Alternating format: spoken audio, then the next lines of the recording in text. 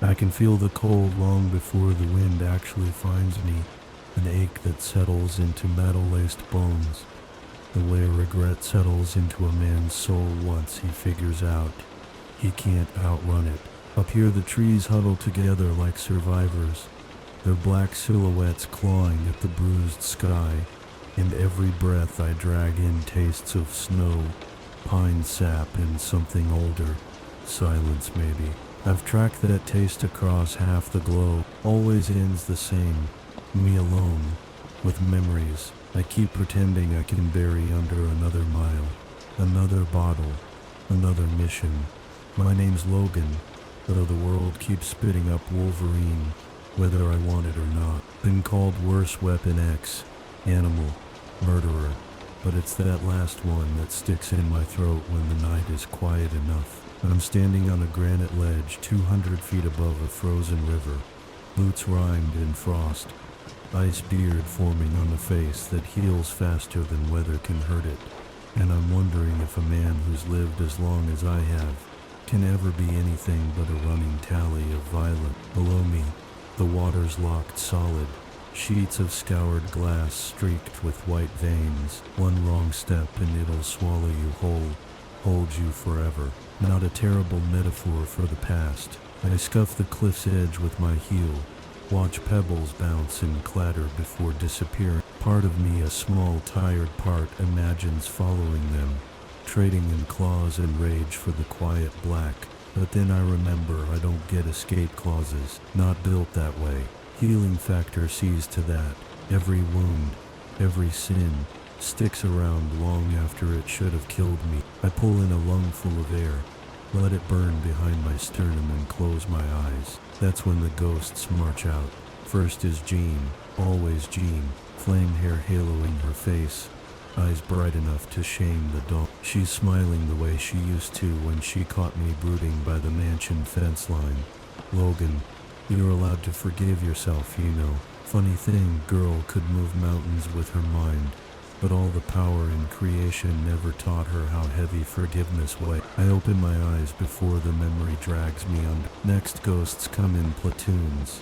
Mud porch boots from World War I, trench rot stench twisting my gut, bayonet charges where time slowed to a crawl and my clawed fists moved faster than bullets. Barbed wire ripping skin that knit shut before the blood froze. Then jungles, Vietnam, Madripoor, unnamed stretches of green boiling with humidity and screams. After that, Weapon X, stainless corridors echoing with saw-teeth wine, adamantium pumped into marrow while I thrashed and roared and forgot my own name. They tried to turn me into an unthinking thing. Truth is, some days I think they succeeded. I flex my hands, the scars where the claws exit.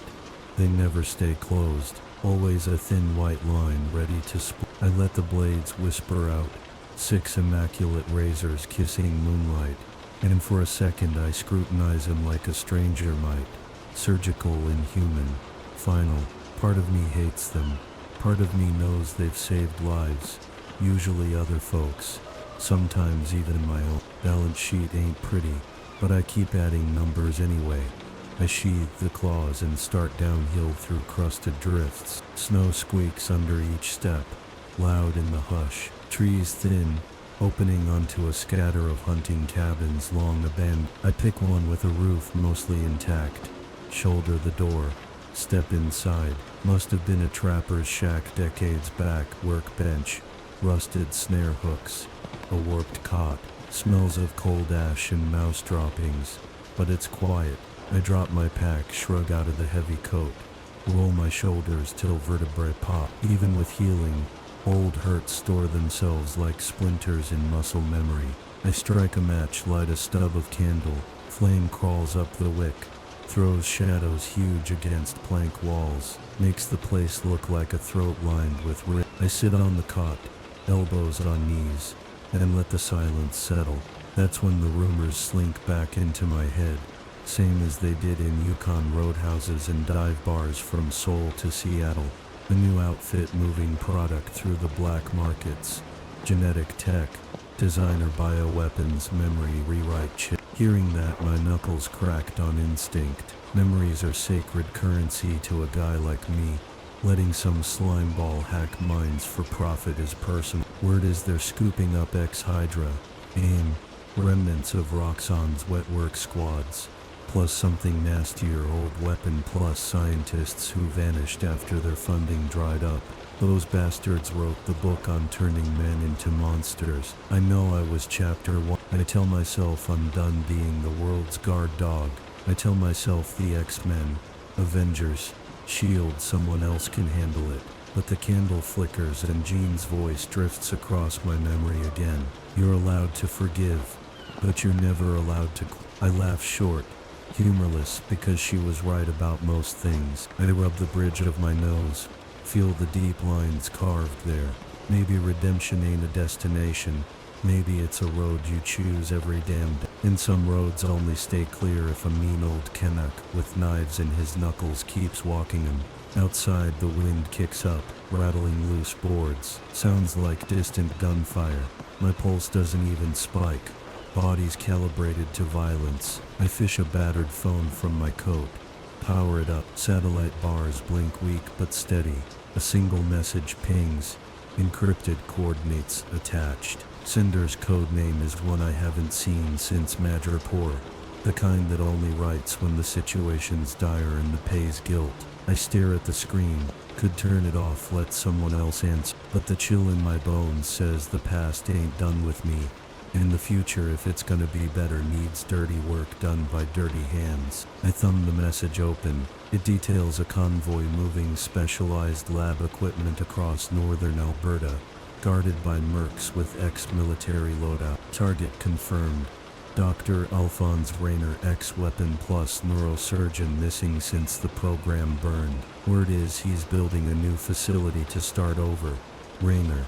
The name tastes like bot. He was there the night they strapped me to the tank, pumped liquid metal through my skeleton while I drowned in my own screams. I remember the reflection of his spectacles glinting behind glass, utterly calm. If he's back in the game, no agency's gonna snag him before he vanish. I slide the phone away. Stand. Candlelight flickers across the claws as they slide free one more time. A reflex as old as regret. They hum in the air like tuning forks begging for dissonance. Maybe I wanted peace. Maybe peace was never mine to have. I pull on the coat, cinch the belt, shoulder the pack. Door groans open. Night floods in. Clouds have parted, and the moon stares down like a watchful eye. I lift my face to the light, let the cold scour away the doubt. There's work to do.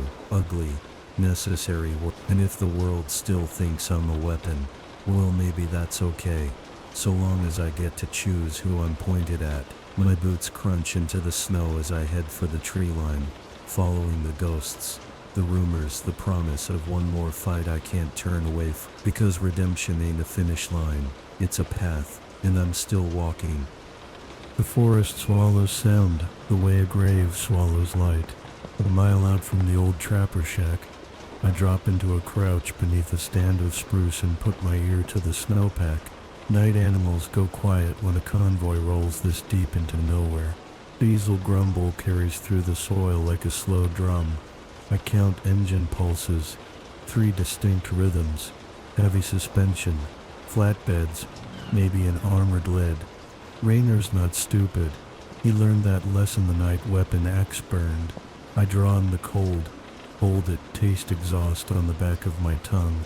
South-southwest, about 1,500 yards, rolling at half throttle.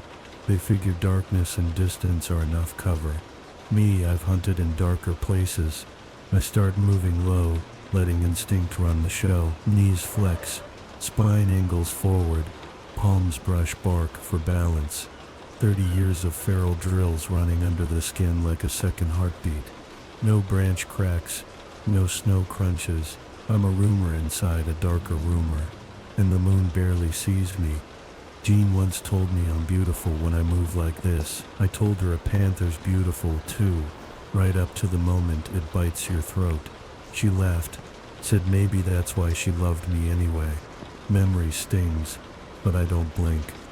Memories are fuel, pain sharpens focus. I keep glints of headlamps slash between trunks, paint ghost stripes across drifts, convoys following an old logging road, only route wide enough for semis out here. Good. Predictable paths or coffins waiting for lid. I pace them for 2 minutes, mapping spacing lid pickup with roof rack floodlights, 2 cargo haulers boxed in tarp, rear escort SUV, 5 guards per vehicle, thermal gear, pulse rifles, maybe Stark knockoffs. Rayner spends money like a gambler convinced the house never wins. I angled toward a granite outcrop above the switchback, 50-foot drop, sheer rock face, but there's a dead pine halfway down, its roots still bite stone. I climb boots finding cracks, fingers punching micro grooves. Wind picks up, throws powder off the ridge, coats my beard in hoarfrost. Under it the old grin stretches. I feel the hunt's rhythm across my ribs. This is what I was built for, whether I like it or not. The convoy noses into the curve below me. Lid truck hits the apex. Perfect. I shove off the ledge, drop like a missile. Mid-air I pull claws. Metal screams free. Time slows to syrup. I land through the roof of the pickup. Steel and glass shredding under 300 pounds of adamantium and attitude. Front seats fill with airbag dust and panic. Before they breathe, my right hand opens 2 seatbelt harnesses along with the ribs underneath. Blood mists the cab. I'm already out the passenger door, rolling beneath the second vehicle. Big tractor trailer. I hook fingers on chassis ribs. Let it drag me sparks first. Cold road chews my coat. Regen flares along shredded knuckle. Underbelly's armored, but wiring bundles hang like intestines. Left claws cut brake lines. Right claws sever pneumatics. I twist sideways. Boot heel catches gravel. Momentum slingshots me to the ditch. Rig fishtails. Rear escort swerves to avoid collision. Good, now they're stacked like tin ducks. I spring from cover. Vault the trailer flank. Carve the lock on the cargo latch. Door winds open a foot before a guard inside tries to shove it back. Too slow, my arm slides through the gap. Pulls him forward. Forehead meets adamantium edge. He dread. Inside I see crates stamped Regenesis Labs. Rayner's Shell Company. Biotank glow leaks through air holes. Whatever's inside is alive, or was. I slam the door, jam it with a bent striker plate. Rear SUV disgorges 4 Mercs and Exo rigs. They fan out. IR goggles scanning for heat, jokes on them. My core temps a couple clicks below normal. I ghost left, lunge from behind a fur trunk. First Merc gets throat to collarbone opened. Second spins, fires. Electric net. I cross arms, claws absorb current. Fling net back, wraps his legs. Cooks his own. Third tries a smart round. Bullet tracks my chest, but it's tungsten, not adamantium. It mushrooms on the sternum. Hurts like hell, but pain's a language I speak. I bull rush him. Shoulder cracks visor. Claws punch through Kevlar plate. Spine soil. Last Merc falters. Drops rifle. Hands up. I stare at him. Feel the kill order coil in nervous tissue. Then I retract blades. Run, I tell him. He does. Footprints scattering down the snow slope. Sirens wail inside the trailer. Biocontainment breach alarms.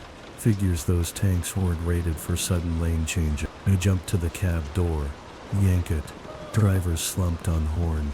Chest full of steering column. He's gone. Behind him, a reinforced vault door seals the sleeper compartment. Digital keypad. Retinal lock. Old school mechanical bolts. Rayner's paranoia in steel. I jab a claw through the display. Sparks bloom. Then I press my right ear to metal. Flex senses outward. Inside heartbeat, slow, deliberate. Bastards meditating. I snarl. Slam fist once. Leave a crater. Open up, dock. Time to pay the bill. Voice filters through speaker vent. Calm as snowfall. Logan, you never disappoint. I wondered how long before you sniffed me out. Open the door and I'll make it quick. No, I have new work now. Improvements you wouldn't understand. The world still needs evolution. I smell formaldehyde. Ozone. Fear masked by arrogance. He's stalling. Backup might be crawling in. I wedge claws like a can opener. Torque. Bolts shear. Door folds inward. Rainer stands beside a portable casket refrigerator. Syringe in one hand. Detonator in the other. Take one more step and I aerosolize the payload. Retroviral aggression enhancer. Imagine entire cities tearing themselves apart within hours. My muscles coil. One wrong move means mass murder. I know this game hostage science. He thinks conscience will leash me. He forgets I've lived 100 years with none. But I do have something else now. A purpose bigger than vengeance. I exhale slow, sheathe claws. Raise empty palms. You win, Doc. I'm tired. Too much blood. Give me the syringe, we'll talk. My voice is gravel, but there's a tremor even I hear. Truth is, I am tired, and he reads it. He lowers the needle a fraction. Detonator stays high. On your knees, Logan. I drop. Snow melt from my coat. Pulls around boots. Hands still raised. Rainer steps forward. Sneer cutting across thin lips. 2 meters. 1. His pulse jumps. Adrenaline's ascent. He jabs the syringe toward my neck. Claws flash between heartbeats. Middle set only. Fast I pin his wrist to the vault wall. Needle skittering out of grasp. Then wrench detonator free with the other hand. He screams as bone cracks. Evolution hurts, I say. Twist until metal panel dents. He slumps. I smash detonator under heel. Crush syringe under palm. Biohazard neutralize. Haul Rainer out. Cuff him with zip ties. Drag him into moonlight. Their siren chatter distant. Local Mounties maybe. Let them pick up the pieces. My radio coordinates to Xavier contact. Best secure lab in Westchester will lock Rainer away where he can't hurt anyone again. When the adrenaline fades, I stand alone on that frozen road. Diesel smoke curls into starlight, smelling like old wars. I stare at my blood-slick knuckles and ask the night a question it never answers. Did I cross a line or hold it? Redemption's path stretches on. Black ice under tired feet. But as long as monsters keep crawling from the dark, Wolverine keeps walking. I turn north, following the scent of wind-scoured pine and distant gunpowder. Because peace is a story told to children and I'm not done writing my chapter yet. I watched the red and blue strobes of the Royal Canadian Mounted Police carve through the spruce line, while steam curled off broken diesel lines, and the night tried to hide the blood. Rainer lay hog-tied at my feet, wrists zip-strapped purple, mouth gagged with a strip of his own thermal hood. He'd stopped struggling a while ago, conserving oxygen like the cold-blooded reptile he'd always been. I almost pitied him. Almost, but memories of tank restraints and adamantium needles kept that instinct on a tight leash. When the cruisers braked in a spray of slush, I stepped back, hands raised just enough to look non-lethal. Their rifles hesitated between me and the wreckage. I could smell tension in their sweat. Uniforms never know what to make of a 5'3" slab of muscle wearing twin sets of adamantium claws. I kept my voice low. Name's Logan. Subject on the ground is Alphonse Rainer. International warrant weaponized virology. Human experimentation. Call it in. There'll be 5. One sergeant key to Mike. Eyes never leaving mine. Dispatch confirmed. And the guns lowered a hair. They cuffed Rainer with real cuffs. Titanium, good luck with that. And dragged him toward a waiting transport cage. He hissed something about genetic destiny between chattering teeth. I tuned him out. Monsters never shut up about destiny. I left the Mounties with coordinates for the biocargo and a warning about cracked tanks. Contents cryogenic but potentially ugly. They promised hazmat, whether red tape would choke them before sunrise wasn't my gamble. I pinged Hank McCoy on an encrypted channel. The East could clean scientific messes faster than governments could spell quarantine. By the time the sirens faded, false dawn was licking the treetop. Snowmelt dripped off battered fenders like arterial bleed. They flexed raw knuckles. Tissue was already knitting, healing factor or not. Fatigue knotted my shoulders. Killing's easy. Restraint rusts the joints. It cut south through the timber back to the shed. Inside, Candle had guttered to a pool of wax. I knelt, opened a floorboard cache, and pulled out a titanium case, stamped with an X. Xavier had given it to me years ago, for when you finally decide to stop running, he'd said, voice all patience and faith. Inside, a secure comm tablet, fresh dog tags, etched Logan, and a folded patch and old X-Men insignia cracked at the edges like it had survived wars of its own. Tablet booted, retina scan taken. McCoy's message waited, Raynor in custody, but lab manifests mention Project Helix. Cargo fragments indicate engineered nanoweapon keyed to mutant genomes, especially regenerative tissues. Logan, if Raynor's field team deployed prototypes, you may have been dosed upon exposure. Recommend immediate scan at Westchester. A cold that had nothing to do with latitude crawled my spine. I replayed the fight, the shattered syringe, the aerosol threat. Had the glass nicked me? Healing factor kicks toxins fast, but a designer bug piggybacking on my own cells. That was new territory. I thumbed a reply. Need extraction. Less than a minute before Storm's voice chimed through. Blackbird 2 clicks east of your beacon in 10. You stable. Define stable. I muttered, slinging my pack. Bring coffee. 10 clicks never felt so long. Each breath tasted metallic, and heat flashed under the skin like electrical shorts. Could have been adrenaline residue, or nanites, starting their work. They ground molars, kept moving. Snow gave to muddy tire ruts, where the stealth jet squatted between firs, engines idling in hush mode. Ramp lowered. Woro stood outlined against cabin glow, white hair streaming in rotor wash. She looked me over with that weather-foreseeing gaze. Hanks prepped med bay. I stomped up the ramp. Tell him to sharpen the needles. Grab a bucket of whiskey. As we lifted, I strapped in, gear clanking. Woro angled the jet southwest. Sunrise bleeding crimson behind us. Cabin lights dimmed, and I watched evergreen ridges slide under wing. Felt each turbine thrum echo through marrow. Inside my chest, a different thrum answered. Heartbeats irregular, like drums out of sync. Memories spilled. Raynor's calm eyes behind observation glass. Weapon X scalpels slicing open my skull. Scientists mapping pain thresholds like kids charting constellation. I closed fists till claws clicked out. Half reflex, half reassurance they were still mine. Storm's hand settled on my shoulder, gentle as snowfall. Logan, you're home now. Funny word, home. Xavier's school had been that once, a refuge wrapped in hope and teenage laughter, but I dragged too much darkness through its doors. Still, when the mansion's spires broke the tree line hours later, something eased behind my ribs. Medbay smelled of antiseptic and ozone. Beast waited with scanners, blue fur bristling. On the table, my friend, let's see what souvenirs Raynor bestowed. I lay back, cold plate kissed spine. Hank ran probes, muttered Latin at readouts. Minutes stretched. Finally he exhaled through canines. Nanites present but dormant. They appear attuned to spikes in adrenaline and cellular regeneration, likely intended to hijack your healing force. Uncontrolled mitosis. You neutralize the activator by destroying that detonator.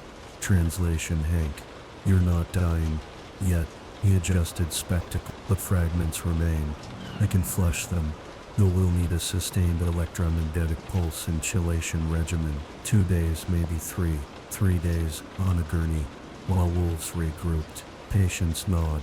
Do it fast. He nodded. There's cargo manifests. Reference Helix Prime shipping through Madripoor in 72 hours. If Raynor was only phase 1, someone bigger's funding the next move. Madripoor, my old hunting ground of smoke-choked alleys and moral quicksand. Figures the trail loops back. Adrenaline spiked. Monitors bleeped. Nanites twitched. Hank frowned. Easy, Logan. I breathed deep. Counted claws. Soon as you're done purging these tin ticks, I ship out. Storm crossed arms. Not alone, you don't. After what happened with Raynor, you'll need backup. X-Men stretched thin. They argued. Global treaties. Krakoa diplomacy. But Madripoor answers to no treaty. She cut in. And you're compromised. Let us help. I wanted to refuse to keep them clear of the gutter fight looming, but ghosts of teammates I'd failed hushed protest. Maybe Redemption's road wasn't meant for lone wolves. I nodded once. Alright. Small cell. Stealth op. You, me. Hank on remote. Maybe Jubilee for recon. Elena's name hovered unsaid. Too much red room. Agreement settled. Hank prepped the pulse rig. Energy cracked through muscle. Pain flared white. Nanites fried. Exhaled as metallic tang on the air. When vision cleared, I slid off the table, weaker but clean. Night draped the mansion when I stepped outside. Cricket song stitched shat. I lit a cigar. Watched embers glow. This place, these people. They kept betting there's more to me than the killer. Maybe they're right. Maybe tomorrow proves them fools. Either way, Madripoor awaits. And Helix Prime sounds like another limb of the beast I was born to sever. I exhaled smoke toward the moon. Round 2, bub. I muttered and turned toward the hangar lights. The mansion never really sleeps, but it breathes easier once the sun dips. Corridors hum with muted chatter. Hollow projectors paint distant galaxies across polished floors. Then somewhere a handful of bright-eyed students argue whether adamantium beats vibranium in a straight scrap. I'm tempted to weigh in, but tonight I'm busy packing ghosts into a duffel. Boots, extra mags, a Kevlar weave jacket that smells faintly of old cigar smoke, comfort scent. Last item is a dog-eared photograph, patch-era Madripoor skyline, all neon claws and rusted tin rooftops. I tuck it in the inner pocket. Reminders matter. Storm meets me in the hangar. Lean silhouette against the Blackbird's midnight hull. She's traded the regal cape for matte infiltration gear. Silver hair braided tight down her back. Lightning bottled in a woman. Ready to strike. Jubilee strapped in, she says. Beast is remote on comms. He's rigged surveillance drones to drop once we hit Lowtown. Lowtown. Madripoor's septic heart. I know every alley stench. Every rooftop sniper nest. I nod, swing up the ramp. Engine whine rises. Steel floor vibrates like a restless animal. As we punch skyward, Xavier's estate shrinks to candlelight among maples. I feel tethered to it, anchored. Strange sensation for a drifter. Cruising altitude. Cockpit glow bathes Storm's profile. She nudges autopilot, then slides into the seat across from me. Logan, this Helix Prime. Hank's analysis points to large-scale distribution. If they deploy, we could see global mutations forced overnight. Seen uglier schemes. I grunt, thumb tracing scar lines across my knuckles. But yeah, synthetic evolution in a spray can. That's apocalypse bait. She studies me. And how are you? Question hangs. I roll the cigar between fingers. Unlit. Nanites gone. Bones still metal. Heart still complicated. I offer half a smirk. Good enough. She doesn't push. That's why we work.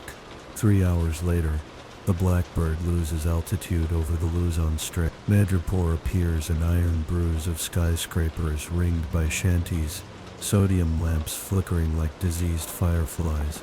Storm cloaks the jet in cloud cover. We slip beneath radar, glide in low toward a derelict cargo dock. Struts kiss concrete. Ramp lowers into diesel-soaked salt air mixes with rotting fish and engine coolant.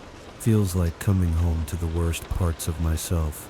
Jubilee bounds down behind me. Yellow trench catching neon glare. Ugh.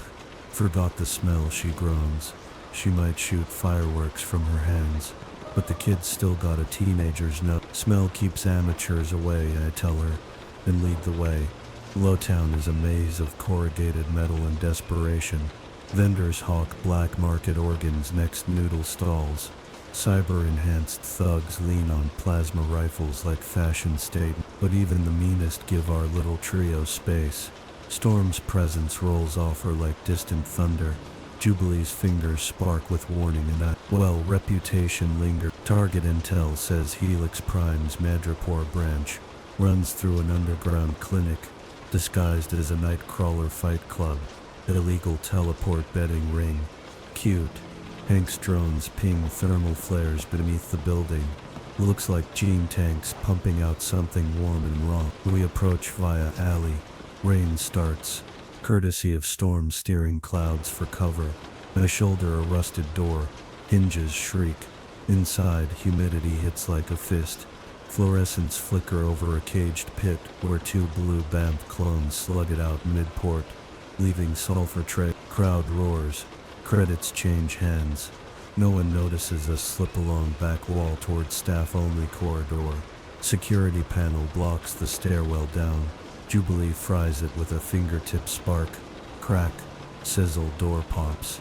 We descend into belly stink. Bleach. Wet copper. Hose. Basement hallway. Lit emergency red. At the far end, biolab double doors. Between us and them 4 guards in reflective armor. Storm gestures, a hush of wind snakes through vent grates. Kills lights. Darkness. My claws slide free. 3 heartbeat beats later. All 4 suits clatter to floor. Throats whistling. Could have let Aurora take them with lightning, but sometimes steel is quieter than thunder. Doors sigh open to a cathedral of chrome inside each a silhouette twitches, mutated fetuses. Some scaled, some feathered, some skeletal with extra limbs. My gut turns. Raynor was a butcher. His successors are worse artists. Central Days holds a lone figure tapping hollow keys. Lab coat flaps open, showing tactical harness. Woman tall. Scar along temple. Recognition snaps. Dr. Kara Paradox. Ex-weapon plus theory chief. Rumors said she vanished into AM's think tanks. Looks like she resurfaced with style. Storm steps forward. Voice calm. Storm edge. Dr. Paradox. Power down the lab. She doesn't twit. Ah, the goddess. The firecracker and the Wolverine. How quaint. You're late. Helix vectors already disseminated. She gestures to shipping crates rigged on drone skids. Countdown timers blink 90 seconds. I move, triple claws sever power feed to crate. Emergency cells kick in, timers continue. She smirks. We planned for primitive sabotage. Presses wrist trigger. Sealing vents. Hiss, releasing vapor. My nostrils flare. Same nanite metallic tang. Storm whips cyclone pulling gas upward. Venting through ruptured ducts. Jubilee bombards crates with plasma bursts. Slagging circuitry until timers die. I advance on Paradox. She backpedals. Draws a needler pistol. Too slow. I bat it aside. Grip her coat lapels. Lift feet off floor. You know what happens now, I growl. Indeed. She jams a scalpel thin injector into my neck. Pain flares. Blood flash boils around vertebrae. I drop her. Stumble. Healing factor surges, but nerves misfire. She pivots for console. Jubilee's fireworks arc blasting panel. Sparks engulf her coat. She screams, flail it. Storm cuffs her with a column of pressured air, slamming her into containment glass until she sprawls unconscious.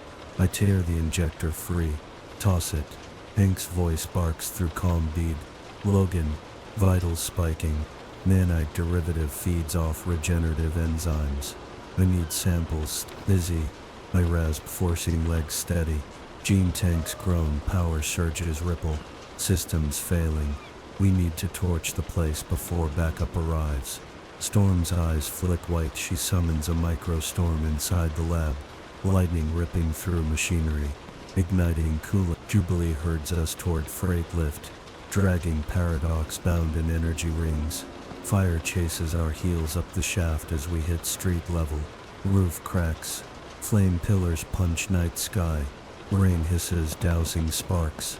Lowtown gawkers scatter. Somewhere distant sirens wail. My head swims. Nanites chew at marrow. Storm steadies me. Jets 2 blocks. I nod, but eyes blur. I taste blood and metal. Past and present. Even with victory, the fight etches deeper scars, but I'm still on my feet.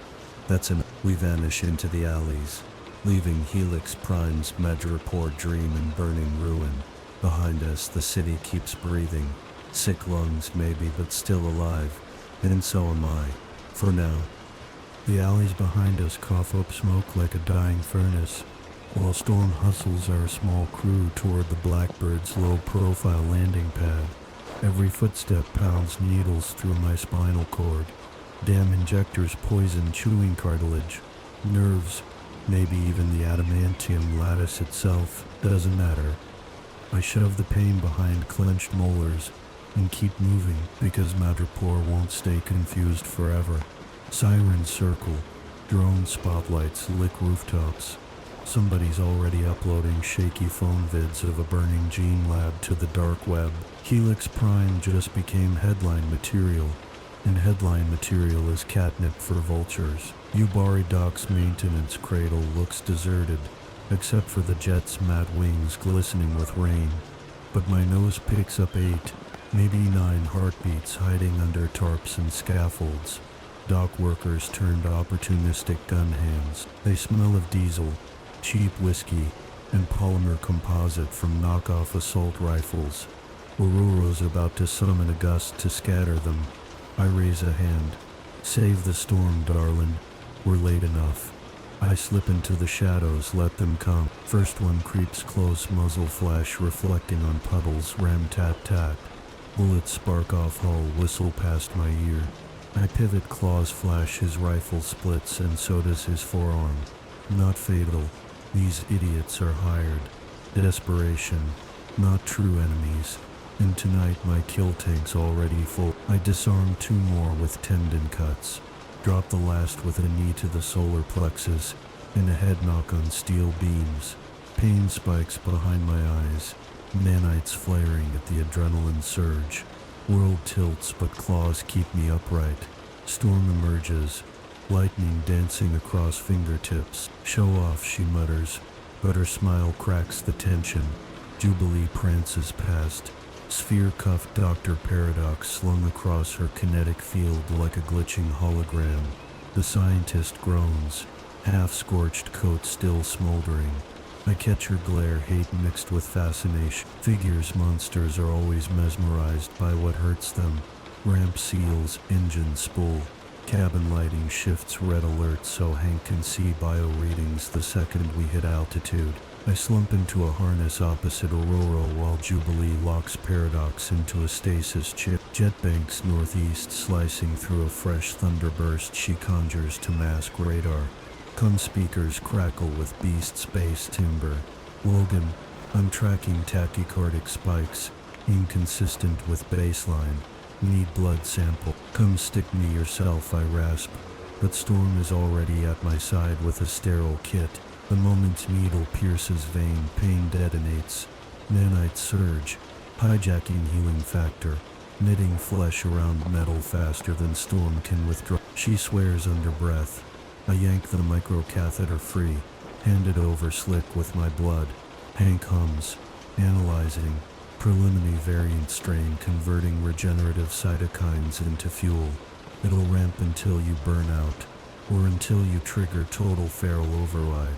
Define burnout: spontaneous systemic calcification, organ seize, bones fuse. Ugly, feral override. I know senses spike. Language drops, claws on the steering wheel. Been there. Don't like that pilot. Solutions. Prototype inhibitor. Forwarding formula to our Tokyo satellite lab. We can synthesize in 4 hours, but you'll need intravenous dose every 12 until we build permanent antibodies. Tokyo. Figures. Storm divert. I grunt. Set us down at Yukio's safe house. She owes me 8 favors, maybe 9. Ororo raises an eyebrow but changes vector. Cabin lurches. Paradox laughs soft and bitter. You're delaying inevitability, Wolverine. Evolution can't be postponed. I lean forward, claws half out. Lady, I am evolution's worst hangover. Shut up before I sober up on your liver. Mount Fuji rises, charcoal against pre-dawn, as the Blackbird nestles onto a hidden helipad atop a decommissioned pachinko tower. Neon streets below haven't slept. Their glow beats like an open wound. I step onto wet concrete, dizziness buckling knees. Ororo steadies me. Stay on mission, Logan. Yukio appears out of the murk, crimson cyber kimono billowing.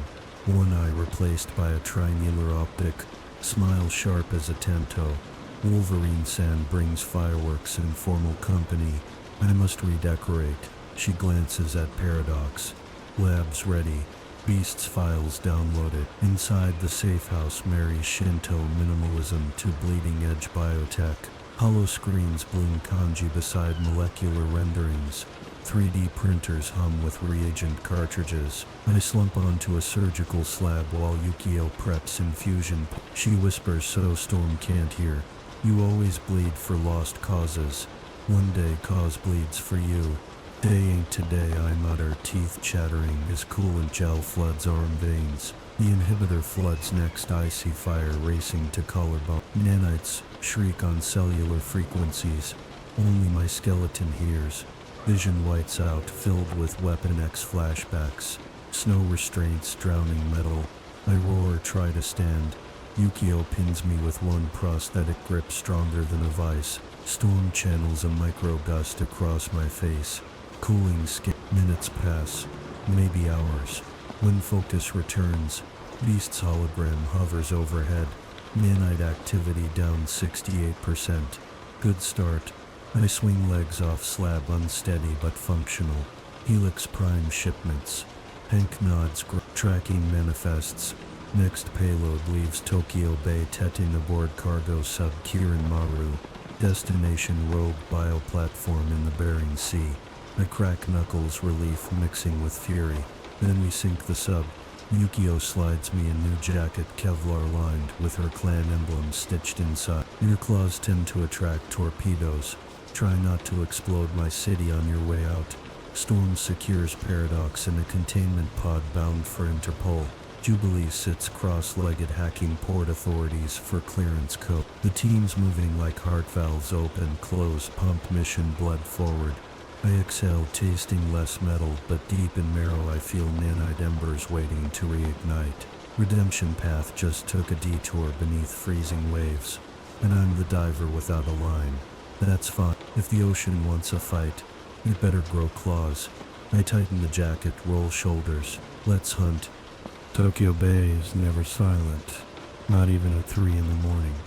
Tankers grown out on the black water, loading cranes, clang steel areas, and somewhere beneath the neon skyline, a million vending machines hum in unison like plastic cicadas. I taste it all, from a shadowed catwalk, overlooking Pier 17, diesel exhaust, kelp rot, ozone drifting down from a light drizzle.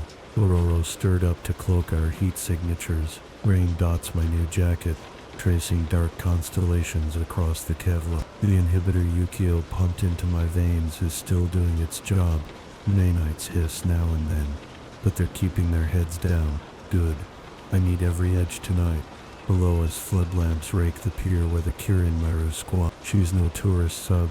25 meters of matte black titanium, dorsal missile hatches, disguised as sonar blisters, and a forward cargo bay yawning open like a kraken's mouth. Dock hands in plain coveralls roll cryo cylinders along magnetic slit. Each cylinder bears the helix, double spiral rendered in sickly green. That green glows even in the rain, like the cargo knows it's poison.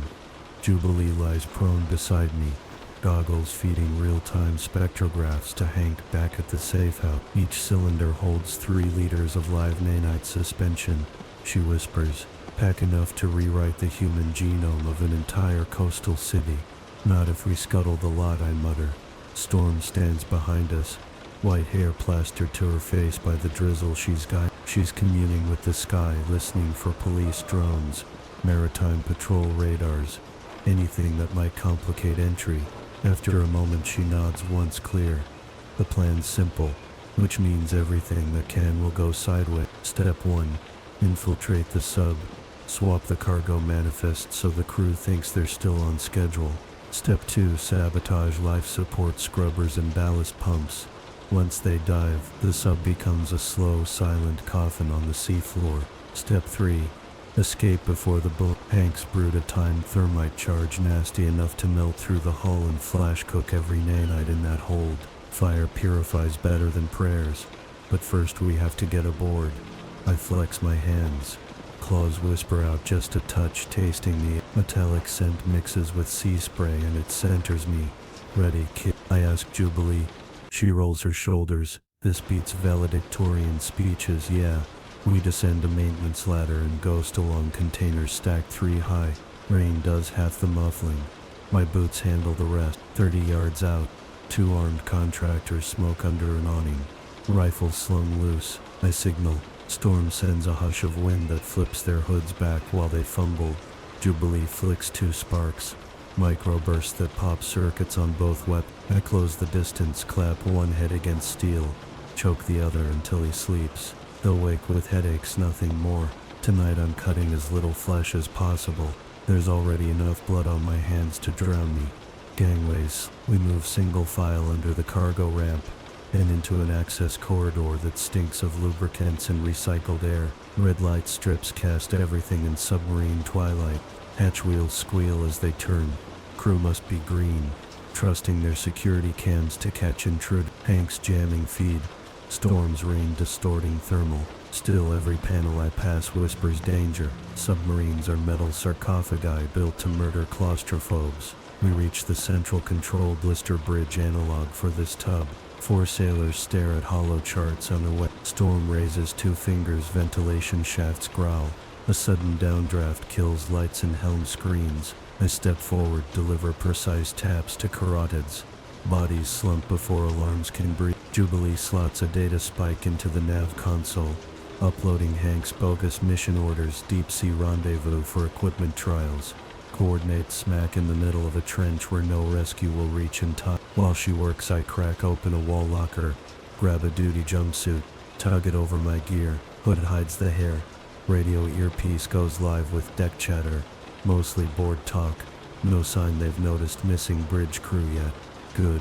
We hustle aft toward engineer. It hits me halfway down the corridor, a buzz under the scalp like the skulls made of tuning forks. Nanites reacting to adrenaline again. I swallow. Focus. Healing factor cranks white noise along nerves but doesn't short out. Not yet. Engineering bay doors iris open. Turbine whine fills the space. Hot and humid. Chief engineer leans over a diagnostics table, humming pop vocals. Jubilee fries overhead bulbs. Dark swallows everything. By the time emergency glow strips ignite, I'm behind him. Shh. I breathe, pressing a claw tip to his throat. Key and authorization for mid-voyage maintenance blowdown. Then nap. He complies. Voice shaking. Sleeping nerve pinch follows. Storm slips into the control well, palms splaying over reactor readouts. She's no tech, but she understands flow air, water, under Hank's remote guidance.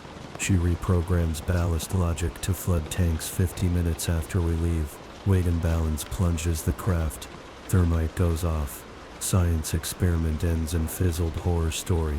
We plant charges, 2 kilos each on cryo racks. Detonators sink to ballast overrun. Clocks ticking. Exit path leads through crew berths. Of course 2 mercs stumble out, chewing energy bars. Jokes dying when they spot us. They raise rifles. Jubilee's faster. Fireworks blossom into ultraviolet lances. Frying corn. I shoulder through. Sidekick one into a locker. Duck the other's blind spray. Palm heel to larynx. No time for finesse. They're alive, that's charity enough. We reach the hatch to the gangway just as klaxons flare. Someone found our bridge pals. Storm hisses. Deck floodlights snap on. Rain now a downpour.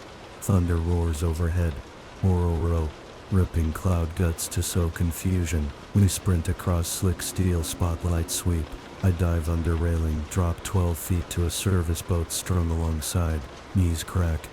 Storm floats down on a gust. Jubilee rolls after me. Behind us the convoy roars. Intruders aft. Fire. Rounds ping the hull, slice water into white bursts. Storm whips up a gale shield. Bullets veer astray. I cut mooring lines. Punch start. Outboard engine snarls. We jet across choppy bay, spray slapping faces. In our wake, Kirin Maru's hatch seals.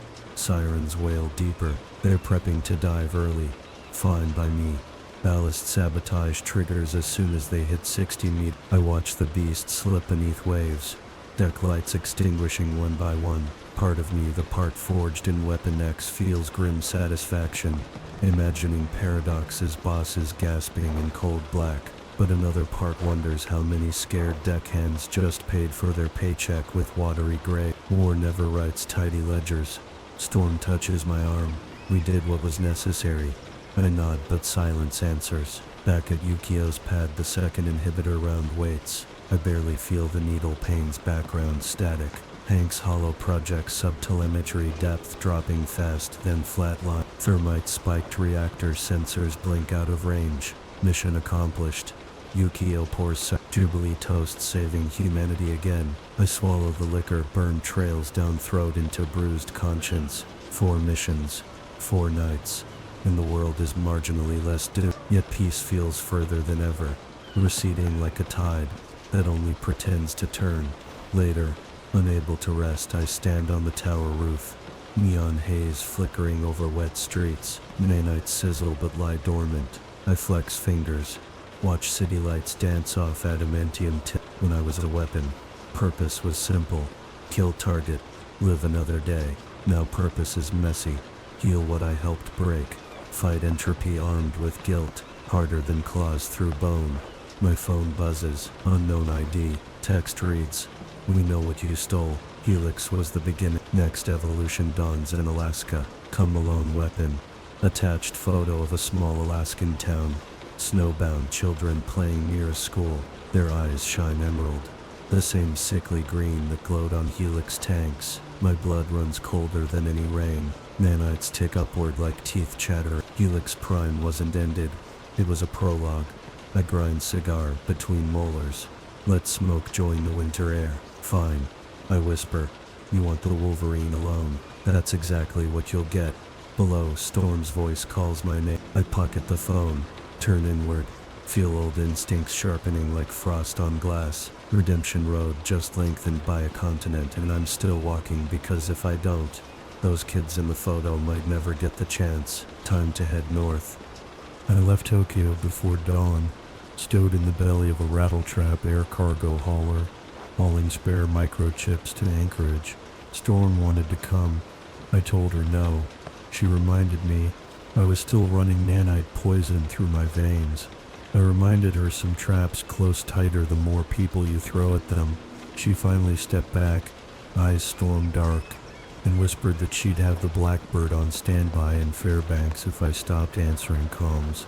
Deal struck in silence. 8 hours wedged between freight crates gave me nothing but engine roar. In the letter cold knowledge, I was walking straight into another Helix snare. Fine. Sometimes the only way to find the heart of a beast is marching down its gullet knives first. The text ping kept replaying in my head. That photo of a snowbound schoolyard.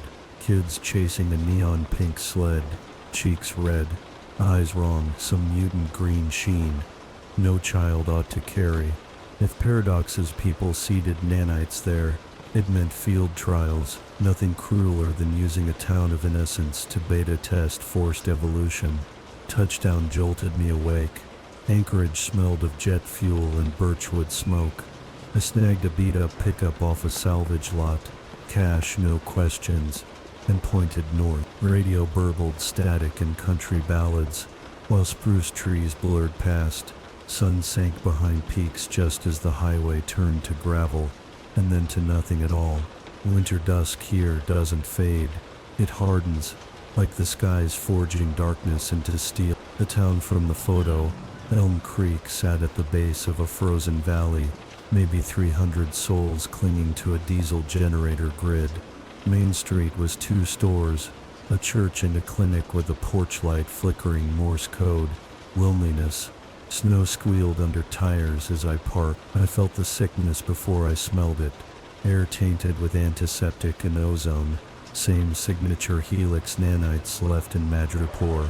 My own half-dormant invaders pinged in response. A hive murmur along the marrow. Front door of the clinic yawned open. A lanky nurse glanced up from a reception desk, cluttered with mask boxes. Her eyes danced that same luminous green. "Even stranger," she said, voice tight as cello strings. "Flu clinics closed. Not here for a shot, I said, stepping inside. Heat hit me, thick and stale, hallway lined with cots. Half the town laid out, IV drips glowing faintly. They weren't coughing, they were humming, all at the same pitch, like tuning forks tuned to a nightmare key. My claws itched. Where's your doctor? She tilted her head, lantern grin widening. Downstairs, showing the children tomorrow. I followed pine-paneled steps to a basement retrofitted into a sterile lab. Fluorescent tubes buzzed overhead. At the far bench stood a figure in polar white parka, back toward me, adjusting a portable centrifuge. I smelled her before she turned synthetic lilac, burnt wiring. Kara Paradox said you'd bite, the woman said, voice smooth as glass.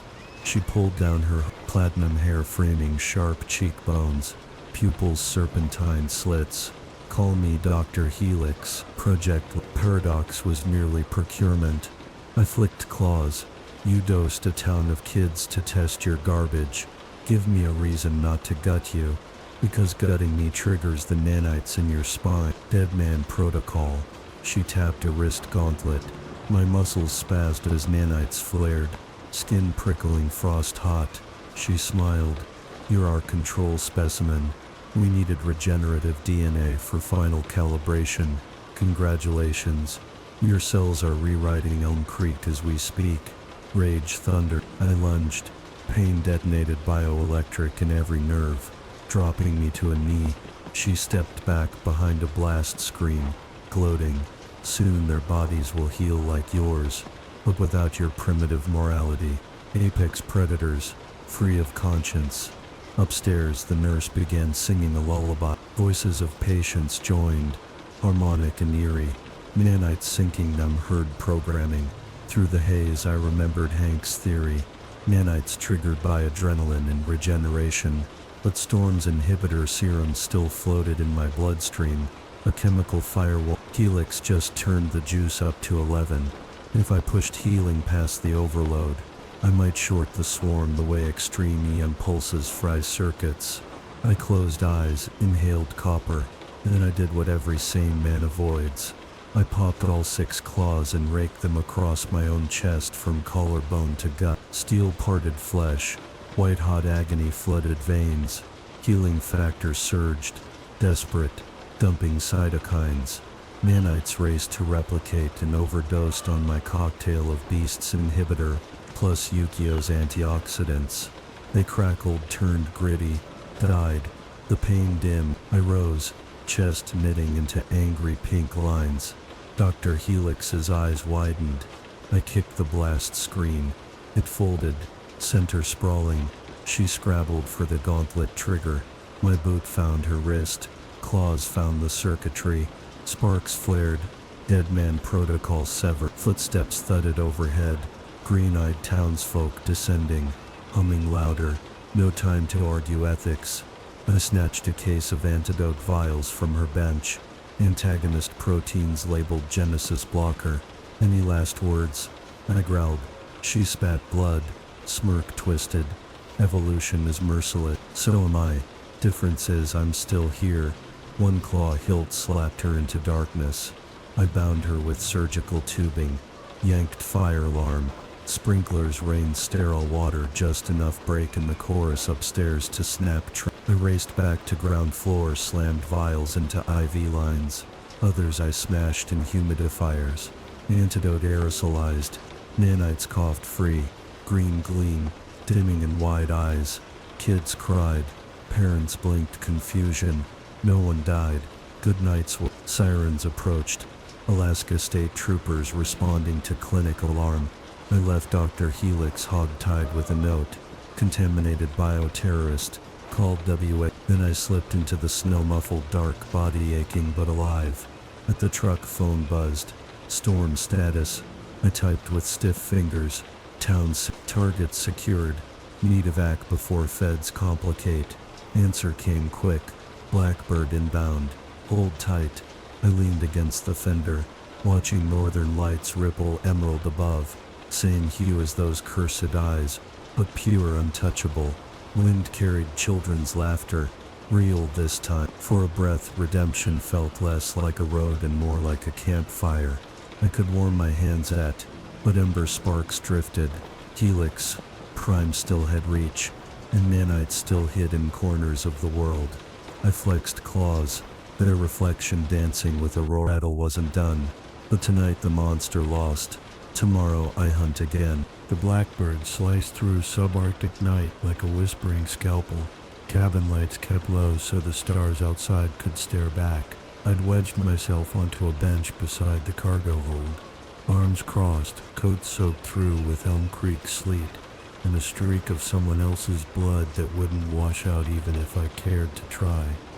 We had the heat cranked, but the chill in my bones wasn't the kind of blow or fix it. Storm piloted up front. Jubilee sprawled opposite me, earbuds blasting K-pop nobody else could hear, boot tapping out jittery Morse on the deck. At her feet lay Dr. Helix, sedated, wrists magnet cuffed to a tie-down ring. She looked peaceful, the way venomous coral looks peaceful until it brushes skin. Beast's hollow avatar materialized in olive light mid-aisle, furred face etched with worry. Logan, initial assays confirm Elm Creek's nanites were keyed to your unique regenerative genome, precisely as Paradox intimated. Had Helix completed her field test, replication could have reached continental levels in a month. So we pulled the plug. I growled. My voice sounded like gravel soaked in bourbon, too tired even for a victory rasp. Tell me we got every canister. We seized 38 intact vials, he said, but field drones show residue in the clinic's waste stream. I've notified CDC and Kirkland biotech units to purge the watershed before spring thaw. I sniffed. That creek leads nowhere but spruce and caribou. Viruses and nanites traverse ecosystems in ways caribou don't. Hank answered. I'm taking no chance. He paused, eyes flicking to the unconscious woman. Interrogation protocols. Let Xavier handle the mind games. I put her down once.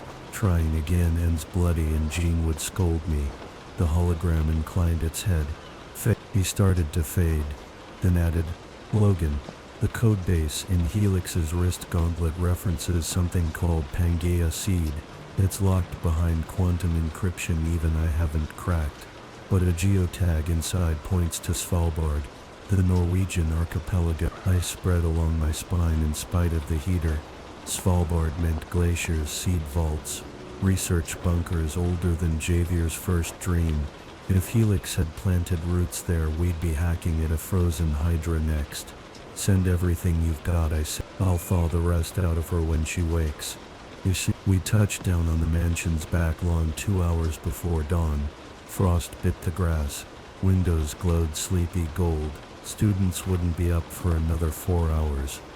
No need for them to watch the boogeyman hobble off a jet half poisoned and fully pissed. Cyclops met us at the ramp. Visor dim, arms folded like a disappointed statue. We secure, he asked. As Fort Knox, Jubilee chirped behind me, tossing him the gauntlet dry. He caught it without glancing. I expected a lecture about lone wolf stunts.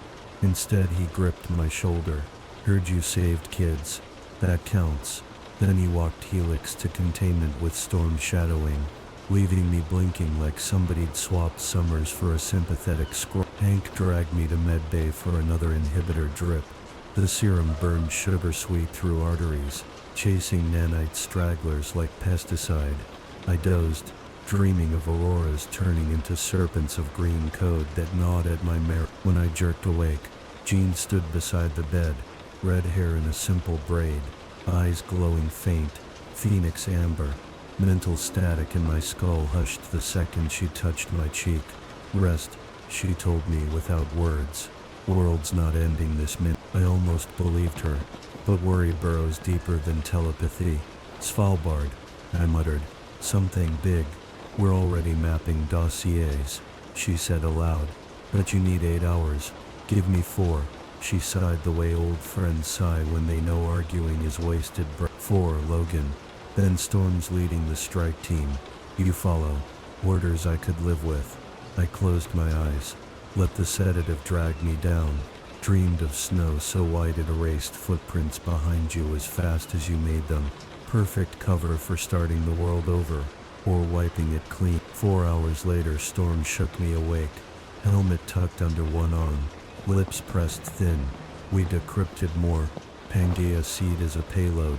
They want to convert Earth's biosphere into a single mutable template. Every human, mutant, animal, plant, one gene lattice, infinitely editable. God complex, I muttered, swinging off the cot. Muscle stiffness already gone, but a dull buzz lingered where nanites had nested.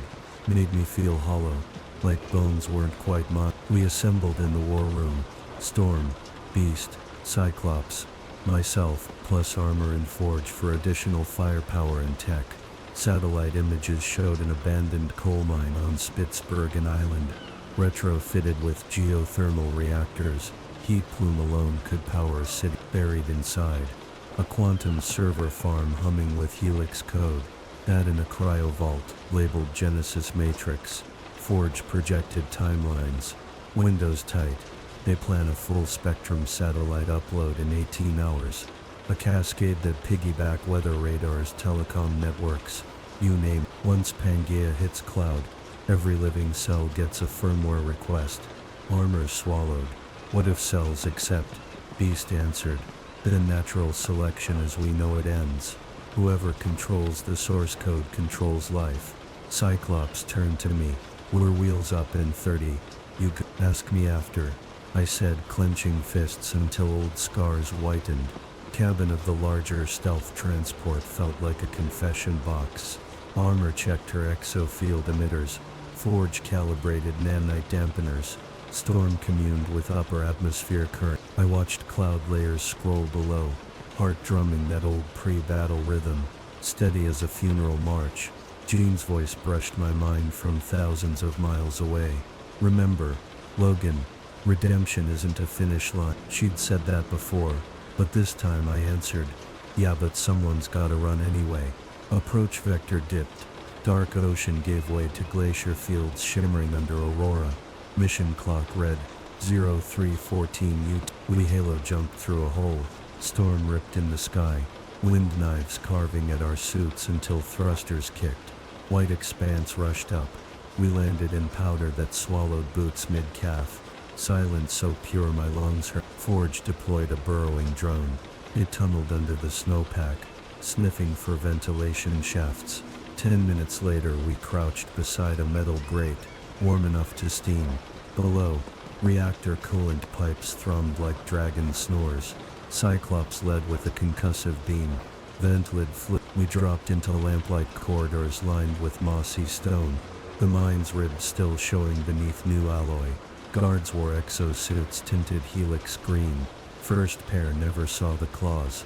Second pair felt a hurricane as storm funneled Arctic air down the hall. Flash freezing servo joint. Map said vault lay 2 levels beneath reactor. Every 90 seconds klaxons bellowed status check. Our window to dirty up their paradise was slim. Armor armored. Forge jammed cameras. Beast's voice fed a schematic breadcrumb. I breached the vault door. Adamantium winds against tungsten and stepped into a chamber that looked like Eden wired to a supercomputer. Racks of seed pods, eggs, even vials marked polar bear, amphibious variant. In the center a glass cradle cradled something that pulsed rainbow inside a column of nanite mist. The Genesis Matrix. Dr. Helix's second in command greeted us with a railgun. Didn't give name, didn't matter. Cyclops slagged the weapon. Armor tackled him through a rack of orchids glowing eerie blues. I sprinted for the Matrix. Nanite detectors screaming as I got close. Skin crawled. Instant feedback loop. Forge shouted. Can't detonate. Chain reaction with aerosol. We needed containment, not fireworks. Storm's eyes rolled white. She carved a miniature cyclone angled upward, siphoning nanite haze into the shaft. At the same time, Beast triggered remote EMP nodes he'd seeded via drum. 2 pulses hit. First fried external repeater. Second lanced down through core. Matrix light stuttered, then collapsed into darkness like a star snuffed. Silence crashed. Emergency systems flicked to red. Helix servers flickered twitchily, then died. Whole facility shuddered. As geothermal regulators lost connection, we bolted. Up ladders, through ice tunnels, out the vent as a pressure wave belched steam behind us. Snow cratered, but no breach. Just a tomb of frozen ambition. Back aboard extraction flyer, Cyclops reported 0 casualties. Objective secure. Good news tasted strange, like I wasn't built to digest it. I sat by a porthole, watching the aurora fade while dawn bruised the horizon. Nanites, silent, world, still turning. Redemption, maybe one step close, but the claws were still there, sheathed but hungry, reminding me peace is a moment you earn over and over, until the last breath, and I'm not done breathing yet. Dawn painted the North Atlantic, a bruised lilac. By the time the stealth transport nudged onto Xavier's runway, jet fuel stung the air. Gulls shrieked overhead, claiming scraps of winter that hadn't thawed yet. I disembarked last, boots slapping tarmac still crusted with road salt. Storm lingered at the hatch, her exhaustion masked behind regal posture. Cyclops marched the prisoners straight to psi shield cells. Armor limped toward the infirmary, and Forge was already babbling to Beast about quantum salvage. I just stood there, letting the cold seep through the seams in my Kevlar, pretending the ache was only from another mission, not from whatever holes still rattled behind my sternum. Nanites dormant, inhibitor doing its job. World unmutated for the first time in days, the horizon felt level. But that kind of peace is like thin lake ice. Looks solid till the next footstep cracks it. Jean met me just past the hangar doors. She pressed a thermos of black coffee into my palm before I could grunt hello. Walk, she said, nodding toward the wooded ridge behind the mansion. So we walked the path the students use for cross-country drills. Just enough pine scent to scrape weaponized air from my lungs. She didn't prod. She never does anymore. Still, her presence in my head is as gentle as snow on cedar boughs, softening edges. After a while she asked, "What's louder right now, the success or the guilt?" "Guilt's always got a megaphone," I answered. "Success whispers." I sipped coffee, let bitterness scald tongue. We buried Helix under a glacier, but we both know villains thaw faster than ice. Jean nodded. Hank's drones show the geothermal pumps locked down, code wiped. But you're right, someone else will chase the same dream. I stopped beneath a silver birch scarred with old claw marks. Mine from a decade back when a danger room simulation went sideways. Then we keep chasing them, I said, until there's nobody left to pick up the blueprint. Her hand landed on my shoulder. "You need rest, Logan. Rest can wait. There's loose ends." One of those loose ends was Kara Parrott. Cerebro pinged her neural signature at sunrise. Shielded cell, dampeners intact, but psychic noise tumbling like a hornet nest. Xavier requested my presence. A familiar scent might encourage cooperation, he phrased politely. Translation: Wolverine scares people honest. Interrogation room 1. Smells of ionized air and latex gloves. Paradox sits cuffed to a carbon fiber stool, haircut uneven since madripoor flames licked her fringe. She watches me enter with predator interest, pupils dilated. "Doctor," I greet, leaning against the mirror. She smiles, pharmaceutical calm layered over mania. Weapon X himself. Come to gloat, come to listen. I slide a data pad across the table. On it, Beast's decrypted fragment. Pangea Seed Stage 2 Sleeper Colony. Designates silence. Coordinates redacted by encryption. "Tell me about silence." Her eyes flick to the pad, then back. It's the crescendo. Logan, the moment the world stops fighting its evolution. Pretty fancy talk for genocide. Genocide. No. Transcendence. She leans forward, cuff chains clicking. We learned from Rayner's failure. Stage 2 eliminates free will variables. A neural mesh implants cooperative instinct directly into limbic pathways. Imagine humanity without conflict. Wolverine. No wars, no poverty, no loneliness. Without choice I count. Choice is mess, but it's real. She laughs. A brittle sound. Choice gave us Auschwitz. The Red Room, Weapon X. I breathe slow. Rage wants out, but claws stay home. Choice also gave us folks willing to fight monsters like you. Her smile wilts. You think you've won. Silence is already seated. A colony in the boreal wilds. Self-sustaining, shielded from satellites. In 6 months it will broadcast the mesh. Nothing you can slice will matter. I cross the space in a blink, grip her chin with 2 adamantium fingers. Coordinates. Metal scratches bone. Now, her heartbeat spikes. I can smell adrenaline, but there's iron beneath the fear. Kill me and the encryption dies with me, she whispers. Jean's voice touches my mind from the other side of the mirror. She's right, Logan. Her mind's rigged. Psi tripwire tied to vital sign. I release paradox and step back. Xavier escorts me into the hallway, his wheelchair humming. His eyes carry centuries of patient resolve. We can't torture information she doesn't consciously hold. But the term silence and her mention of boreal territory, Hank's cross-referencing abandoned settlements in Siberia and northern Canada. Tick-tock. I mutter. 6-month window if she's honest. We'll expedite, he said. Meanwhile, I need you away from her. Your anger feeds her defiance. I half smile. Figured you kept me around to scare people silly. Fear breaks minds, not codes, he replies, then softens. Rest, Logan. You bleed on the out. I glance at claw sheaths. Thin red lines seeping. Nanites nibbling again. Or just old fatigue.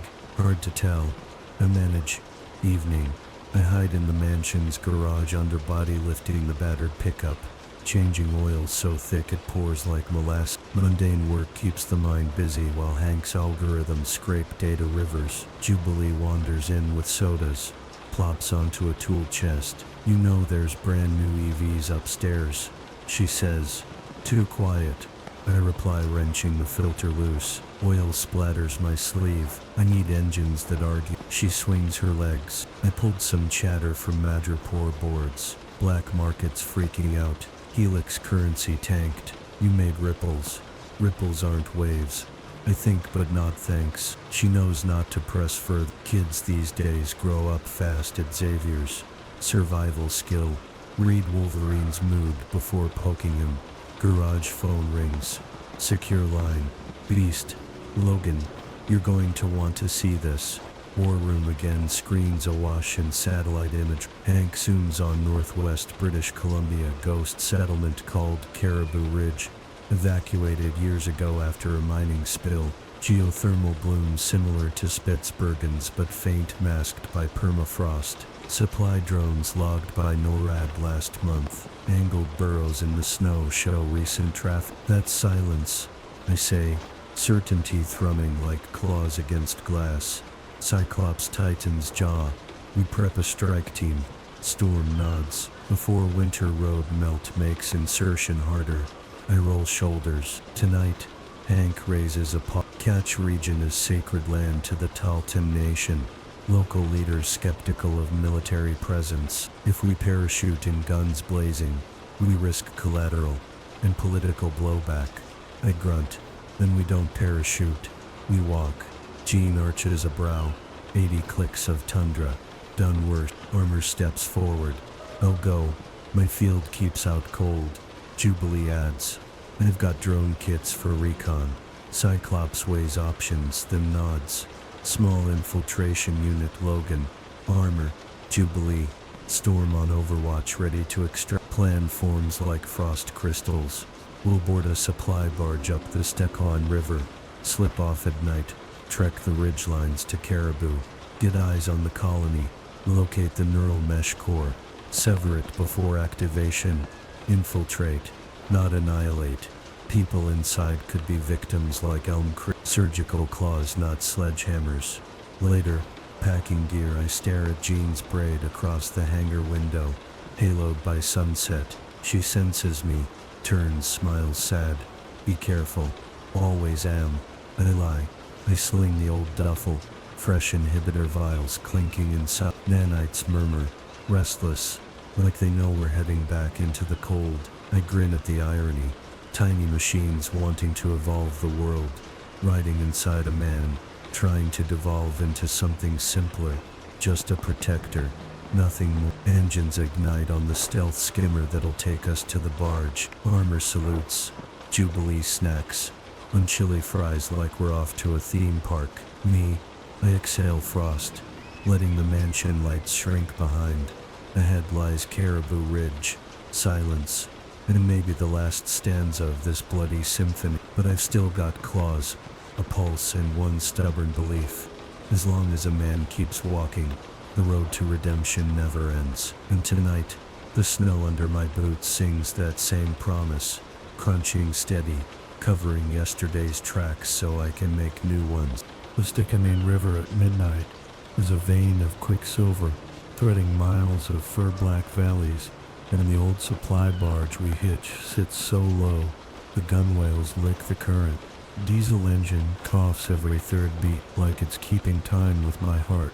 Bad rhythm, but it'll get us upriver. Armor stands bowside in her crimson parka, exoshell flickering translucent around her like the ghost of a samurai, keeping icy spray from soaking Jubilee, who's hunched under tarp soldering micro-drones by headlamp.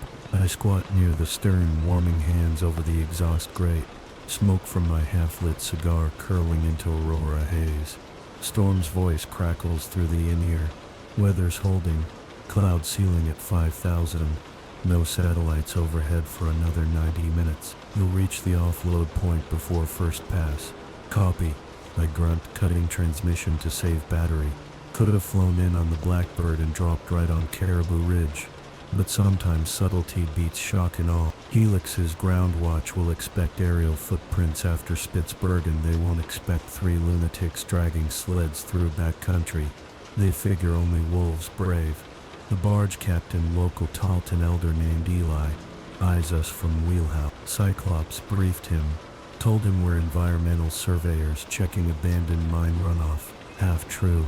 He seems to sense there's weight under our words, but he doesn't prod. When he finally eases throttle at a rocky bend marked by a leaning cedar totem, we disembark fast, thanking him with a crate of mansion greenhouse produce and a promise to keep his name off any reports. He nods once, casts off, disappears upstream into moon-dappled fog. Now it's just us.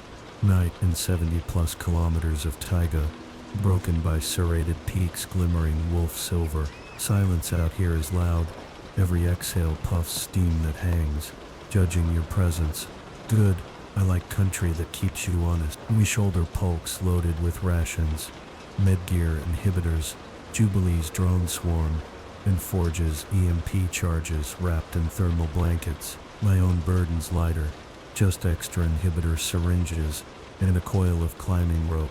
Adamantium counts as carry-on weight. I can't dip. Armor consults the holographic topo on her wrist. Route skirts Deadman Plateau, gains the ridge spur, then drops into the valley Helix is using. 2 nights if weather holds, 1 if we push Savage. Jubilee bounces on her toes. Savage sounds fun. I jerk my chin north. Then we move. Hour 1. We crunch through knee-high powder. Spruce shadows slicing moonlight. My senses drink the forest musk of lynx. Resin of sap wounds. Ozone hint from distant storm. Storm keeps leashed for cover. Manites in my blood mutter faint static at adrenaline but stay put. Inhibitors earning its keep. Armor keeps cadence. Her protective field radiates gentle heat, melting a tunnel for Jubilee so the kid's sneakers don't freeze off. Me, I prefer the bite. Reminds flesh it's still alive. Hour 3. A wolf pack trails us at distance.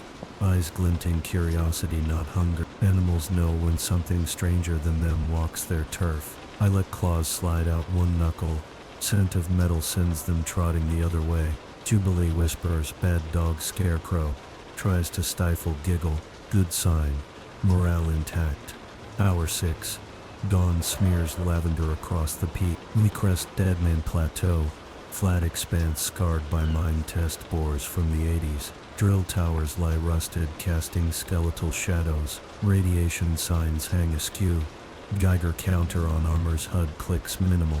Toxic legacy mostly frozen in rock. Still the emptiness hums wrong. Like the ground remembers screams. We bivouac in the lee of a collapsed assay shack. Armor extends shell into half-dome windbreak. Jubilee brews instant ramen on compact stove, spitting blue flint. I keep watch, sharpening claws on whetstone. I carry for this ritual. Steel on steel. Sparks painting sunrise. Jubilee hands me styrofoam cup. You ever get tired of walking apocalypse tightropes? I slurp broth. Savor salt sting. Better than sitting still and waiting for. She nods, pushes pink hair from goggles. You think they brainwashed the ridge people like Elm Creek? Won't know till we see, I said. Truth is, I've been thinking about that all night. Whether Helix seeded another sleeper population, or built silence from volunteers desperate for transcendence. Either scenario ends messy if we're not surgical. Armor finishes scanning and lowers. Storm's front due in 12 hours, heavy snow. Whiteout, perfect for infiltration, perfect for getting lost, Jubilee murmurs. I tamp cigar in snow, stand. Then we hit the ridge before sky falls. Second leg, the slope steepens. Ice crust hiding under powder. Rope line keeps us tethered, but progress grinds to crawl. Sun arcs low, pale coin behind gauze clouds. At 100 meters, the wind picks up shards of ice that skin your eyelids raw. Armor's exofield expands. Bubble of warmth, we huddle inside when gusts howl. Mid-afternoon, drone ahead transmits thermal snapshot. Rectangular heat bloom under 30 feet of snow. Power couplings from Helix's bunker ventilating. Bingo. We skirt ridge to east to avoid motion sensors, forge predicted. Sudden cracks, snowpack shears. Avalanche rum. Jubilee yelps. We dive behind an outcrop as white cascade roars down slope, swallowing pines whole. When powder plume settles, a new cornice juts, blocking our path. Armor checks GPS, detour adds 4 clicks. Storm can't hold blizzard forever, I say. We down climb, shoot. Cut under. We descend avalanche gully. Each step releasing whumps that vibrate lungs. Halfway, Jubilee's drone pings movement ahead. Heat signatures. Humanoid 5 strong. Marching perimeter. Helix patrol wearing snow ghillie suits. Exo rifles. If they spot our tracks, we lose surprise. I signal silent takedown. Armor nods. Forms kinetic shields under boots. Bounding silent as snowfall. I parallel heartbeat syncing with terrain. First guard round spruce trunk. I pounce, hand over mouth. Claws pierce suit, battery pack. Non-lethal but disabling. Armor launches at 2 more. Bubble pushing them into drift, where she locks them with carbon cuffs. Jubilee flash blinds the remaining pair. Minimal sparks searing optic visors. They drop, groaning. Patrol neutralized. No rounds fired. We drag them into snow pit, bind. One has patch on arm, stylized ear over DNA strand. Silence emblem. Cute. I pocket his encrypted compuck for Hank. Beyond patrol route, forest thins to blasted clearing. Thick coax cable snake from buried conduit into a squat concrete pylon errant. Warm breath billows out, carrying faint antiseptic tang. Colonies under us. Storm radios white out in 40 minutes. Extraction window tight. We rig ropes to vent slats. Jubilee hacks servo shutter. Heat blasts face as we rappel into shaft wide enough for maintenance. My beard frosts, then melts instantly. 30 meters down, grate opens into corridor lit sterile blue. Walls polished steel etched with Taltan petroglyph motifs. Helix mucking local heritage. I land first. Claws out, senses splayed. No immediate footsteps, but air vibrates with far-off chanting. That same hum Elm Creek folk made, only deeper, like a turbine. Armor drops next. Shell forming katana curved blades along forearms. Jubilee lowers quiet, socks scanning for Wi-Fi nodes. She smiles. No signal out. They trust hard lines only. Good. We sever cables, colony goes down. We advance. Corridor intersects hexagonal atrium humming with low frequency note. In the center, dozens of residents kneel around a pillar of nanite mist shimmering green. Their eyes glow, bodies swaying as if tide pulled by the column. Neural mesh broadcast test running. On a dais stands a figure in cold white robe, silver visor covering eyes. Paradox's backup leader, I'd guess. He raises arms. Voice echoes through amplifiers. Release your boundaries. Become the continuum. I step from shadows. Continuums cancelled. Gasps rip. Visor man snaps fingers. Hidden turrets deploy. Muzzle glow poisonous. Armor springs forward. Shield blooming dome wide. Rounds slam ricochet into walls. Residents scatter trance fracturing. Jubilee's drone zip ceiling. Spitting micro-EM bursts. Turrets fizz. I charge days. Claws carving sparks. Visor man draws plasma scalpel swings. I parry. Metal sings. He's enhanced fast bone density carbon reinforced. But I've danced with Sabertooth on worse days. 2 exchanges, then I faint, rake across thigh tendons. He buckles, I disarm, pin him to pillar. Meanwhile, armor herds panicked colonists behind her shield. Keeps them clear of stray energy bursts. Jubilee plugs inhibitor cartridges into the nanite column's projector node. Green turns dull, then black, collapsing like ash. Chanting ends. Replaced by ragged breath and confusion. I stare into Visor Man's faceplate, yank it off. Eyes underneath are normal, terrified. You forced them. He spits blood. They begged for purpose. That's how cults work. I snarl, knocking him cold. Alarm klaxons start back up somewhere deeper. Storm's voice, blizzard, time to leave. Replant forges compact EMP grenade at the projector base. Set timer 5. Armor gathers colonists. Explains evacuation path we entered. Some gawk. Others sob, realizing spells broken. They shuffle into shaft. Jubilee leads them up with drone beak. I linger staring at dormant mist, thinking how close choice came to dying tonight. Then I thumb detonator early. Turn sprint. EMP wave rolls. Light snuff. We surface into roaring white. A wall of snow and wind. Storm shapes into guiding funnel. Colonists stumble but follow. Extraction VTOL hovers beyond tree line. Rotor wash carving cyclone. Armor ferries people in shield batches. Jubilee helps belt them down. I board last. Claws aching from cold. As we lift, explosion muffled by snow rumbles earth. Silence colony now truly silent. No casualties. Turrets scrap. Neural mesh dead. Inside cabin. Colonists huddle in blankets. One little girl tugs my sleeve. Mister, are you a superhero? I look at claws retracting at nanite scorch on coat. At reflection of Aurora, dancing in her eyes. Eyes normal. Human. I shrug. Just a guy who keeps walking. She smiles satisfied. I sit back feeling the road behind me stretch a little longer. But tonight the footprints don't sink as deep. Storm banks north toward the mansion, and for the first time in weeks the silence I hear is the good kind. The kind snow makes when it covers a battlefield after the last shots fired, promising spring might actually come. I've never trusted good landings. A decade of black op jumps and emergency crash seats conditions you to expect the worst on final approach. So when the VTOL floated down onto Xavier's west lawn with no alarms, no last-second crosswind, and no enemy fire licking the fuselage, every alarm bell in my skull started clanging. Either the universe was winding up for a haymaker, or we bought ourselves a sliver of breathing room so unnaturally quiet that even my bad habits couldn't explain it. Storm cut the engines. Rotor wash died. The rescued colonists, wrapped in borrowed blankets stamped XS for Xavier School, stared out portholes at lamp-lit maples instead of the tundra crucible they'd called sanctuary. Some cried in relief. Others looked lost, like the ground had vanished under their belief system and never come back. I knew the feeling. I unlocked my harness and stood, knuckles cracked.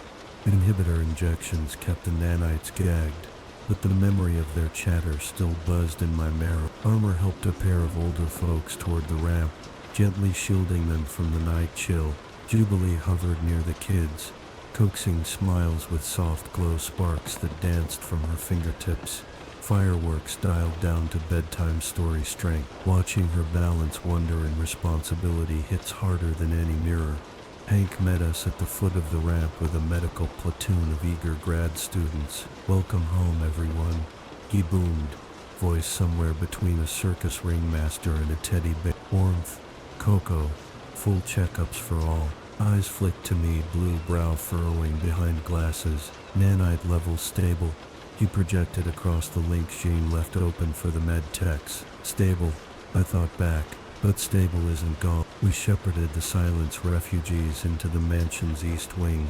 Converted rec hall, now triage bay. Nurses took vitals. Telepaths soothed panic with permission, not coercion.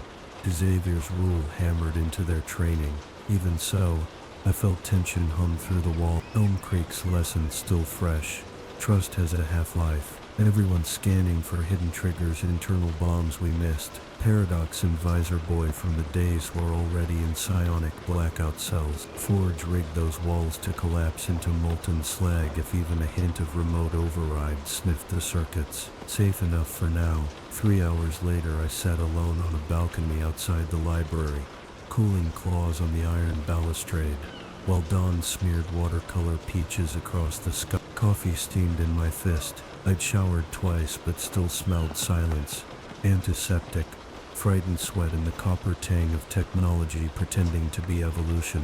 Boots clacked behind me. Cyclops stepped out, visor dim, carrying 2 files and the weight of every decision we'd made since Madripoor. He held one folder out. Preliminary statements from the Ridge settlers. Helix recruited them through encrypted forums. Post-species intentional community. Social media breadcrumb. No overt coercion, just promises. He tapped the second folder. And this is the diplomatic fallout. Tolton chiefs want answers why mutants were running a covert op on their territory. Canada's federal government wants jurisdiction. Russia's complaining. We blew up Spitsbergen without a UN mandate. And there's chatter on anti-mutant feeds that the X-Men are building private armies in the Arctic. I sipped coffee. Guess saving the world doesn't come with a press kit. He leaned on the Charles will handle the politics. My worries tactical. Helix lost 2 facilities, but Paradox's code notebooks mentioned sleeper branch seeds. Small, mobile, undetectable. We stepped on a serpent. We still don't know how many heads it has. I rubbed the bridge of my note. She's holding back. Either encryption deep locked or she believes in her cause too damn hard. Scott studied me. Jean says your nanites spike when you're in proximity to her.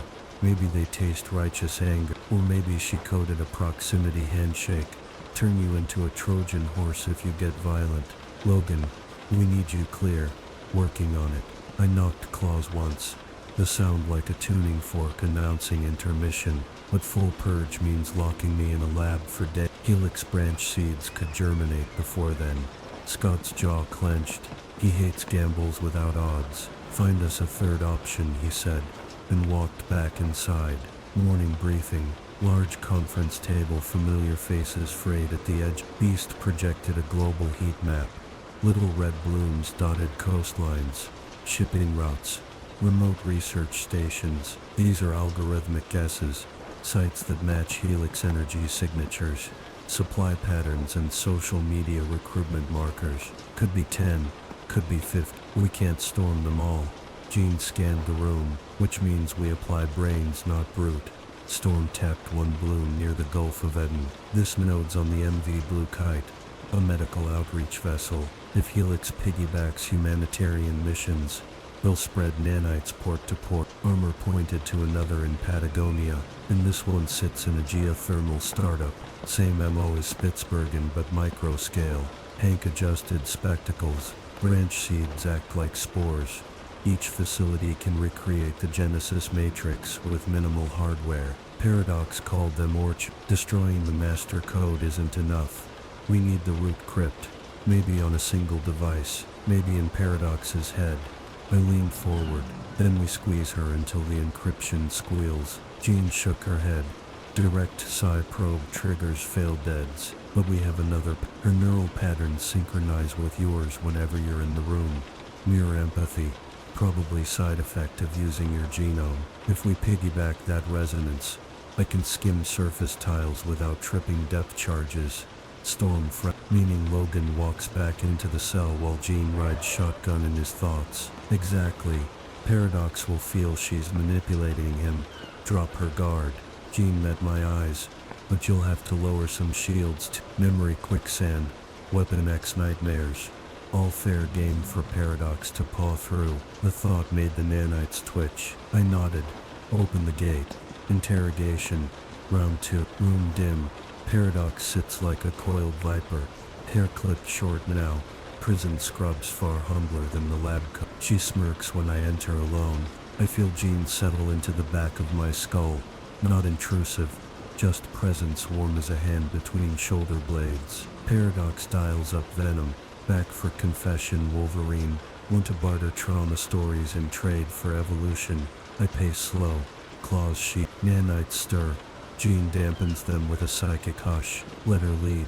She murmurs. Paradox continues. Your wasted potential. Healing. Senses. Rage. True apex. Yet you chain yourself to codependence. Children's school.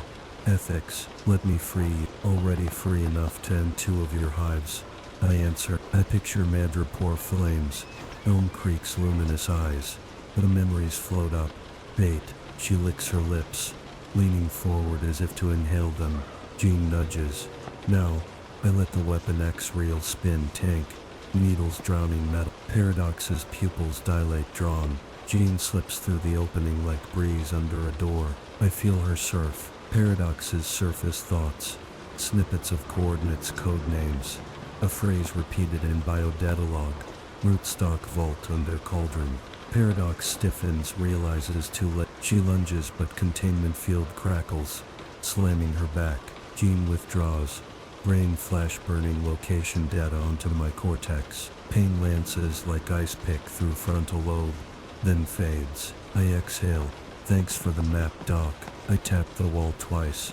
Guards step in. Paradox thrashes, screaming about broken promises, about how the world will beg for the cure she offers. I let the door seal on her fury. In corridor, Jean leans against the wall, breathing hard. Got it. Cauldron isn't a metaphor. It's the nickname for a volcanic caldera. Mountain Garaho, New Zealand.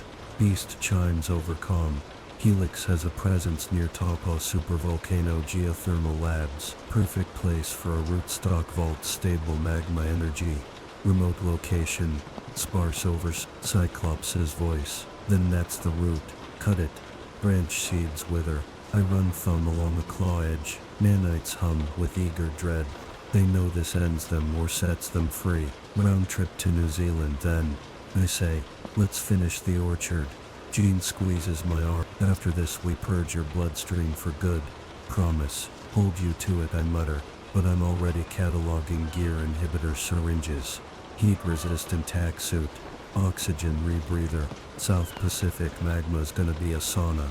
Outside, April wind rattles budding branch. Students laugh somewhere near the basketball court.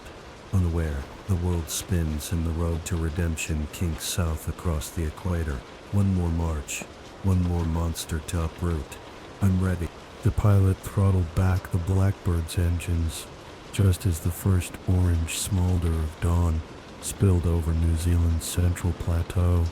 Even from 20,000 feet I could feel the place breathing, a heavy, slow rumble that rolled up through the fuselage and settled behind my ribs. Volcanic country always sings on a frequency mortal ears barely register. For a guy built of metal, rage, and second chances, the song hits deep. Everything under your feet is molten. The calm is just a crust. Storm steered us into the lee of Mount Angaraho. Sharp-fanged cone, steam pluming from a snow-rimmed crater. Tourists call it Mount Doom thanks to some film crew. And today, that felt on brand. Sensors said Helix activity nested beneath the southern flank. Geothermal labs, officially mothballed 20 years, but still pulling megawatts of stolen heat for something called the rootstock vault. That's where Paradox's master code lived. Kill it, and every orchard they'd planted around the globe dies root rot. Cyclops stayed back to coordinate satellites and keep Paradox muzzled. That left field team slim. Storm for sky tricks, Armor for protection, Forge for hacks and bombs, and me for claw work. Jubilee sat this round out, her fireworks don't mix with magma tunnel, and kept an inhibitor drip ready if my nanites got uppity. But we agreed to wait. Last injection still pulsed through my bloodstream, purring beneath the adamantium like a caged cat. We dropped at 0500 into a glacial saddle north of the cone. Wind roared, flinging scoria like needle. Armor popped her exoshell wide, shielding Forge's tech case and Storm's flight pack. I took point, breathing sulfur that tasted like a struck match. Nanites wriggled at the chemical change, hungry for stress hormones. I rolled my shoulders, not today, but 10 clicks of scree later we found the vent. Hank's drones had mapped the concrete bunker half buried by landslides. Maori graffiti scrawled across the blast door. Kawa iwaka uhaliata tipua. Do not wake the demon. Sage advice. Too late. Forge cracked the keypad in 30 seconds. Humming off key. Door thunked aside, belched a furnace breath hot enough to fog Storm's goggles. Inside, freight elevator big enough for ore trucks. Emergency lights throbbing dim red. We rode 50 meters down into the volcano's throat, steel cage clanking, lava scent getting stronger until sweat pooled in my boots. Bottom station opened on a tunnel grid lined with basalt reinforced by serum steel. Helix logos glowed biolume green, every 20 meters lighting the way like breadcrumbs. We split columns, Armor hugging left, her shell scraping sparks. Forge middle palming scanners, Storm rear, coaxing convection currents to keep our lungs from boiling. I pressed forward until claws itched. First defense autoreader pinged our biometrics. The hallway floor jolted. Iris turrets erupted from ceiling, spewing molten buckshot. Armor sprang. Dome flashed cobalt. Pellets hissing off. I dove low, claws out, carving turret necks one after another. Forge shoved charge into the control node and sparked an EMP pulse. Lights died. Sirens wailed one note, then choked. I smelled ozone, hot metal, and something else. A sweet floral undertone, like orchids but wrong. Nanites responded, buzzing in veins. Inhibitor fought back, static behind my eyes. Storm's voice calm in the dark. Logan, vitals spiking. I'm fine.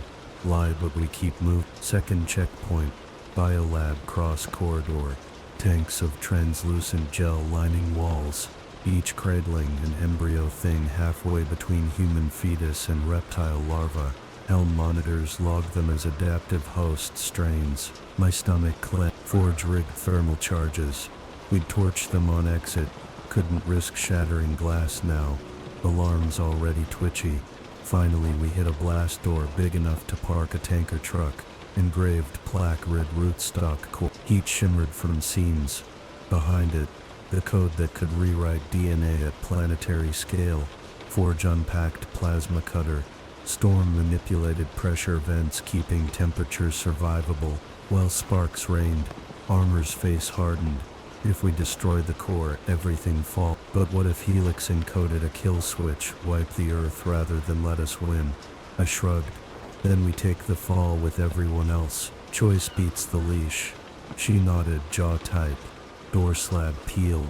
Inside, cavern forged from magma chamber, lined with diamond quartz conduit. In the center stood a crystal obelisk 10 meters tall, swirling green code dancing under its surface. It hummed a note deeper than bone. My nanites answered. Claws tingled. Forge scanned. Processing powers quantum entangled with global spores. Destroy obelisk. Chain reaction collapses network. But there's a fail-safe pressure sensors tied to external geothermal taps. Too much seismic jolt and the volcano pops. Storm closed eyes, reading air currents. I can vent excess pressure through fumaroles if we time. I stepped closer to the obelisk. Data glyphs morphed into shapes. Faces I'd seen, Elm Creek kids, silent settlers, then mine, pixelated snarl. The machine recognized its unwilling father, a conduit arm uncoiled like a serpent, needle tip flaring neon, shooting toward my chest. Armor shouted. I raised claws. Impact drove me back. Pain exploded.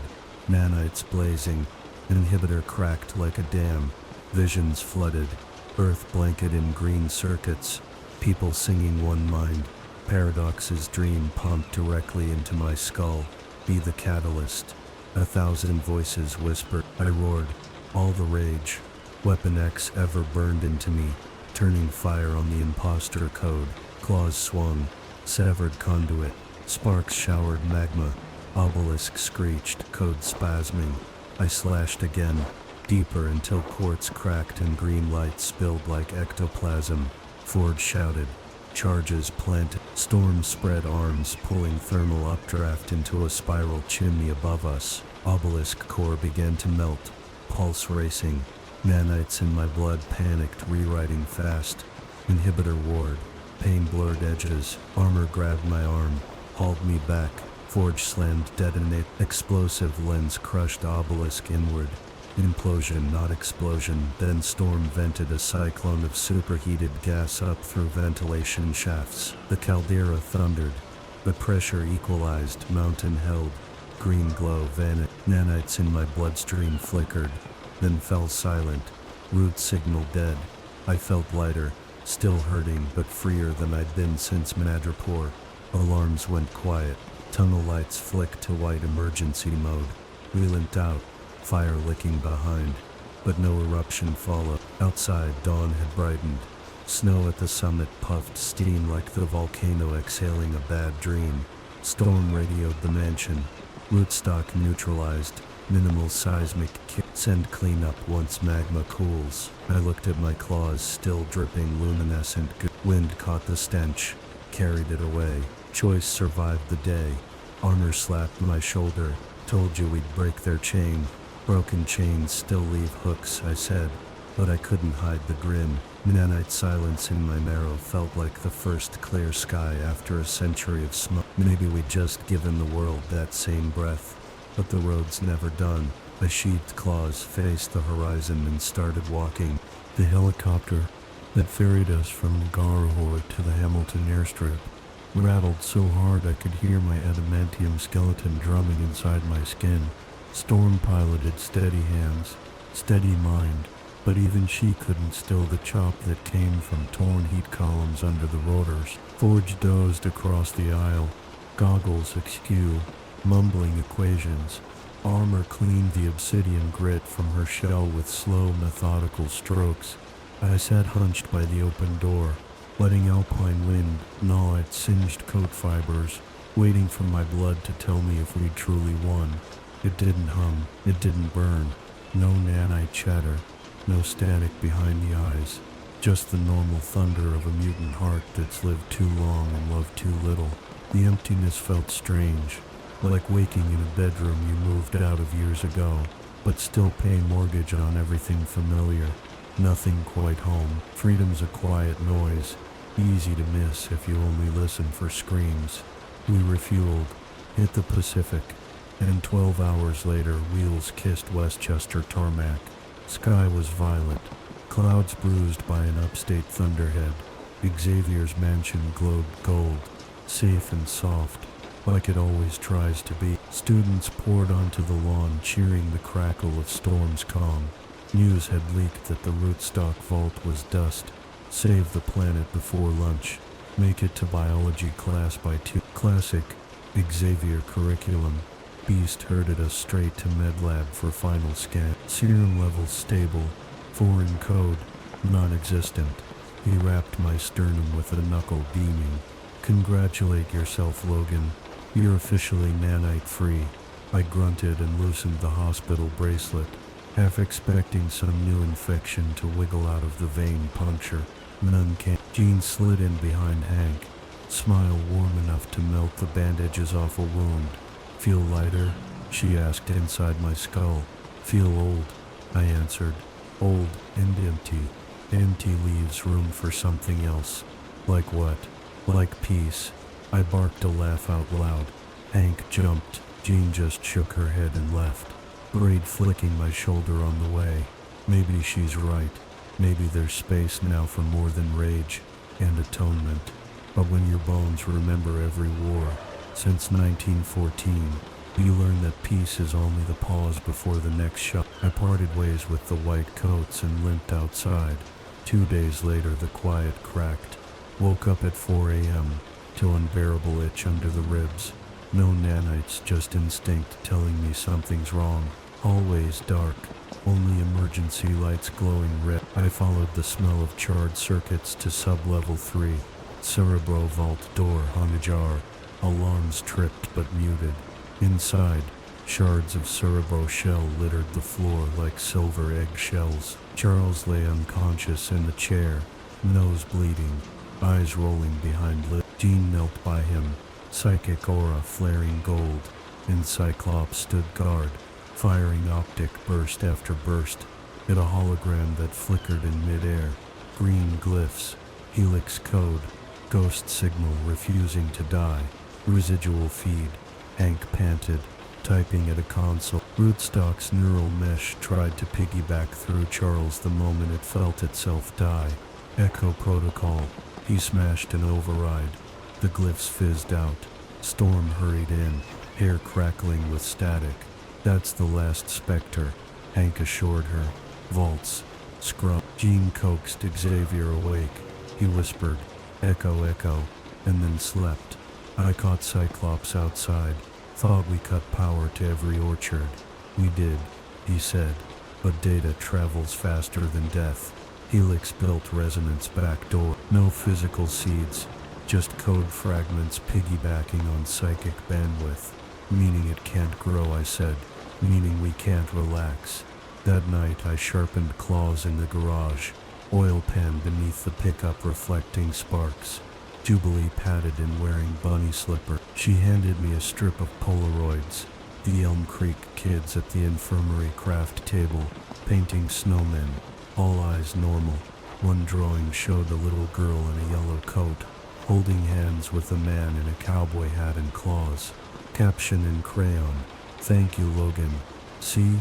Jubilee said. Ink beats echo. I pocketed the photos. "You get cheese fries yet?" Soggy but edible, she grinned and left. A week later, Cyclops convened a council. Krakoan envoys, Wakandinades, a grumpy shield liaison, and me chewing on cedar toothpick to keep from chewing on people. Agenda: how to police. Ghost code when the enemy's labs are rubble, but their ideology floats free like dandelion fluff.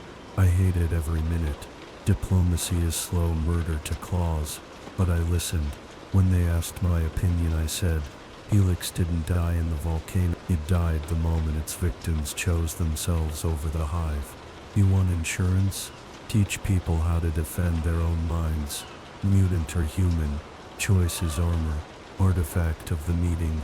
A proposed network of free psionic literacy clinics worldwide. Jean volunteered to train the trainer. I volunteered to keep the lines clear. Meaning if another wannabe god tried to piggyback, my claws would cut the cable. Afterward, Jean caught me on the front steps. "You could help teach, you know, resilience through experience. Kids don't need my nightmares," I said. "They might need your victories." I didn't answer, but I didn't walk away either.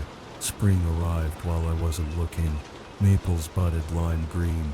Danger room drills moved outdoor. I still rose before dawn. Still ran 10 miles of woodland, still sparred with armor, till bruises bloomed yellow. But some mornings, I stopped by the East Wing classroom to watch the Elm Creek survivors practice painting. One boy always drew wolves, but they were smiling wolves, not hungry ones. Paradox remained locked down. Charles tried empathy. Jean tried reason. She replied with silence, eyes full of glaciers. Maybe one day she'll thaw. Until then, hooks remain. Inhibitor vials gathered up. I keep one in my pocket anyway. Reminder that even metal bones can get infected if you're not careful. Later, under a sky-bleeding sunset, Storm joined me on the roof. "You think Helix is gone?" she asked. "No," I said, "but I think we're louder now." We stood there, feeling the wind blow west, carrying the smell of lilac, cut grass, and distant cities. Peace? Maybe. At least a truce long enough to hear heartbeats between footfalls, to feel footprints fade instead of deep. Jean's voice fluttered through the breeze. "Space for something else, remember?" I nodded to no one. Coffee cooled in my hand. For once I didn't mind. Tomorrow I'll still walk. But tonight I let the silence sit beside me, and neither of us needed to draw claws. The thing about quiet stretches at the mansion is they never stay quiet. They just wait for the next wrong frequency to rattle the windows. A month had passed since we melted the rootstock obelisk, and you could almost taste spring swaggering through the hallways. Cut grass, chalk dust, teenage sweat that promised exams before summer. For the first time in a long while, my morning run felt like exercise instead of patrol. No nanite home. No subconscious tally of threats, just lungs, legs, and the Hudson River flashing pewter in dawn glare. That illusion broke the moment I stepped into the subterranean comm suite for a coffee refill. Forge was there, hunched over an array of cracked open hard drives, lenses glowing violet. Hank stood behind him with arms crossed, and a frown that could wrinkle adamantium. I smelled ozone, stress hormones, and faint but present, the synthetic lilac that clung to Helix hardware. "Thought we scrubbed every root fragment," I said, setting mug aside. Forge shook his head, dreadlocks bouncing. "We did, boss, but last night the Xavier firewall logged a single outbound ping from archive node 11, your private storage partition." He tapped a hollow. A heartbeat waveform glittered. It tried to broadcast a 7-second packet to a relay in the Baltic. "Contents?" I asked, claws itching under skin. "Encrypted, but the header matches Helix's echo signature, Hank's, which is impossible, because that drive's air-gapped and triple-salted." I felt the old chill crawl my spine. "The one that says ghosts know your address. Somebody inside?" Ford shrugged. "Maybe. Or maybe the packet was planted months ago waiting for a key event to wake up." "Key event like rootstock's failure," I muttered. Memory flashed, the vault collapsing, that conduit stabbing my chest, code flooding my skull. I thought Jean burned every trace. Guess Helix planned deep. An hour later I found Jean in the North Garden, guiding a meditation circle for Elm Creek survivors. Kids sat cross-legged among tulips, eyes closed, small hands glowing with tentative psi-light training wheels for mental firewalls. Jean's voice threaded calm through the bloom. I waited until the last mantra faded before gesturing her aside. "Told you empty spaces fill up," I said, explaining the packet. Her brow tightened. "If rootstock hit a breadcrumb in your memories, it might still be dormant in neural tissue, resonating with your healing fact. Means I'm the walking Trojan horse again." Rage flared, but I kept claws sheathed. The kids were still watching. "Can we dig it out?" "Maybe with the danger room's cyanotic amplifier," she said, "but we'll need something else. A personal anchor stronger than the code. A memory Helix can't corrupt." I snorted. "Pickings are slim." She smiled a sad smile. "Not as slim as you think. Meet me at night. 1900 hours, danger room." The chamber's hollow walls rippled into a snow-streaked clearing. Jasper National Park, 1945. The year I found a wounded wolf pup and carried it 10 kilometers to a trapper's shack. Memory smelled of pine resin and wet fur, a rare page unstained by blood. Jean floated mid-air, phoenix glow dimmed to candlelight. "Focus on the pup," she murmured inside my head. "Let Cerebro trace the echo packet. When you feel it pull, ground yourself here." I closed eyes. The memory swelled. The pup's heartbeat against my ribs, the way it licked my frost-stung fingers. Warmth spread, then twisted cold as code tendrils surfaced, whispering coordinates, promises, infestations. My pulse spiked. Nanites I thought dead, buzzing away. White glyphs flickered across the holographic trees. Jean pushed calm through the link. Anchor, Logan, and knelt scooped imaginary snow. Felt its bite. Heard the pup whimper. The glyph's fault. We bury this here, I growled, and plunged mental claws into the tendrils, ripping until they sputtered static and went black. Hank's voice crackled over intercom. Telemetry shows node collapse. Pulse damping. Jean exhaled, landing lightly. Packets gone. I straightened, breathing hard. Helix keeps sending gifts from the grave. Then we keep burying them, she said. Later rooftops. Storm joined me under a bruised evening sky. Lightning insects pulsing on the horizon. I fingered the Polaroid strip Jubilee had given me. The one with the smiling wolf drawings. Pocket talisman now. An anchor stronger than echo code. You look lighter, Ororo said. Carried a parasite a little farther than I thought. I answered. Dropped it off in the snow where it belongs. She nodded.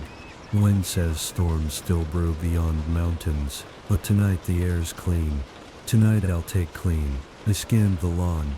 Students racing hover discs. Faculty laughing over grill smoke. Life refusing extinction. Storm clasped my shoulder. You could teach full-time, Logan. Not tactics, resilience. Anchor memories. I stared at the strip again. Maybe. Still gotta wander sometimes. Even wolves circle home, she said. And went in. I stayed until darkness ate the last ember of daylight. Breathing air free of nanites. Free of sulfur. Full of cut grass and distant hope. Jean was right. Empty spaces make room. Mine held a wolf pup. Tulips. Children painting snowmen. Enough anchors to hold the road steady. Tomorrow fresh echoes might rise. But I'm Wolverine. I know how to track ghosts. And now I've got a place to bury them when I'm done. 3 weeks of ordinary life at Xavier's is like 3 seconds anywhere else. Blink and the universe remembers who you are, what you owe, and which scars still itch. I almost made it 4, almost believed fresh paint on the archways, lilac perfume from the greenhouse. But in the shriek laugh of students field testing Forge's hover skates could drown the scent of burnt circuitry that still clings to my sinuses. I'd slipped into a new routine. Dawn runs, danger room sparring with armor, afternoon workshops where I taught Elm Creek survivors how to ground their thoughts. No psychobabble, just breathing, awareness. A few kata that let muscle memory talk louder than trauma. Jean sat in the back once, smiling when a shy kid managed to hold presence longer than a heartbeat. Her silent approval felt heavier than any metal. But the road never ends, and the wolf's nose never stops twitching. Day 24, 05:12 a.m. My pre-run stretch froze the moment my phone rattled. Unknown number. Encrypted ping. 4 words. Kuskokwim. Driftwood begs. Remote Alaskan River again. I'd burned those woods into silence months ago. But code ghosts don't speak English. They speak metaphor. The Helix packet we buried near Jasper had used similar phrasing. Organic nouns welded to commands. My knuckles cracked. Nanite receptors in my body answered with dead quiet. Good sign. Yet gut said otherwise. Jean intercepted me in corridor before I reached the hangar. Already saw the ping. She projected. Her robe smelled of bergamot tea. Cerebro searched for origin, bounced through old Weapon X relay satellites. Could be Helix. Could be someone mimicking them. Either way, I said, pulling on the battered leather coat. Only one way to know. She sighed, knowing the argument was lost. Storm's prepping a 2-seater. The Blackbird Scout variant is lean. No kitchen, no lab, nothing but thrusters, 2 crash couches, and enough fuel to outrun incoming missile. Storm gun sighted a path toward the Bering Sea, giving me a stare equal parts admonition and faith. "You're sure you want just one partner?" she asked. Armor volunteered. "Armor needs to finish finals," I growled, strapping it. "And you're busy shepherding weather for the Memorial Gala." I jerked my thumb at seat 2. Beast knows nanite telemetry. If something squirms, he cuts it out. Hank climbed aboard carrying a case of portable analyzers and enough protein bars to feed a small bear. Next time invite me on a beach run, Logan, he muttered. These Arctic excursions play havoc with my fur conditioner. Storm rolled us down the strip and we pierced cloud layers heading northwest. Dawn erasing behind us. 8 hours later, snow chased the windshield. As we skimmed the Kuskokwim Delta, scanner grid found nothing bigger than a seal, until Hank flagged an anomaly, a slab of river ice, drifting against current. Moving with mechanical precision, we VTOL hovered close up. The driftwood was a composite raft, ice blocks fused with unknown resin, embedded within, a metal cube no larger than a first aid kit, pulsing faint green, helix chic. I crouched beside it, claws ready. No nanite reaction in my blood. Good. Hank popped a panel with tweezer. Inside, instead of code drives or viral samples, we found a single photo in a flash drive. Photo washed monochrome. My face, pre-adamantium. First World War uniform torn.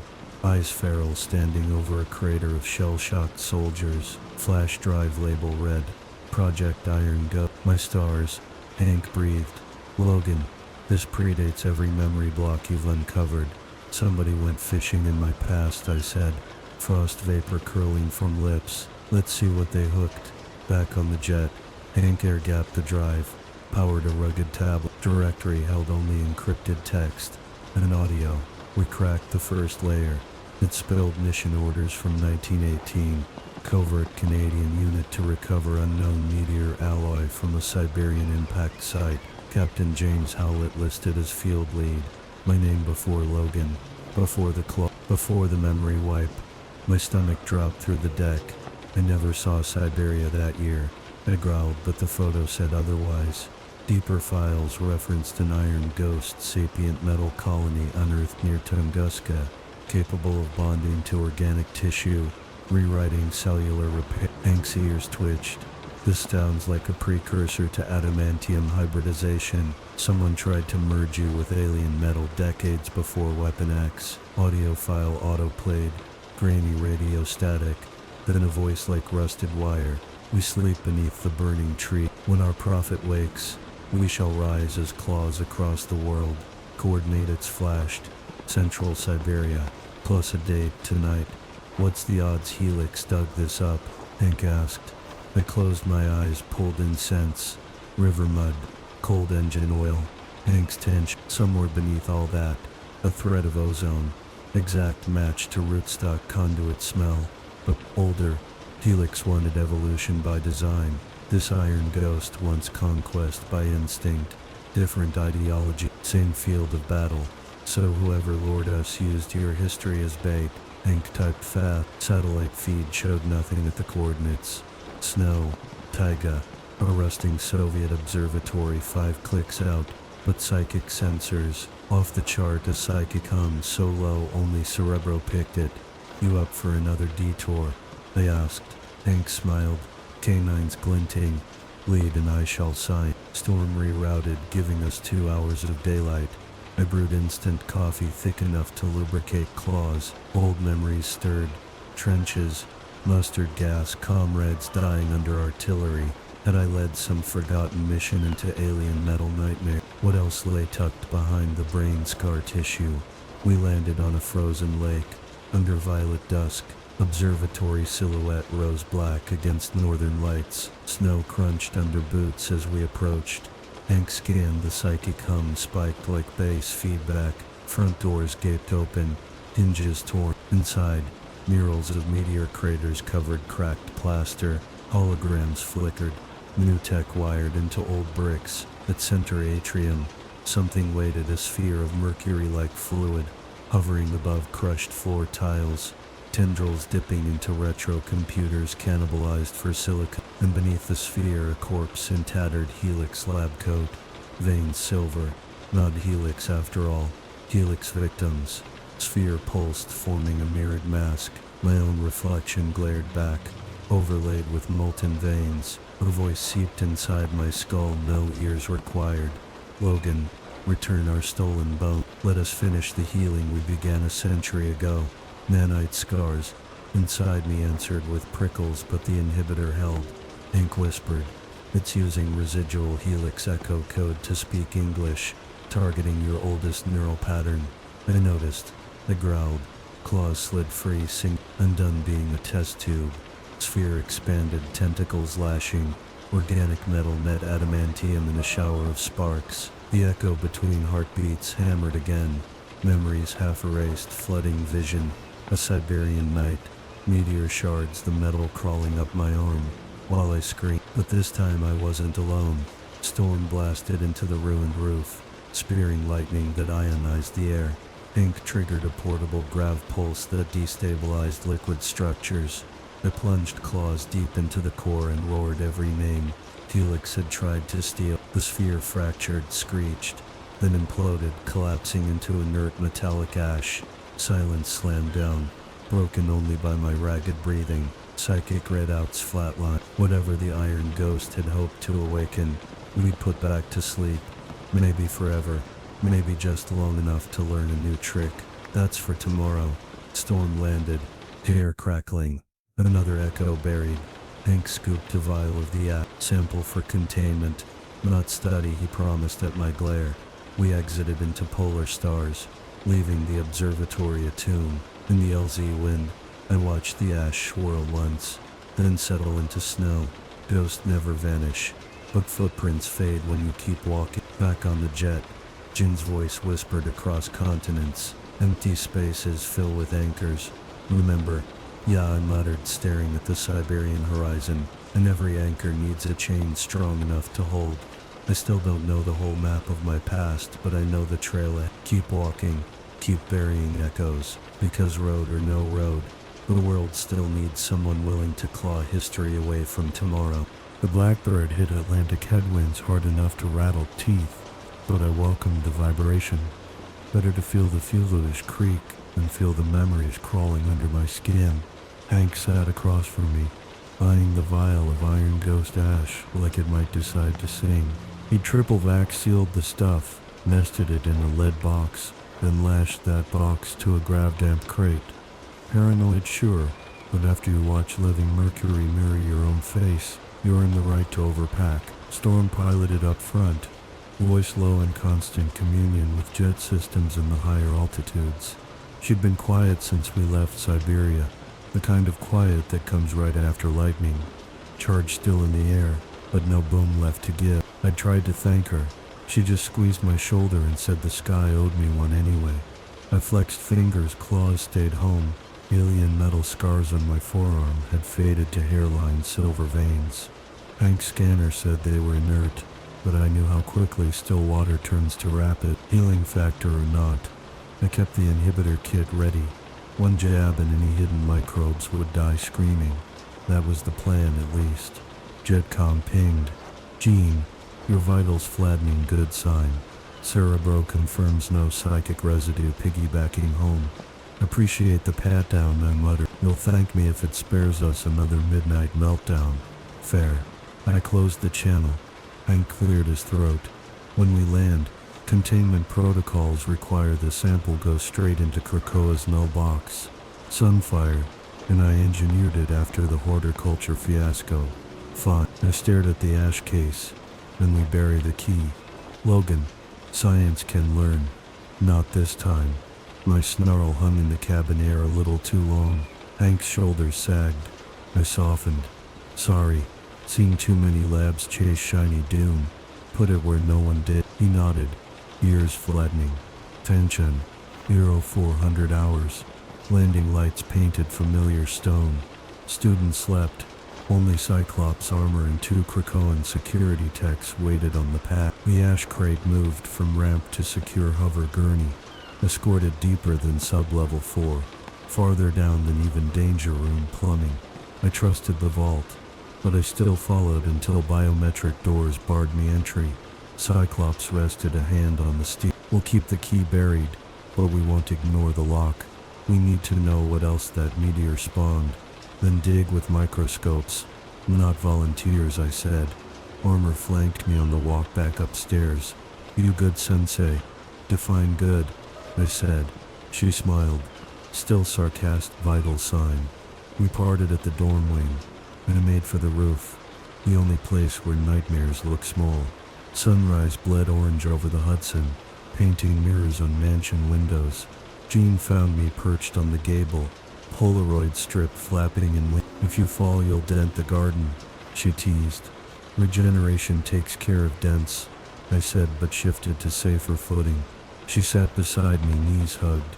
You relived another erased chapter, she sent privately. Want to unpack? Remembering isn't the problem, I said aloud. It's knowing what parts are still missing. I told her about the 1918 mission orders, the feeling of alien metal climbing my arm. If the ghost fused to me and then Weapon X added adamantium on top, am I even man or just layers of experiments stapled together? Jean touched Polaroid photo of the wolf pup. Experiments don't carry wolves 10 clicks. That was you before anyone rewrote you.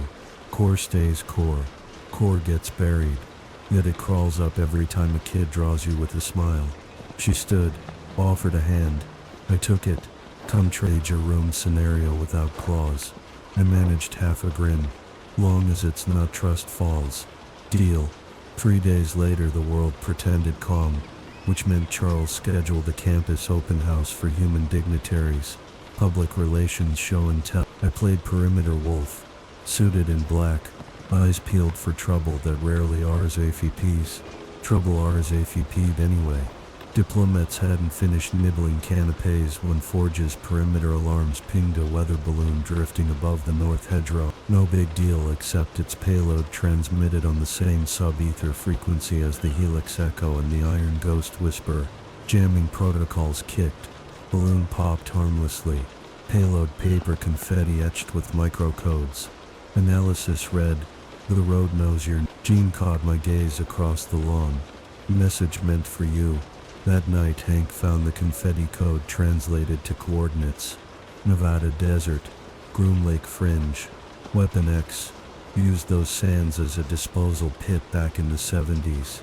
What was buried never stays buried. Cyclops argued we should investigate with team and drones.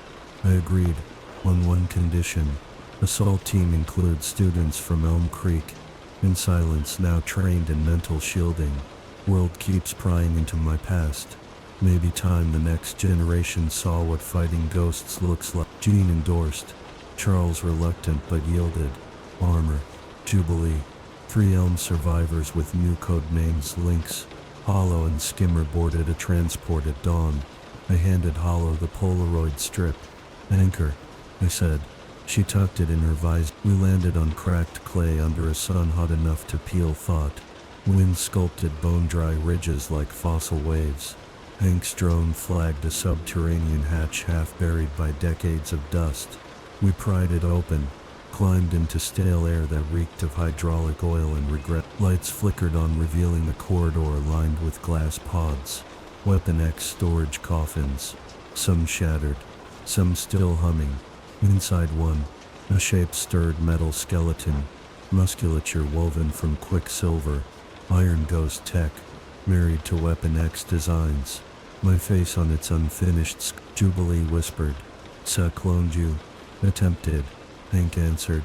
"Hybrid unit waiting for activation key. Key being me." Naturally. Armor raised shield. Elm kids tightened ranks. Lines steady behind shields we'd practiced. The hybrid woke. Sensors locking on me. It spoke in that rust wire voice. "Road ends where it begins." I stepped forward. Maybe. But road's mine, not yours. Nanites inside me were gone. Nothing for it to latch to. It hesitated, algorithm expecting handshake. Armor seized the moment. Ramming shield spiked through its core coolant. Jubilee blasted its optical array. Lynx overloaded the pod's power line. I leapt, claws shredding metal spine. Hybrid collapsed in sparks. Pod readouts cascaded offline, dormant clones dissolved as power spiked. We evacuated up ladder as bunker detonated, dust geyser under a burnt moon. On the ridge, Hollow handed me the Polaroid strip, edges singed. "Anchor survived," she said. I nodded, chest strangely light. Back home, Charles announced the open house donors doubled their pledges, never knowing how close my monsters had lurked.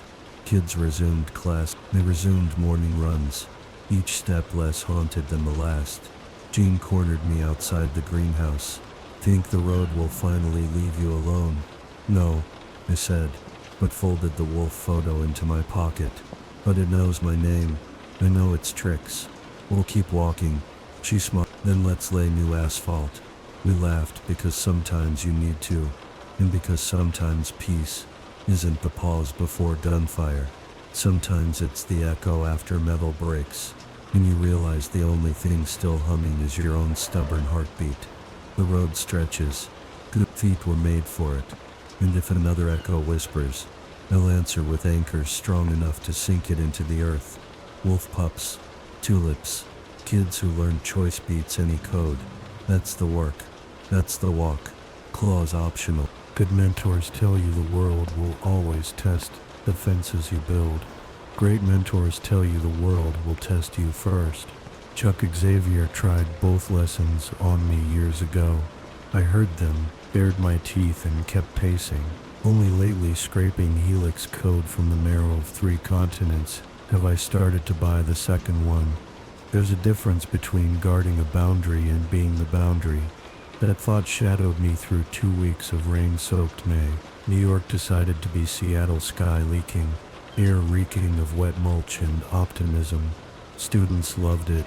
Mudball fights on the rugby pitch, telekinetics lofting umbrella parades across puddles. Me, I walked the perimeter at dawn because old habits don't wash out. The Nevada bunker's ashes still clung to my boots. Every squelch sounded like a warning shot. Hank called those weeks post-mission normalization. His prescription: minimal field work, maximum decompression. Armor's finals kept her buried in textbooks. Jubilee wrangled Elm Creek kids through their first danger room simulation without tears. Even Beast tried downtime, hosting a poetry night featuring Nightcrawler's haikus about Banff sulfur. I sat in back, sipped black coffee, and imagined claws scrawling stanzas on lacquered chairs. Relaxation's an acquired taste. Day 11 of downtime, 0447. I woke with the sense something else was pacing the perimeter. No nanite itch, no psychic peck from Jean. Just the hush a forest makes when it's waiting for boot prints. Pulled on the coat, left the cigar unlit, and let instinct steer. Found the disturbance near the tree line by the old boathouse. A lone figure kneeling in sword draw stance, katana planted in mud, not armor, blonde ponytail, and trench coat too long, too tattered. Sand hit me, rust, cedar oil, and gunpowder scrubbed with soap. Long way from Madripoor, girl, I said. Yukio glanced over her shoulder. Rain streaked her cyber optic, highlighting cracks in the lens I hadn't seen last mission. Owe you 9 favors, she answered. Tonight collects one. I crouched beside her blade. What's bleeding? She offered a data slug the size of a tooth. Intercept from the Shanghai black market. Helix ghost code traded 3 days ago for adamantium scrap and Weapon X biosamples. Bio or unidentified. That uses your old Unit P codename Sever Red. My fists closed. Unit P, one of the half-remembered Persona templates. Weapon X forced on me in the 60s. Infiltration. Political assassination. Zero emotion. I thought we'd shredded every record. If Sever Red was active, someone else had my playbook and pieces of my DNA. Why bring it here? I asked. Yukio's lips twitched. Because the buyer paid in Antarctic vibranium. Hard to track, harder to kill. My claws aren't rated for that metal, Wolverine. Yours are. I exhaled steam in the last of the calm I'd banked all spring. Tell Storm we're taking a taxi south. She shook her head. No team this round. Buyer's private island off Tierra del Fuego. Entry requires 2 signatures coded to Weapon X genetic hashes. She tapped the cracked optic. I stole creeds from an archive. You hold the other. We walk in as relics. Walk out with the code. That's insanity. It's Tuesday. Couldn't argue. By sundown we hitched a stealth skimmer south, under forged clearance. Jean frowned at the plan. She'd rather run full X-Force sweep. A Chuck-approved lower footprint, fewer diplomatic spark. I packed inhibitor injectors. Yukio packed throwing discs laced with vibranium dust.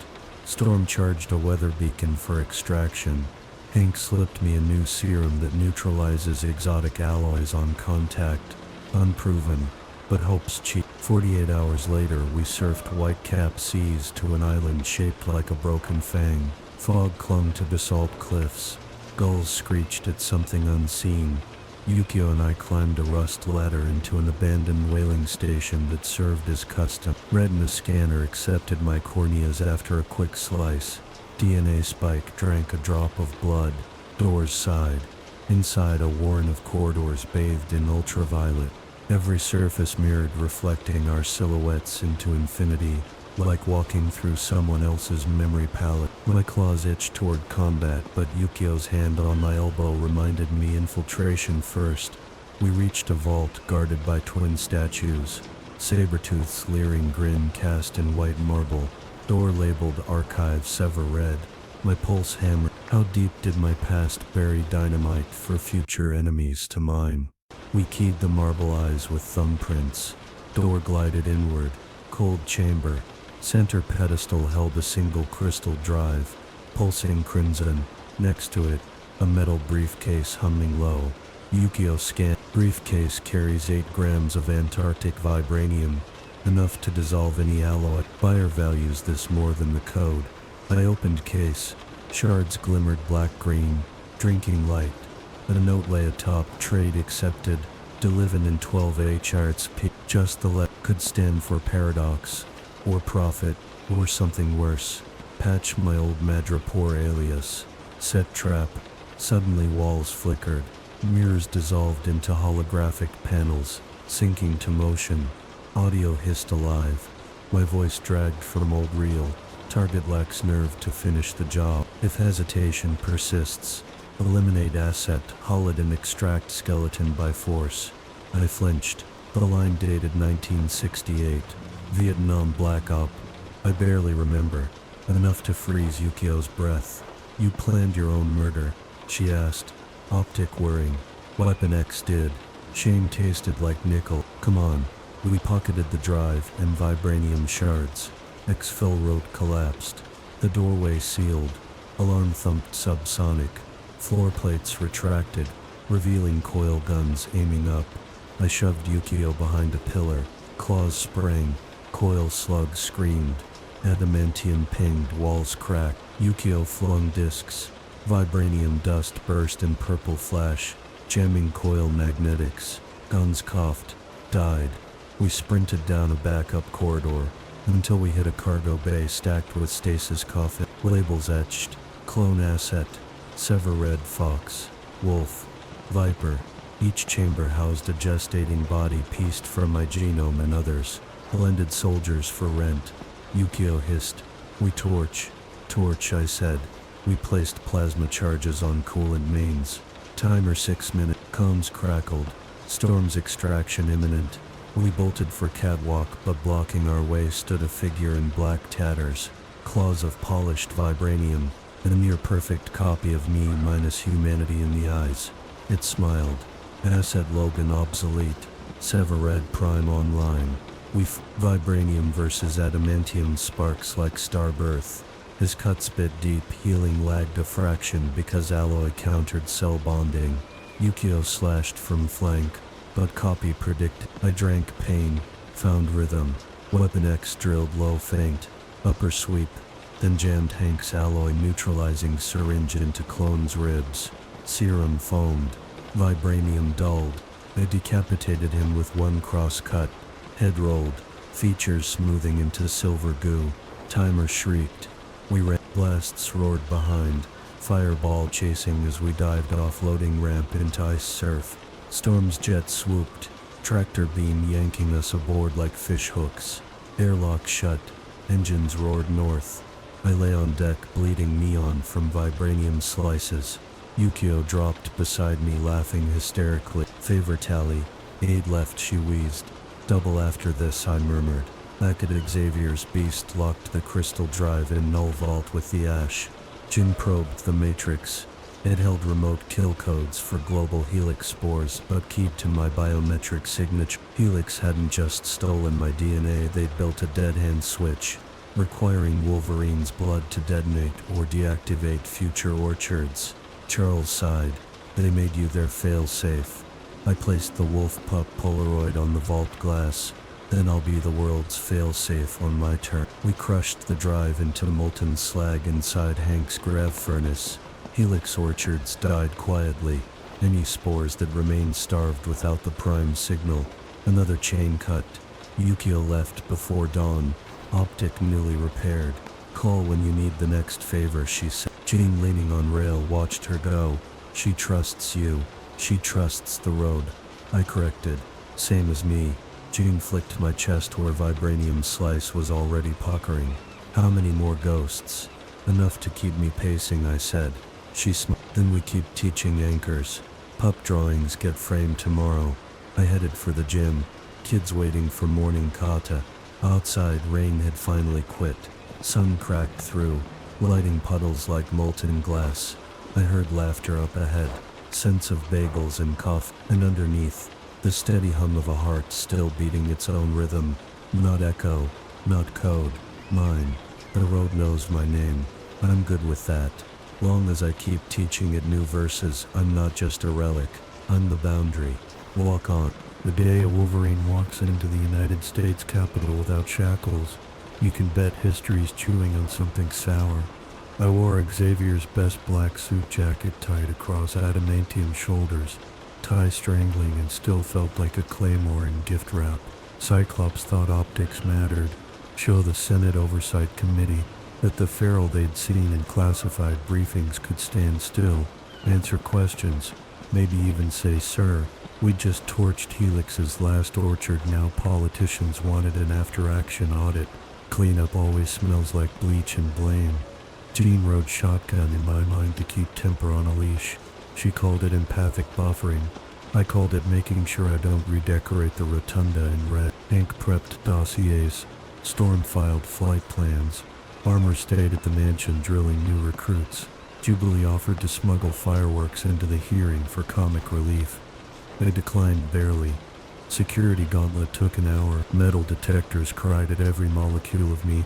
So the sergeant-at-arms marched me through a scanner the size of a freight car and still scowled like I'd break furniture. Maybe I would. Room 215. Wood panel. Brass fixtures. 30 senators ranged like vultures on a ridge. Nameplates gleamed. Some allies. Some hawks. One or two who'd paid Hydra once upon a time. They called session, microphones hissed. Cameras blinked sleepy red. Chairwoman Reyes, Arizona Independent, spoke first. Logan, also known as Wolverine. Thank you for appearing. Today we examine the legality of the X-Men's extrajudicial actions on U.S. and foreign soil. Translation: explain why you keep saving the world without permission. She asked about Madripoor raid, Spitsbergen obelisk, Caribou Ridge, Nevada bunker. I stuck to Helix aimed to rewrite global DNA. We stopped him. Minimal casualties. Zero civilian death. My voice sounded like gravel in a church. Some aides flinched.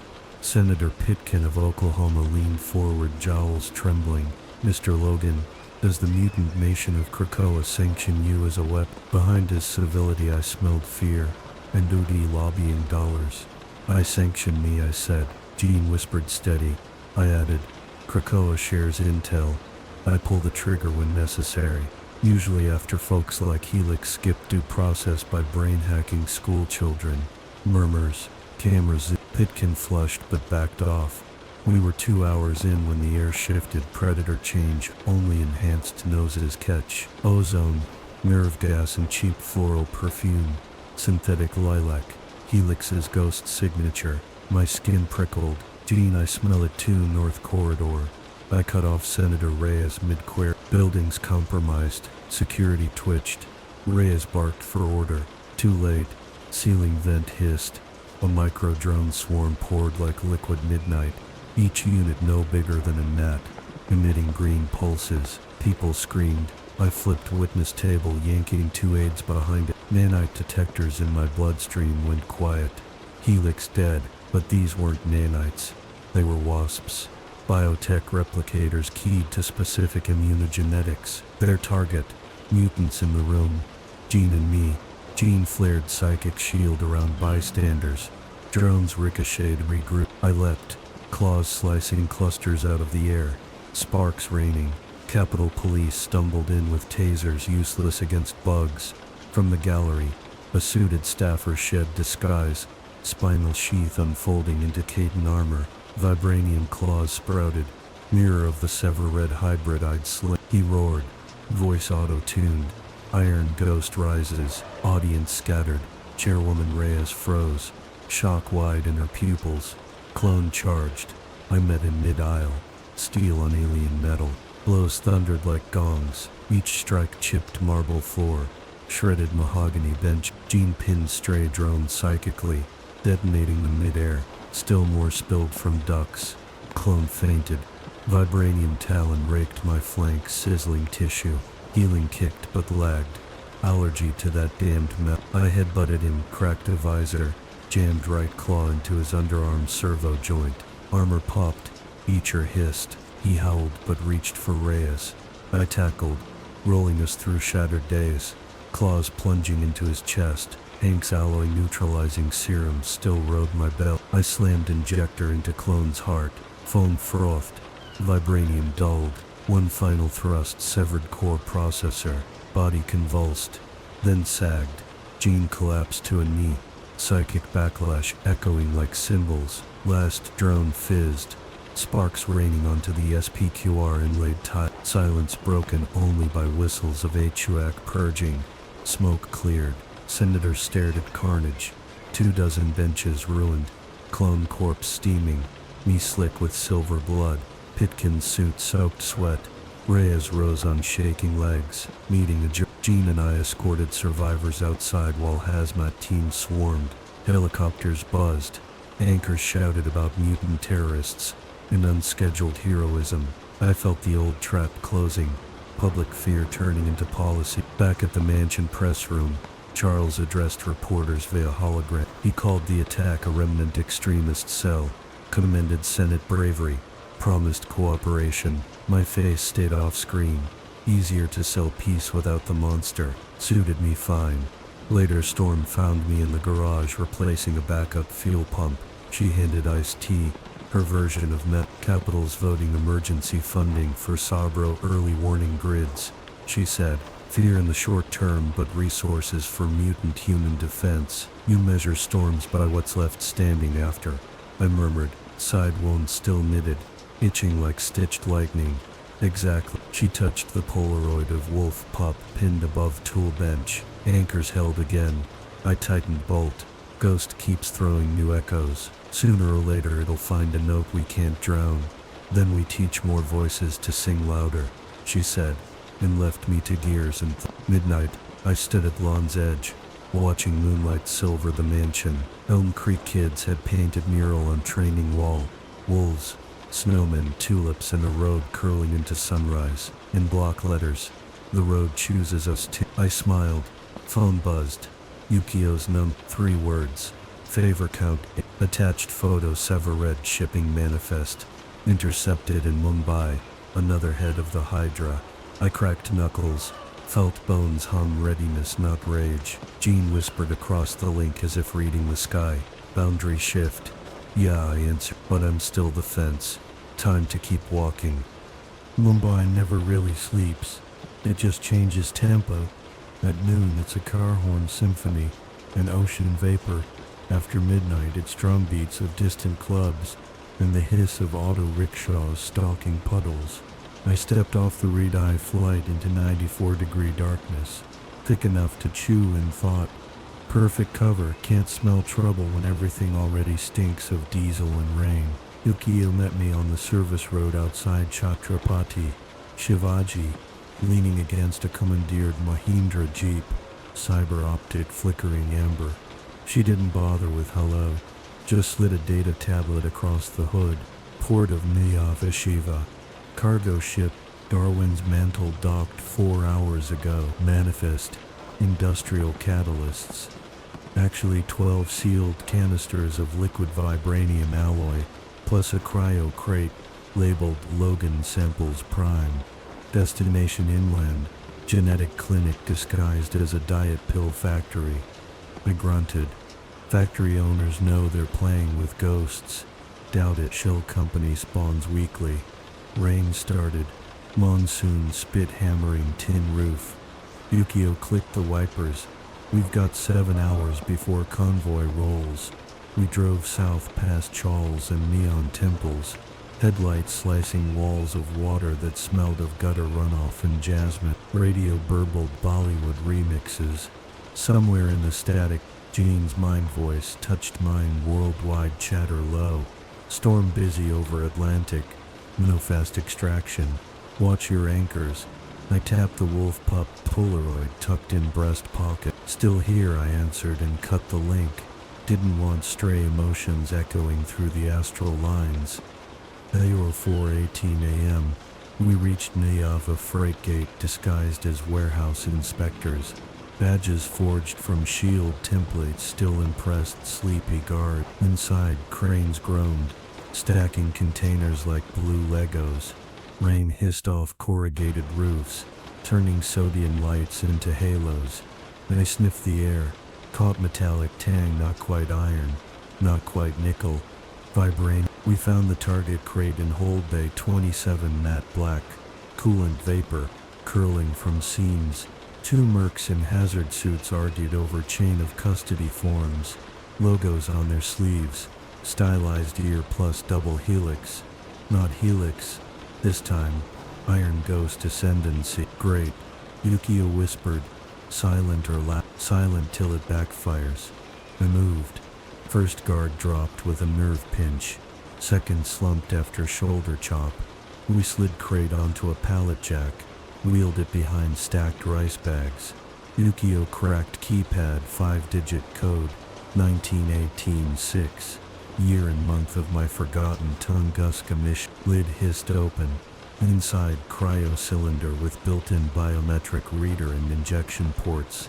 Faint blue fluid circulated around a chunk of tissue. My tissue marrow sample harvested during Weapon X days, laced with sense memory receptors. Tag read, template, key, sever red delta. Why ship this now? I muttered. Vault's dust. Yukio scanned program to dissolve into alloy upon arrival. They're still trying to breed the perfect hybrid. She produced a microthermite stick. We melted here. I hesitate. Burning my cells in a random dock risks aerosolizing. Then Claus whispered out, we bury it in me. Before she argued, I plunged claws through containment glass. Fluid splashed. Marrow chunk impaled. Pain stabbed coolant at 80 groff. Feels like liquid knife. Healing factor roared, devouring foreign tissue, denaturing ghost RNA before it could scream. In 30 seconds my blood digested the past. I yanked claws free, shook off shards. Yukio eyed me. Favor count, 7. I slammed lid left crate empty. Sirens cut through rain. Not police. Private alarm. Cameras must have flagged thermal leak. Floodlights snapped on. Mercs flooded catwalks. So much for silent. Fight in a monsoon-soaked cargo bay means slick footing, metal echoes, and no room for subtlety. I launched up ladder, claws severing support struts. Yukio vaulted railings, cyberblade humming. Gunfire spat. Ricochets pinged. Rain cascaded through roof cracks, turning floor into skating rink. I slid under ballistic shield, hamstrung shooter 1. Gutted his partner. From overhead crane a heavy lift magnet whined, lowering toward us. Operator inside cab wore exosuit. Magnet latched onto forklift beside Yukio, flinging it like a mace. She cartwheeled. I leapt embedded claws in crane arm. Climbed. Cab door crumpled under kick. I hauled pilot out, tossed him into rice bags. Hit E-stop, crane groaned still. Below last merc triggered distress beacon. Too late, Yukio jammed vibro shuriken into his helmet. Silence reclaimed the bay, broken only by drum of rain. We wiped prints, doused remaining drones with EMP pucks. Then we wheeled an innocent-looking pallet of tea leaves onto a departing courier truck. Our ride to the Diet Pill Factory, Masquerade Biofarm 30 clicks inland, crate empty. We'd see who panicked. Sunrise cracked, bruised gray. Convoy of 3 trucks rolled potholed highway. Ours middle. We lay hidden beneath tarps. My side wound from crane skirmish, knitted slow. Rainwater mixed with coolant retarded healing. Hurt like chewing tinfoil. I jabbed Hank's broad-spectrum serum, stain the Yukio listened to intercepted radio. Checkpoint Alpha reporting temperature drop inside asset container. HQ orders route. Deviation to secondary lab. She smirked. We forced their hand. Secondary site deeper. Maybe route facility.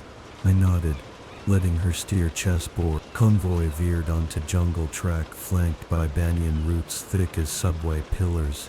Humid air replaced monsoon chill. Insects thrummed. Eternal green swallowed road until we emerged into abandoned colonial estate. Ivy-choked mansion cradling high-tech outbuilding. Guards wore gray exosuits with Iron Ghost insignia. Center courtyard sported a translucent vat, taller than a silo, half filled with quicksilver alloy swirling around skeletal frame. Another clone incubator. We disembarked. Guard captain popped crate lid, found nothing. Confusion turned to panic. Yukio and I stepped from tarp like ghosts, weapons drawn. Captain barked Hindi curse. I replied in Canadian French in claws.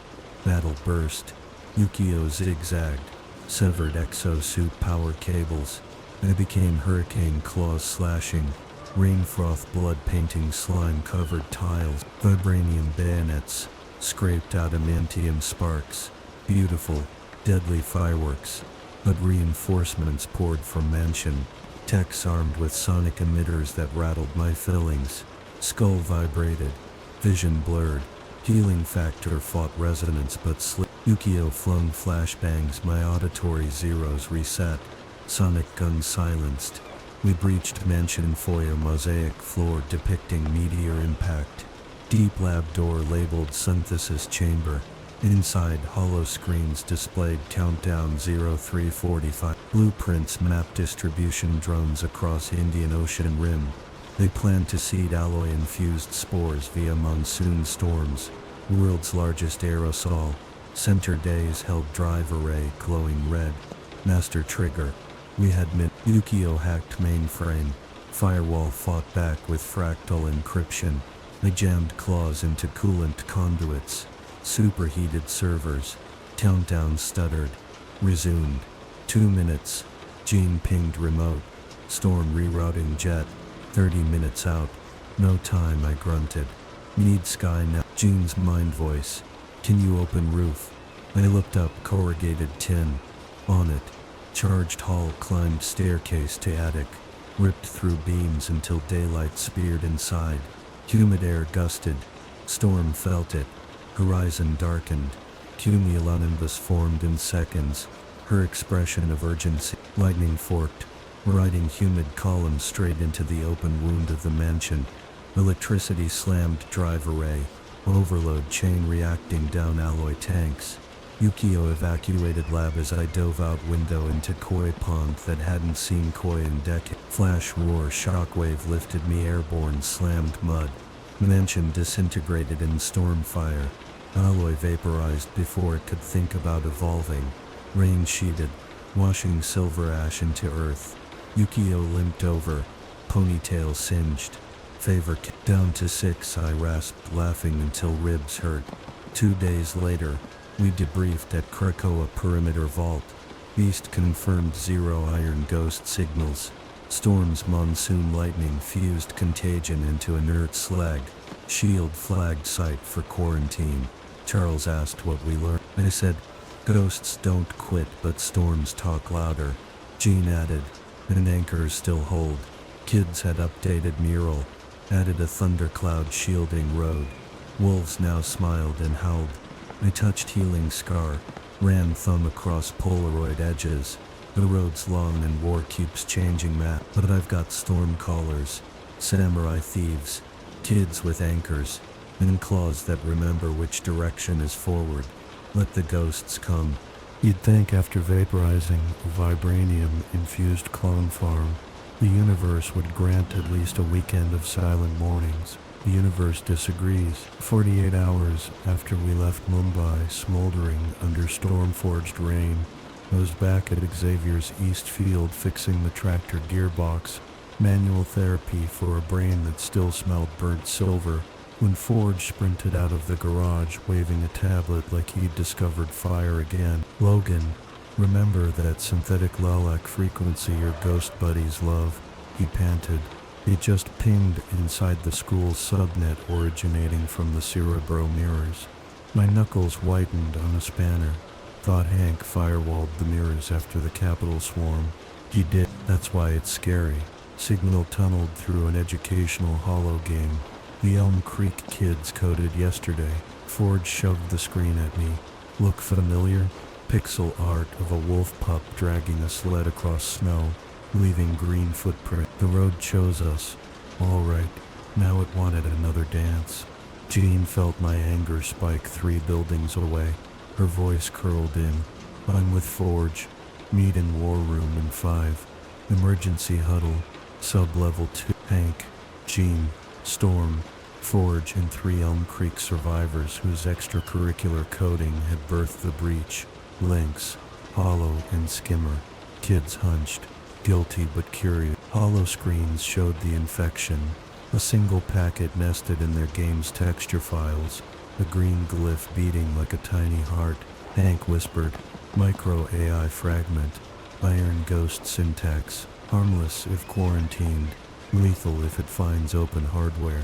Jean asked the kids to replay programming steps. They'd scraped free assets from an abandoned Russian website. Turns out the site hosted a honey trap archive built decades ago by Soviet Hydra, ghost code embedded. All it needed was a curious mutant to press play near Syrup. I looked at their scared faces and remembered Elm Creek's humming trance. "This isn't your fault," I said. "World's just messy. Yet a wolf teaches pups to smell traps before biting." Jean projected privately. I nodded. "Lesson time. Plan.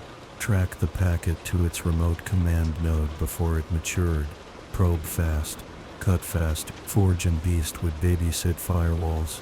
Jean would ride shotgun through the digital maze. I'd anchor her mind because the code's beacon keyed to my biochemistry again, using that lilac frequency like a dog whistle. Hollow raised a hand. "I built the collision handler that let the virus in," she said, voice wobbling. "Let me help patch it." Courage sharp as new claws. Jean weighed risk. Then aloud, Lynx and Skimmer joined.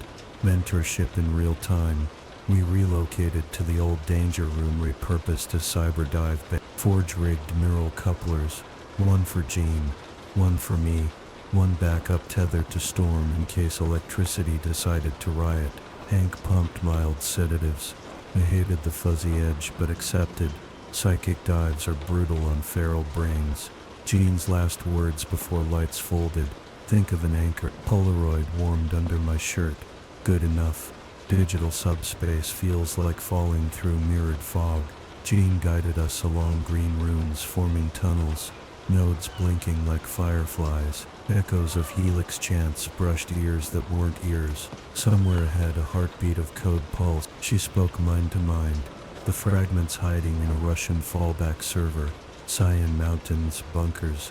Defunct early web hub. Coordinates? Got him. Suddenly mirror fog shattered. An avatar forged from molten mercury.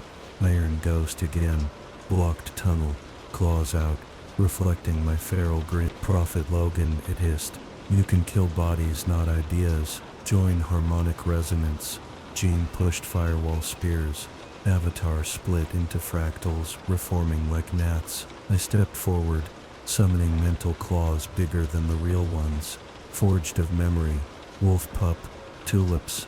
Laughing student. I swung Avatar. Cracked. Shards dissolving into snow noise. Tunnel cleared. Jean lanced beacon with psychic spike. Remote node revealed a satellite uplink still orbiting, disguised as weather cube, codename Frostbite. Before we could tag the coordinates, tunnel walls erupted in red light, self-destruct cascade. Jean yanked us back to meat space. I gasped awake, claws puncturing chair arms. Storm steadied power grid. Forge whooped.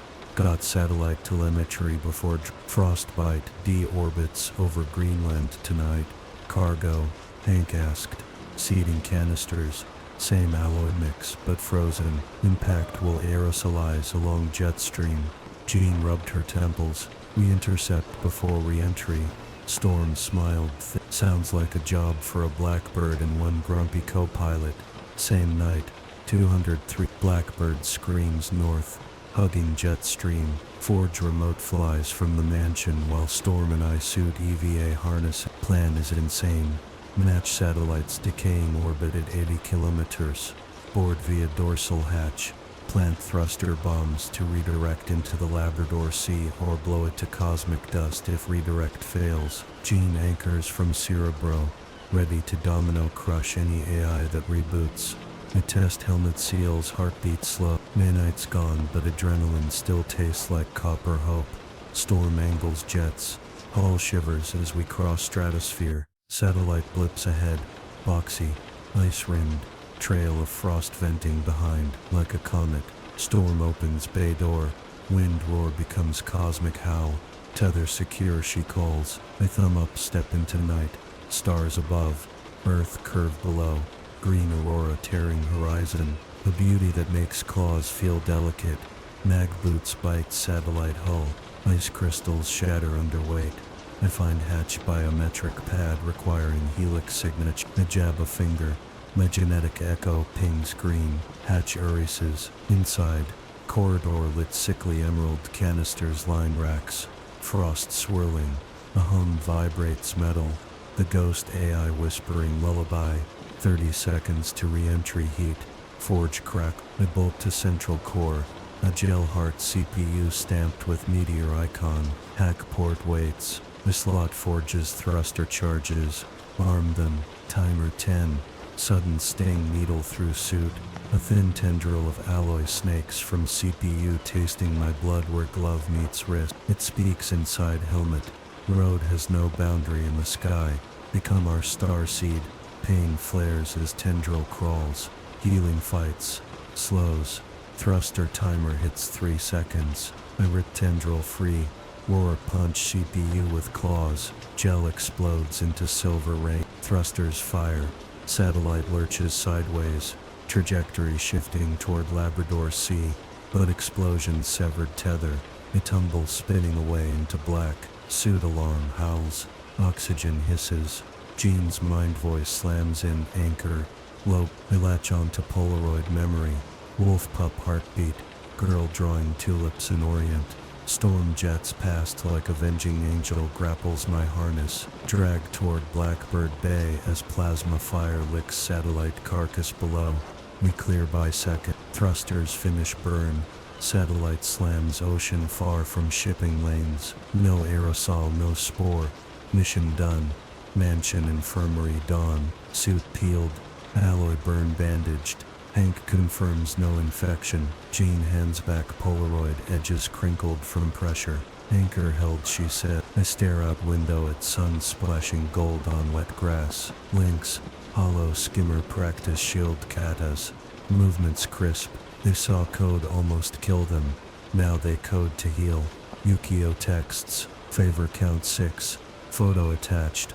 Mumbo Badak crater overgrown with lotus in monsoon flood. Life grows even in burn sites. Storm steps in holding coffee. World's quiet again for now.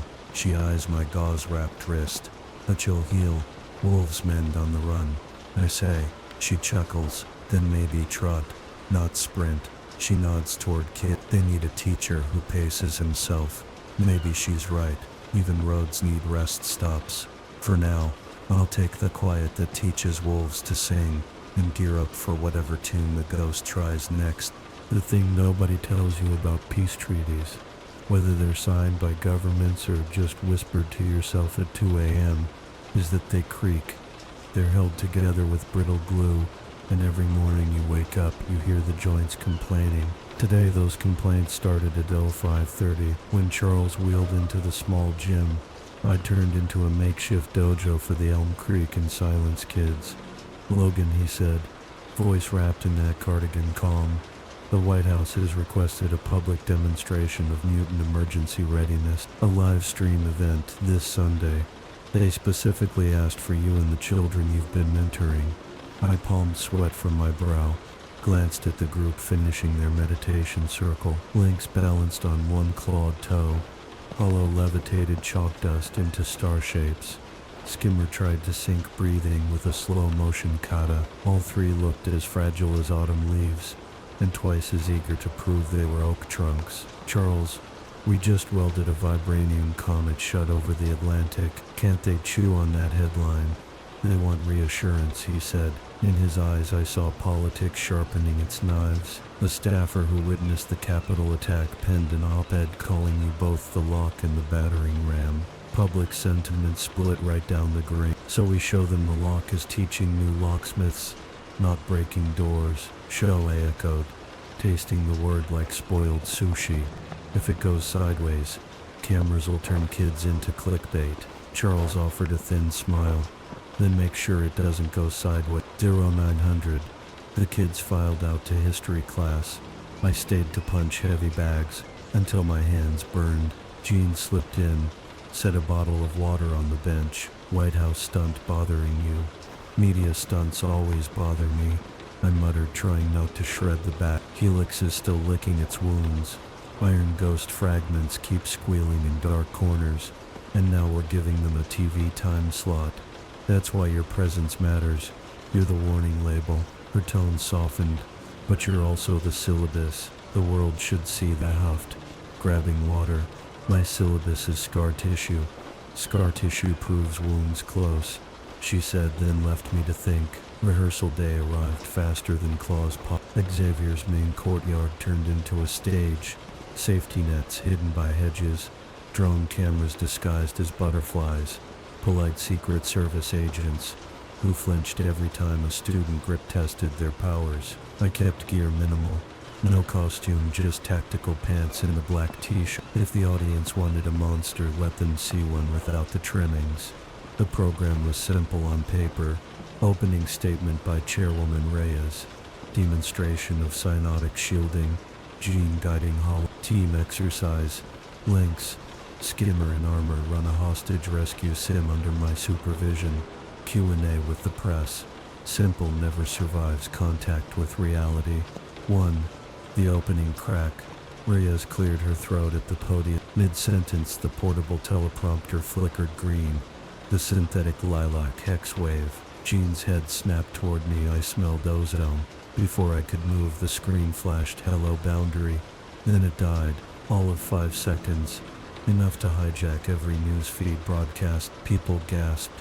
Secret Service whispered into lapel mics. I stepped forward, hands up. "Keep calm. This is bait." Jean felt no psychic residue, meaning it was a ghost code calling card, nothing more. But the taste of fear was already on the air.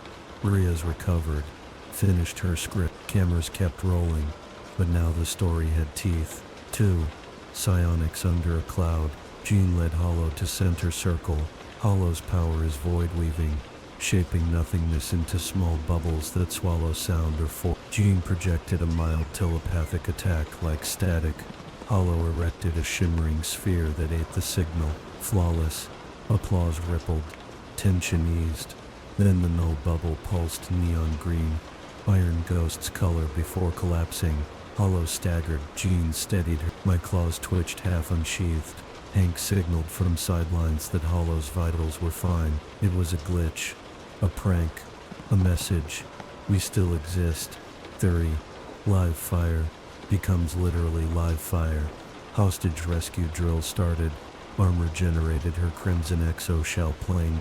Lynx, Spade and Claws and Skimmer.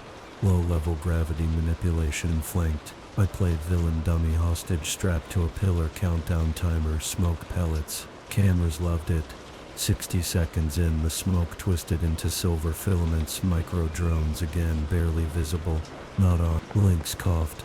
Skimmer's gravity arc stuttered. My claws sliced a tendril. Sparks revealed vibranium dust. Someone had seeded the courtyard with iron ghost motes.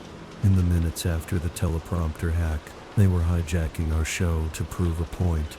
Armor formed a dome around the kit. I leapt outside, slashing drones mid-air, trying to look controlled on national television while actually murdering wasps the size of tears. Jean's voice hit every brain in range. Courtyard lockdown. Non-combatants retreat. Secret Service herded press behind skyscraper. Storm. On standby in the stratosphere. Dropped a pinpoint downdraft. The pressure burst forced drones into the grass. Hank's field team blasted them with alloy neutralizer foam. 30 seconds done. But the broadcast, already viral. Headlines wrote themselves. Mutant day camp attacked by high-tech terrorists. Wolverine saves children. Clicks for miles. 4. Questions, answers, and echoes. They still made us take questions. A reporter from the Daily Oracle asked, "Isn't this proof that mutant gatherings attract violence? Shouldn't these children be in more secure facilities?" I stepped to the mic, claws still half out. "You see violence," I said. "I see an enemy desperate enough to hide in children's toys because they can't beat those children in the open." Another reporter shouted, "Are you guaranteeing the Iron Ghost threat is finished?" I paused, then shook my head.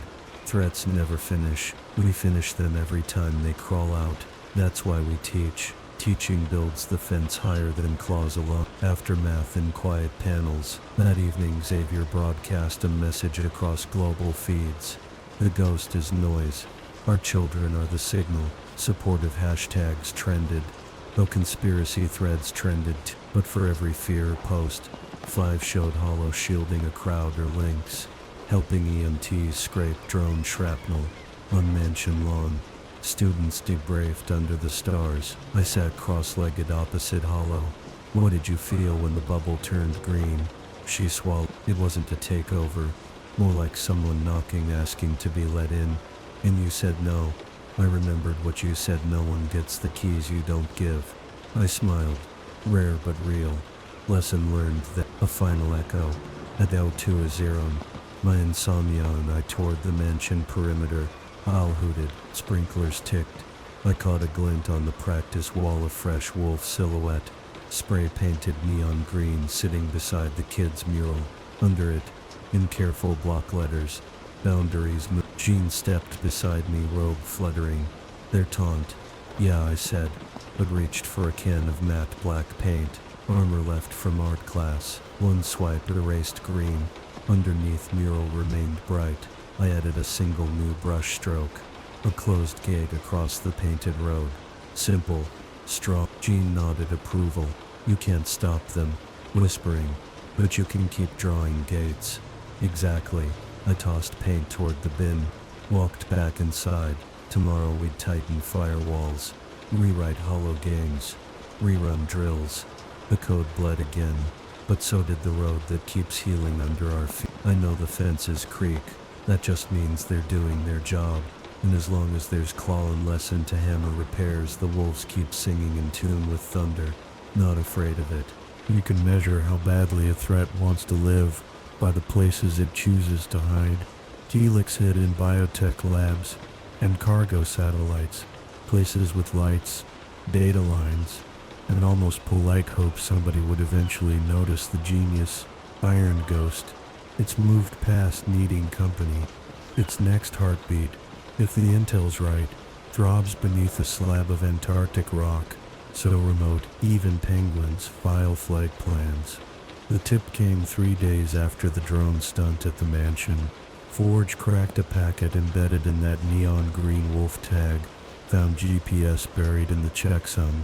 Coordinates pointed to 82 Bras, 40 Doya, a Cold War listening post, abandoned by the Soviets and mostly forgotten by climate satellites.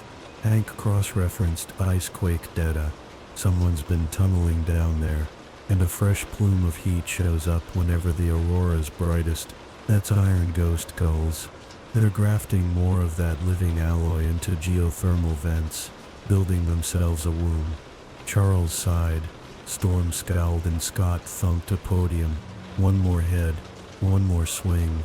The catch is logistics. Krakoan portals can't anchor that far south. Too much geomagnetic interference, so we need old-fashioned wings and fuel. The Blackbird can't hover long in katabatic winds, so extraction windows are 5 minutes max. I volunteered point naturally. Armor insisted on coming. She's decided it's her thesis to protect the teacher now. Hollow and Lynx begged to tag along, but Charles drew a firm line. Our new locksmiths aren't rated for whiteout nightmare crawls yet. They sulked, then pivoted into pen testing Cerebro again, which honestly is how progress looks around here. Storm would pilot. Forge rigged a grav-jack drill that doubles as a bomb. We'll fly in, melt a hole, drop, carve out the alloy heart, nuke the nest, then ride a balloon of hot air back to the jet. Easy, right? Jean placed a fresh Polaroid in my palm before we boarded. This one a class photo. Wolves, tulips, mural gate, and a new line in Hollow's block letters. Fences keep standing because we mend them. Pocket anchor secure. En route, 20 hours of refuel hops. New York to Buenos Aires, then Ushuaia, then south across Drake Passage, where the ocean screams. Armor knitted her energy shell into a heat bubble around the cockpit. I tried sleep, dreamt of green wolves chewing holes in ice, howling Storm touched down on a shelf of blue-white nowhere at 0310 Greenwich. Aurora crackled red, sun barely a suggestion beyond horizon. Temperature minus 28 Celsius, wind knives. We spilled out, hauling Forge's grav-jack sled toward a fissure coughing steam. Our entry chimney, armor dropped shell around all of us, heat shimmering.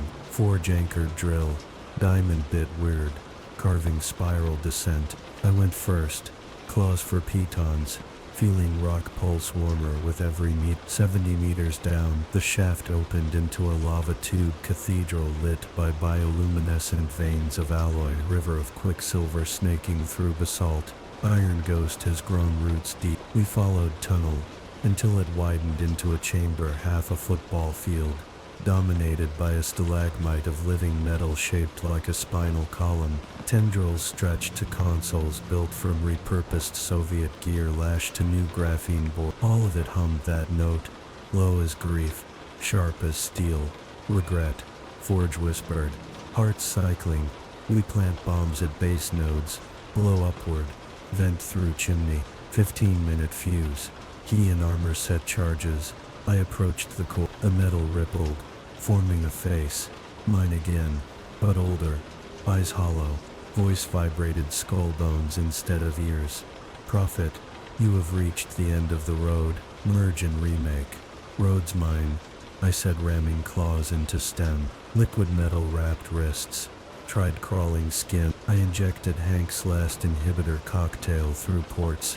Drilled in my gauntlets. Alloy sizzled, recoiled, scarring itself dull gray. But the heart pulsed faster. Fail-safe wake up. Chamber walls bled smaller drones, skittering like spiders. Shapes we'd fought in every continent. Armor yanked shield over Forge. Drones ricocheted. I shredded clusters, each kill spraying sparks. One drone slipped past, pierced payload crate. Fuse timer leapt from 15 to 5. Tick-tock, Forge shouted. Storm's evac pinged, jet overhead, but wind buffeting. We sprinted up the drill shaft. Armor boosted Forge with exoplatforms. Then me. Ice ceiling fractured as heat vented. Storm plunged the jet's winch. We clipped in. At T-minus 60 seconds, blast roared below, like a monster exhaling its last scand. The ground heaved. Chimney belched silver fire that froze midair. Jet engines strained. Storm cheated physics long enough to drag us clear. Below the shelf collapsed, swallowing chromed rivers into the lava pit, which magma then quenched with a hiss you could taste up on the wing. Iron Ghost heart silenced. For now, Detica Mansion. We hit quarantine showers hotter than hell. Then debrief. Forge confirmed alloy signals flatline globally. Gene scanned psychic ether, no whispers. Storm smiled for the first time in day. Armor still keyed up, asked, "Is this the last head?" I shrugged. "Ghosts don't die, they fade. We keep lanterns ready." Charles rolled in, eyes twinkling, "And children who mend fence." He handed Armor a certificate, her senior thesis, accepted. Defensive field dynamics and adverse climates. She blinked, bowing politely, but I saw the grin crack her warrior map. Kids barged in with hot cocoa. Lynx dragged Hollow and Skimmer to present a gift. A wooden sign lacquered midnight blue, letters carved from salvaged satellite panel. The sign read Boundary Classroom. They'd reclaimed an unused classroom near the library. Painted wolves on the door. On the sign, "My classroom." I grunted something that tried to be thanks. Jean nudged. "Say yes. I'll teach." I rasped, voice rougher than claws on quartz. "But you still run laps at dawn." Laughter. Cocoa spilled. The road outside shook rain-sleek leaves. But inside the storm passed to a low rumble. For a breath, quiet creaked. Not in warning this time, but like planks settling into strength. I stuck the new Polaroid on the sign, the wolf pup, the gate, the aurora. Under it I wrote today's date in one word. Mended. Fences will creak again. No illusions about that. But when they do, there'll be more hands on the hammer than just mine. And maybe one day, the world will sing loud enough that echoes have nowhere left to hide. The new Boundary Classroom smells of fresh varnish and gun oil. An unlikely combo, but kids learn faster when the air reminds them. The world's polite only on probation. I turned the old oak desks into low sparring benches, lined one wall with hollow terminals Forge donated, and bolted a steel rail across the ceiling for acrobat drills. The sign they carved from satellite scrap hangs over the door. Boundary class, leave your echoes outside. Nice thought, but echoes never read signs. Day 1 syllabus. Know your edges. Lynx, Hollow, Skimmer. +3 silence transfers. Cinder, bitrate, and snowcap formed a semicircle while I chalked the only equation I trust. Trigger, anchor, ill choice. Triggers whatever tries to hijack your mind. I growled. Anchors what you grab so it can't. Choice is what's left after the fight. Hollow lifted her hand. What if the trigger wears your own face? I tapped Polaroid on my breast pocket. Then the anchor has to shout louder. We spent the morning mapping anchors. Lynx drew her grandma's sewing scissors. Cinder named the smell of cedar smoke. Bitrate saved a snippet of lo-fi hip-hop on a wrist drive. Snowcap mutes and Silence Colony raised a sheet of watercolor auras and nodded hard. Good. Tools sharpened. Ready. Lunch smelled of pepperoni and danger room ozone. Jubilee had turned her pyrotechnics into pizza oven duty. I snagged 2 slices and headed to Hank's lab for my daily cleanup post-Antarctic tissue check. He scrolled results. No vibranium, no micro AI, just high cholesterol from cafeteria gravy. I grunted thanks, halfway out the door when Beast said, "Logan, our sentinel detector at Trask Corp pinged an anomaly last night. Source code referencing Helix, echo string and a phrase Project Reverie. Thought you'd want the breadcrumb." He tossed a data slate. Trask Corp, Sentinels. My appetite died quick. The slate showed schematic for a modular sentient drone. Reverie. Unit. Looked like a basketball-sized orb with Sentinel nanopolymer plating and iron ghost filament guts. Program tagline. Dreamers don't wake angry. They wake loyal. It was a brainwashing grenade. And the signature on the approval line. Dr. Tanya Paradox. In absentia. Where? I asked. Prototype lab in Albany. Hank said. Tonight at 9 they plan static field tests. Public doesn't know, but an assembly line live stream is scheduled. Good PR. Boundary class field trip just wrote itself. 1930 upstate ride-along. Night air tasted like damp leaves and cheap diesel as our stealth minibus rolled toward Albany's riverfront tech zone. Armor rode shotgun in civvies, hoodie hiding shell emitters. Kids sat in back, nerves sparking off them like faulty Christmas lights. I laid out rules. Non-lethal first. Hollow tucked Aurora painting into jacket. Lynx bounced foot claws. Bitrate hummed lo-fi beat under breath. Snowcap stared at moonlit windshield, calm as ice field. Forge's drone scouted ahead. Lab in a glass cube overlooking Hudson. One guard shift. Remote turrets in a pretty neon banner proclaiming Trask Corp. Innovating tomorrow. We parked behind an outlet mall, hoofed it through brush, until building's rear service door. Armor expanded shell damping camera lasers. Link scaled wall, sliced keypad wires. Bitrate jammed door sensors. Smooth. Inside, corridors fluorescent sterile floors so clean you could taste bleach in the air. We followed directory to sub-level R. Elevator refused commands. Biometric only. Snowcap tapped my arm. Pointed to a vent grate. Kids power. Micro freeze. She exhaled. Grate. Frosted. Shrank. Popped. Our silent demolitions expert. We crawled down shaft 5 meters. Dropped onto catwalk above test bay. Below stood Reverie prototype. White orb on pedestal surrounded by Trask scientists. And one special guest. Sever-red clone member. Unknown minus mask. Wearing a lab coat like an ill-fitting skin. Vibranium claws replaced hands. He lectured into live-stream drones. Brain sync frequency borrowed from Helix. He told camera, once dispersed, Reverie teaches dreamers gratitude. Think bigger than violence. Think consensus. Consensus forged by mind override. Same tyranny. New commercial package. Armor whispered. We cut power. Steel core.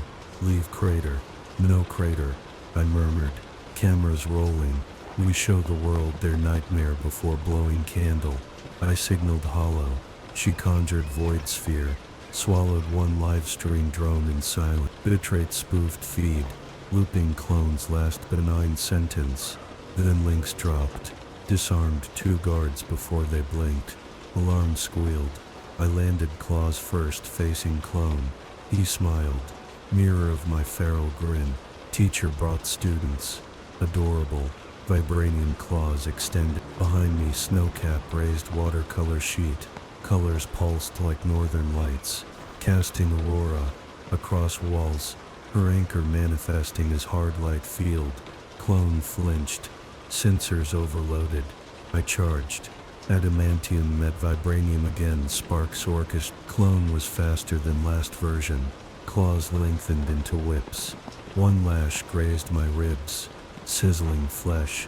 Kids held perimeter. Deflecting guards with non-lethal stuns. Hollow's void. Armor's shell. No leth. Clone aimed at them. I feinted left, jammed knee into servo hip. Drove uppercut claw through sternum. Vibranium goo. Oozed onto floor. He spat code fragments. Road. Never ends. Road just forked, I said. Severing spinal node. Body collapsed. Armor smashed pedestal power feed. Reverie orb spun. Confused. Bitrate downloaded firmware to capsule. Rewired logic instead of dream loyalty. It would project every Helix war crime on loop. Forge's micro EMP fried safeguards. We left it broadcasting truth while we hauled kids out. Fire alarms blared. Sprinklers rained. Camera drones outside captured only clones' meltdown in a lab full of scientists scrambling. No mutant attack footage. Links deleted hallway feeds. 2340. Cold Stone Creamery. Debrief. We ditched lab before police arrival. Regrouped at an all-night ice cream joint off. Kids vibrated with caffeine and adrenaline. Hollow worried about scientists we'd scared. I assured her they'd face Senate hearings, not claws. Snowcap slid watercolor. The aurora. Across table to me. New detail. A sentinel orb melting in sky like ice under sunlight. She pointed, then pointed at me. No words needed. Jean texted. Reverie feed trending. Jane Pre. Capital wants testimony again. I groaned around spoonful of mint chip. Armor smirked. Better get a new suit. Back at the mansion gates. Sign still read boundary clap. I etched tiny claw mark under it. Was one every victory counted. Inside I pinned Snowcap's new painting beside Polaroid. Anchors multiplying. Fences stronger. Echoes quieter tonight.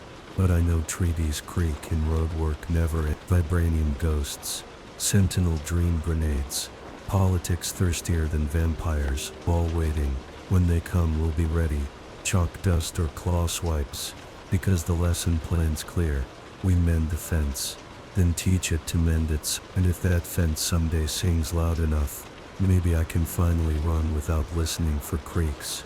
Until then, class is in session, roads under repair, and Wolverine's still the boundary, albeit with a few eager apprentices hammering nails. Beside me, walk on. The kids say a week moves slower when you're waiting for a grade.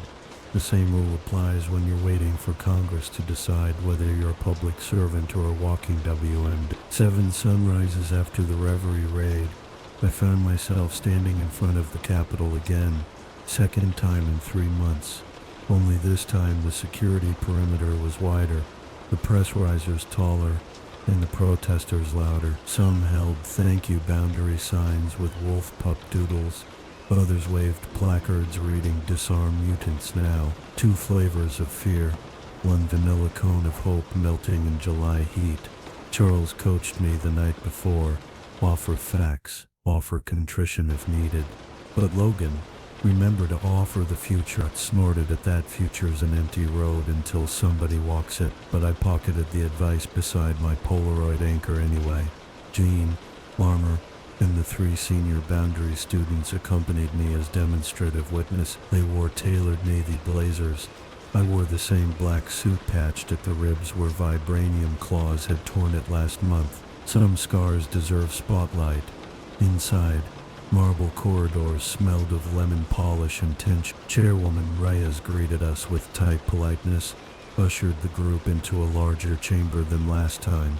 Audience bleachers packed with journalists, diplomats, and in one corner a contingent from the Department of Sentient Defense. The latter carried slimline tablet rifles set to tranquilizer. I smelled the polymer. Swearing in process tasted of dry oath and colder water. Then the microphones queued up. The chairman's curveball. Senator Pitkin still sour about our last meeting. Opened by dropping declassified photos onto the holoscreen satellite images of the Antarctic blast plume. Mr. Logan, he drawled, can you confirm you detonated an unlicensed thermite device on sovereign environmental preserve without notifying any treaty partners? My claws prickled, but Armor's presence at my side steadied me, her silence louder than 1,000 objections. Confirmed, I answered, voice even. Target was a self-replicating alloy organism. We neutralized it before it reached critical mass. Third row. 1 environmental lobbyist gasped. Another nodded grim thanks. Pitkin pressed. Collateral impact. 0 sentient casualties, I said. And the ice shelf already vents twice that thermal load every season. We left less footprint than an oil rig. Jean nudged my mind gently. Offer the future. I added. Full sensor logs available. We're drafting remediation protocol with no small victory. Some senators scribbled notes instead of frowning. 2 ghosts in the gallery. Mid-hearing, a cold ripple brushed my nostrils. Synthetic lilac again, but faint, like perfume on someone 2 rooms away. I scanned balcony. Just interns, aides, a cluster of Silicon Valley suits. Yet in the far corner, 1 laptop screen flickered green. Bitrate's jamming software running in my pocket chimed warning. Active echo pulse within 10 meters. I raised 1 finger for silent timeout. Reyes blinked. Crowd murmured. Jean dove telepathically. Found the pulse nested in the VR feed a reporter used for live translation captions. A stealth packet trying to project subliminal code onto my voice waveform. Rewriting my testimony into pro-Iron Ghost propaganda. Jean injected psychic firewall. The packet died like a bug in electrostatic zap. Cameras never noticed. Democracy kept breathing. 3. The children speak. Rhea's invited Hollow forward. Lights glinted off her Aurora lapel pin. Described the concept of an anchor. The chairwoman requested. Hollow pulled the small watercolor Aurora from her folder. Held it up. Voice steady. When echo code or fear tries to override who you are, you recall an anchor. Something louder. Mine is light that danced over my village the night Wolverine saved us. Gasp soft.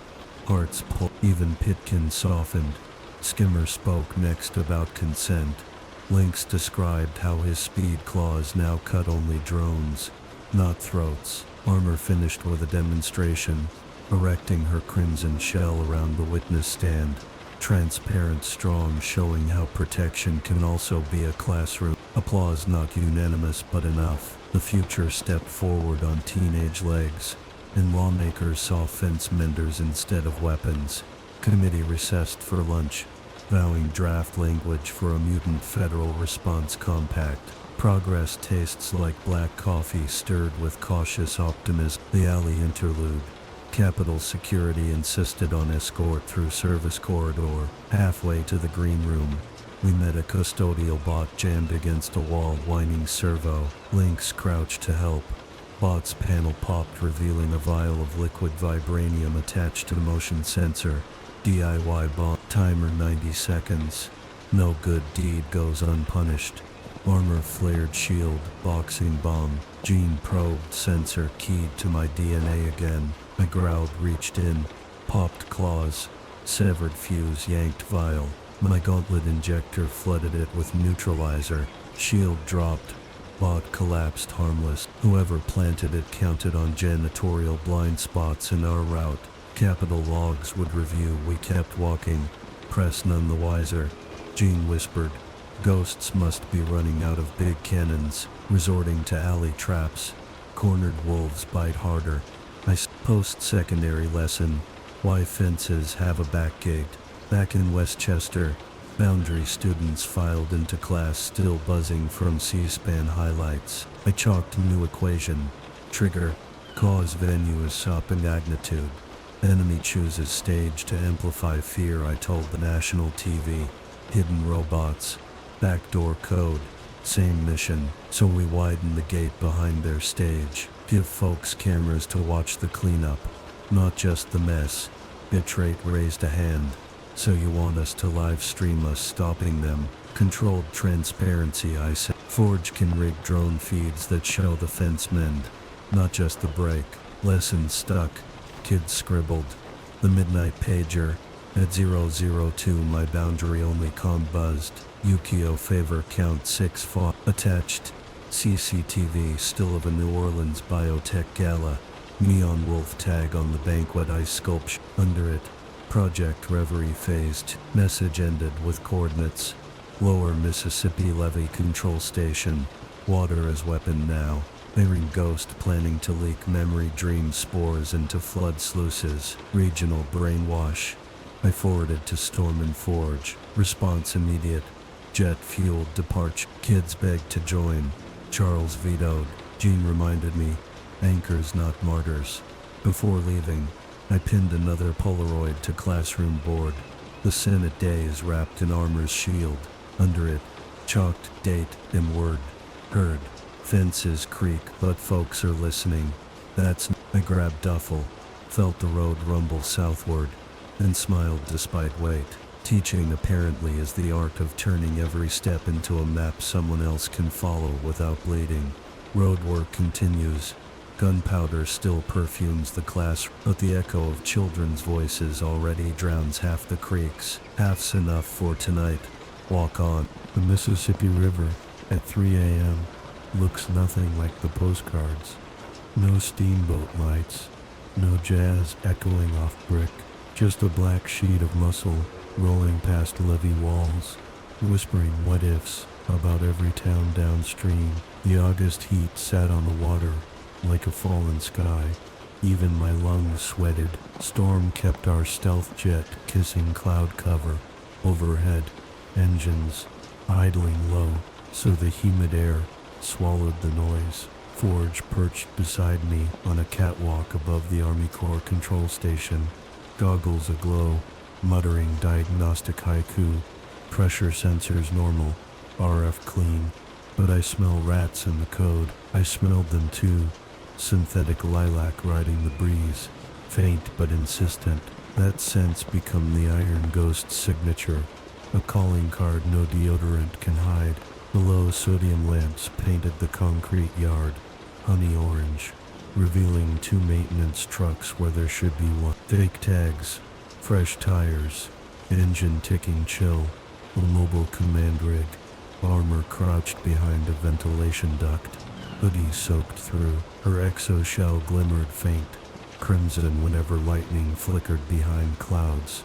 She dimmed it, embarrassed. First field mission without the Boundary Junior. She'd insisted on coming, reminding Charles. She's college level now. Charles relented. Jen rode back seat in her mind. At a safety net. Me? I trust Armor's instincts more than most senators. Storm's voice drifted over comms. Wind shift in 20. You've got 1 calm pocket.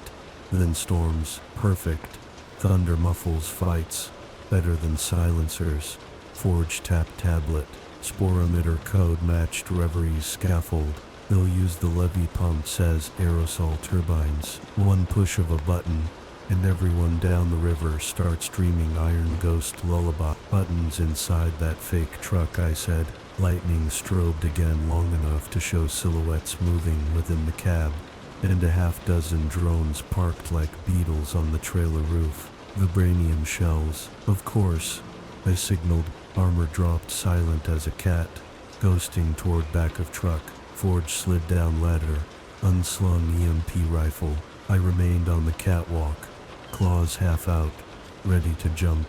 Armor reached the rear doors, slipped fiber optic camera under seat, whispered 5 occupants, 2 at consoles, 3 armed with shock pikes. Jin in her head echoed the readout. I caught a whiff of adrenaline from the crew, heightened, but not panicked. Loyal dreamers already. Forge took first shot, EMP charge singing through night, frying rooftop drones before they even spun rotors. Their casing sparked lime green, fell sizzling into river. That noise cracked the cab door. Merc and body armor stepped out, visor flashing HUD glint. I dropped from catwalk, landed behind him, palm muffling his yell, while claws tapped sleep nerve cluster. He sagged, dreamless. Alarm inside truck buzzed. Rear doors burst open, 2 pike wielders lunging at Armor. Her shell bloomed. Pike skidded off crimson berry. She whipped elbow, cracked 1 guard's jaw, used shell spike to disarm the other. Jin whispered non-lethal, good in her mind. Pride flickered across Armor's face before she grounded both foes with stun cuffs that left the tech pair. Forge vaulted in, pistol ray. I followed, claws gleaming. Central console glowed with simulated river map, flashing T-03. Lid tech wore Iron Ghost visor grafted into skull. Vibranium tendrils pulsed from temples into spinal socket. He stared, dazed, half dream. Prophet arrives, he murmured. Flood will cleanse noise. I stepped forward. Prophet says stand down. He reached for execute key. My middle claws hammered desk, pinning his wrist. Vibranium tendril whipped at my neck. Healing factor flared as it sliced skin. I yanked. Snapped the fiber, slammed elbow. Tech dropped, circuitry sparking. Second tech raised. Tranquilizer gun. Armor shoulder checked, knocking him into server rack. Forge dove to console. They set remote deadman. 2 minutes to pump startup. Lightning boomed. Rain sheeted the roof. Storm had opened the sky wide. Perfect noise cover, but risky for levees. Can you kill it? I asked.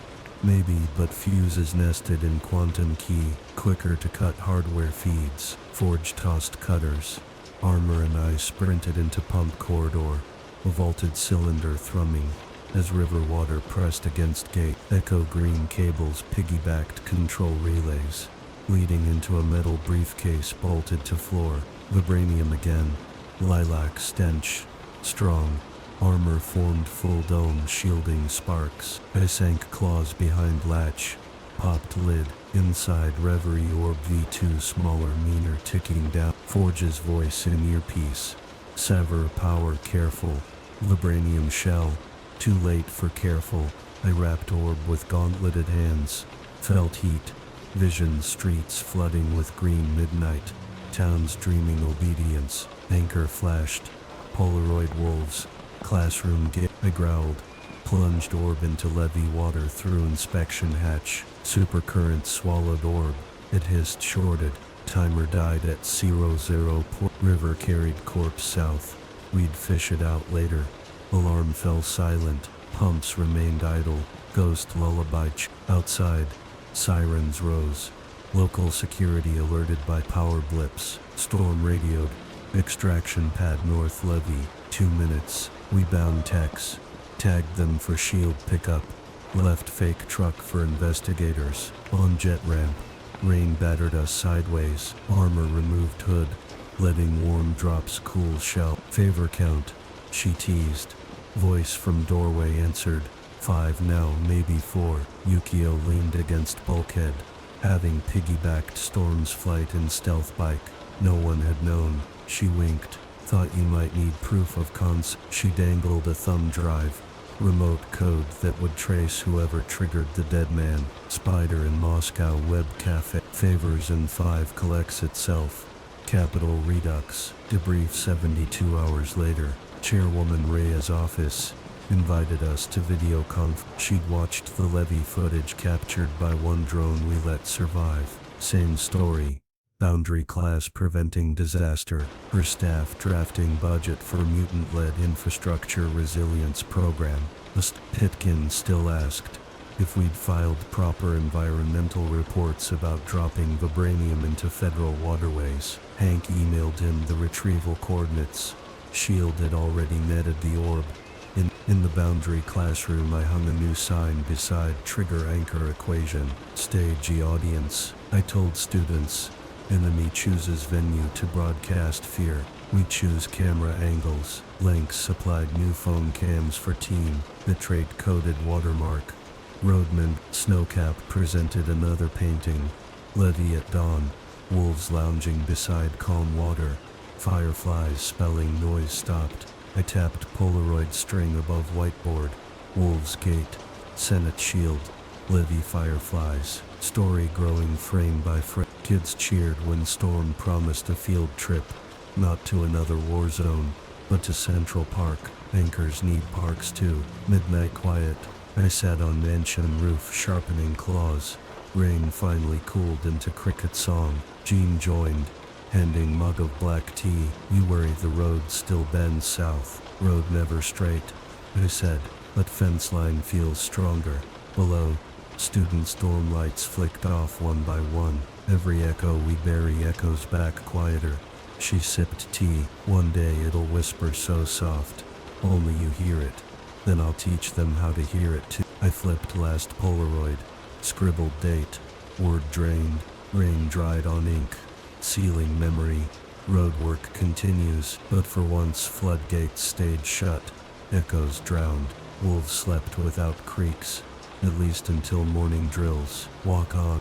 I've always said quiet is a camouflage, not a destination.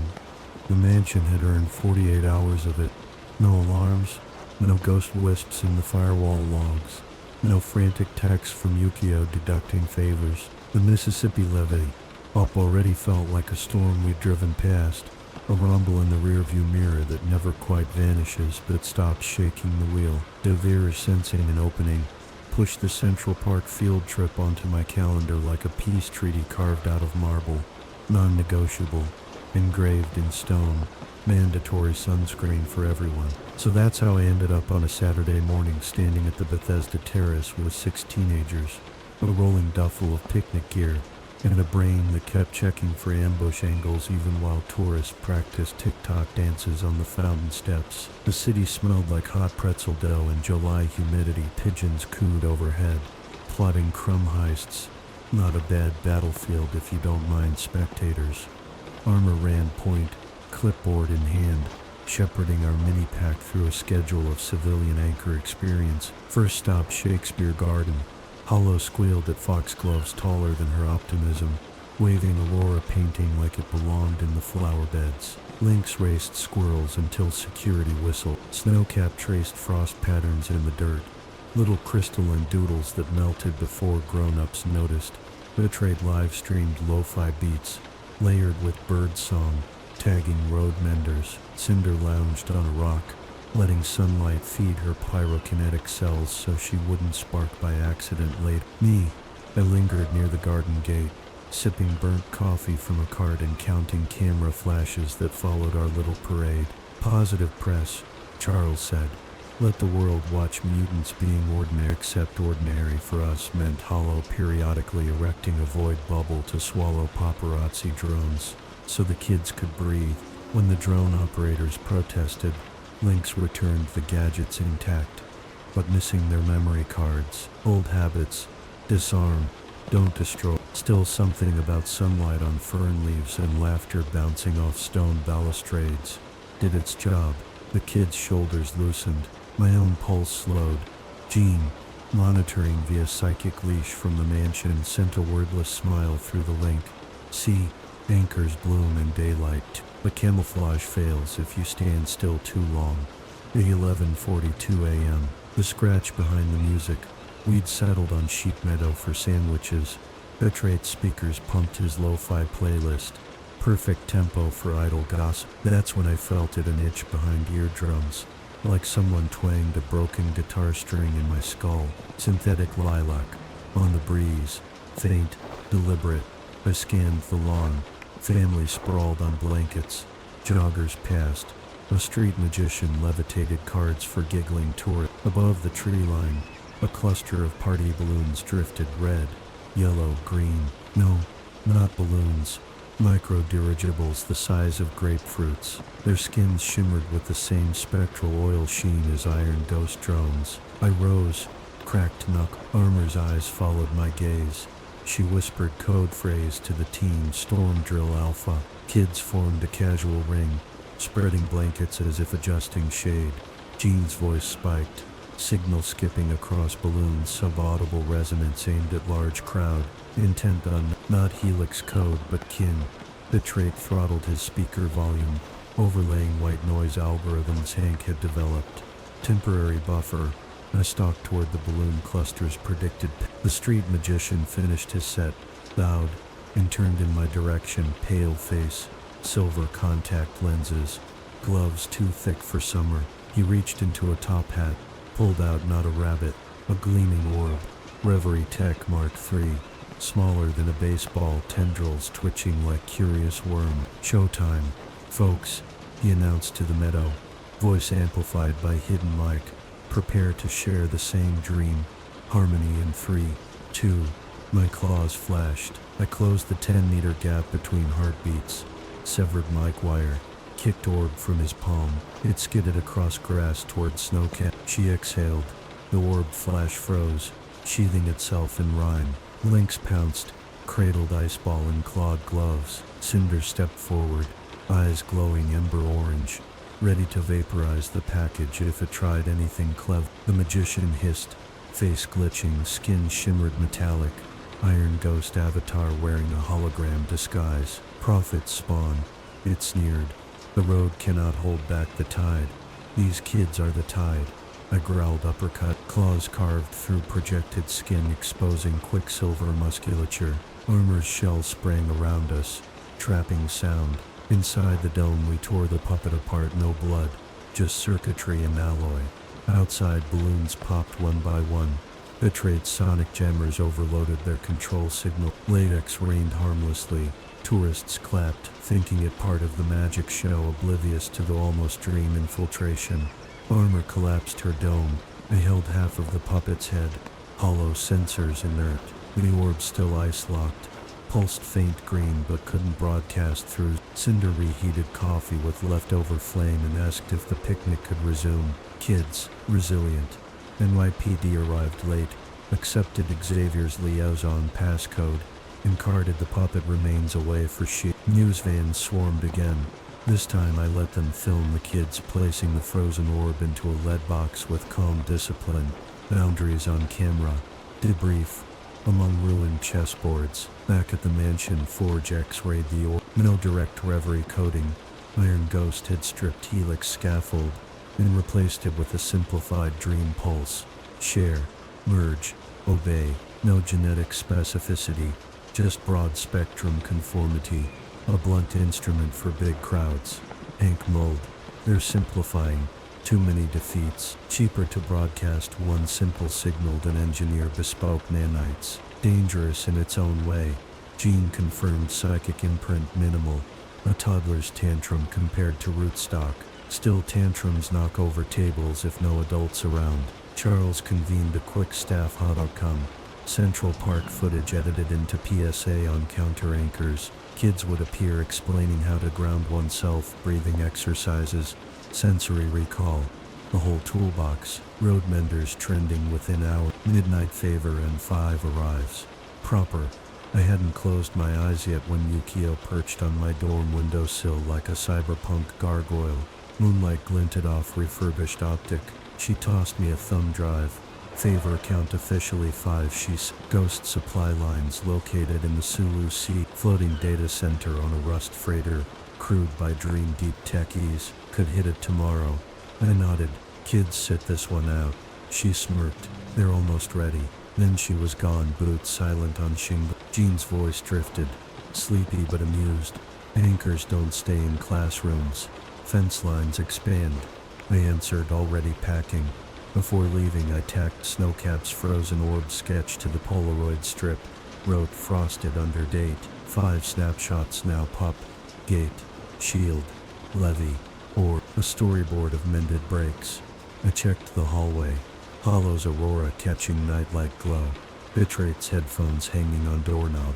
Lynx's claws glinting under pillow. He sleeps ready.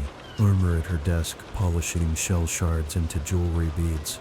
A smile softening her usually stern brow. The world keeps testing fences, but the next time lilac reeks on the wind, it won't just be my nose twitching. There'll be half a dozen new sentries raising anchors louder than ghost code can shout. Still walking, but now I'm not the only set of boots on the road. Walk on. Most people picture the Sulu Sea as postcard paradise. Turquoise glass, coral atolls shimmer bright. Step 30 nautical miles off the tourist grid, and it changes music. Oil slicks, where trawlers choke. Iron clouds of mosquitoes and an old smell I know too well. Salt stirred with diesel, rust, and fresh gun grease. That's where the Iron Ghost parked its floating data center, a decommissioned Panamax freighter rechristened MV Seraphim, half sunk, half wired, bobbing like a coffin nobody got around to burying. Yukio piloted our insertion skiff under moonless sky, hydrofoil fins humming just above scatter depth radar. She'd already burned Favor 5 by hacking Bureau of Fisheries manifests. Seraphim's automatic transponder still claimed to be hauling frozen tilapia to Shanghai. Instead, Forge's recon drones showed server racks glowing below deck and a crane loading crates labeled via Baralai Core. Mission roster stayed tight. Just me, Yukio. Storm overhead. Forge remote from the mansion. Kids begged. Charles shut them down. Boundaries class needed sleep after Central Park. Not another midnight war. I used the boat ride to tune body and memory. No nanite itch. No vibranium slivers. The healed slice behind ribs pulled when salt wind hit scar tissue. A reminder that vibranium whips cut deeper than cameras show. Anchor check. Polaroid strip folded in chest pocket. 5 frames. 5 fences mended. 6th slot waiting. Storm's whisper gusted through earpiece. Cloud cover at 10,000 static high. Good for hiding thruster wash. Extraction in 20 max. Copy I rasp. Yukio throttled down. Skiff kissed hull shadow. Seraphim rose above like a rotten cathedral. Portholes glowing ghoul green. We grappling hook to loading ladder. Climbed, deck plating creaked. Salt had eaten most of the paint, but fresh welds glinted. Someone loved this corpse enough to keep its arteries pumping. Yukio's optic projected thermal overlays. 5 hotspots on deck. 2 sentry drones. 3 humans with pulse rifles. We moved in tandem. Her Tanto slipped between drone seams. Servos died. I turned the second into park. Guard 1 lit a cigarette. Never finished. Claus tapped his carotid pressure point. 2 and 3 heard nothing but the splash as their rifles went overboard. Upper hatch cracked open to a footbridge above cargo hold. Below, server aisles stretched like metal cornrows, coolant vapor rolling. In the center pulsed a sphere of living alloy. Basketball big suspended in magnetic cage. The dream kernel. Cables fed it data. Hoses bled at alloy slurry. That's Iron Ghost's heart for this region. Forge's voice hummed in calm. Kernel wired to satellite pack. Melted and every sleeper shell from Taiwan to the Celebes goes deaf. Yukio set 2 thermite charges. I studied escape routes. Starboard lifeboats gone. Cranes rigged.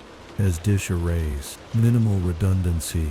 Ghost gambled on secrecy over fortification. Of course, that's when we tripped to silent alarm. Red strobes ignited. Bulkhead speakers spat synthetic lilac pheromone aerosolized through vents. My sinuses flared. Healing factor filtered most toxins, but the smell clung like wet wool. Deck doors slammed. 6 Iron Ghost troopers charged.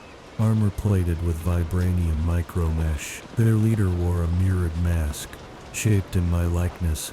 Again, echoes can't craft new nightmares, so they recycle the old.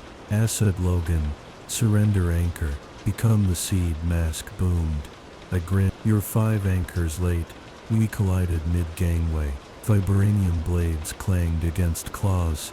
Sparks hissing loud enough to set seabirds screaming into darkness. Yukio darted through openings, severing servo tendons.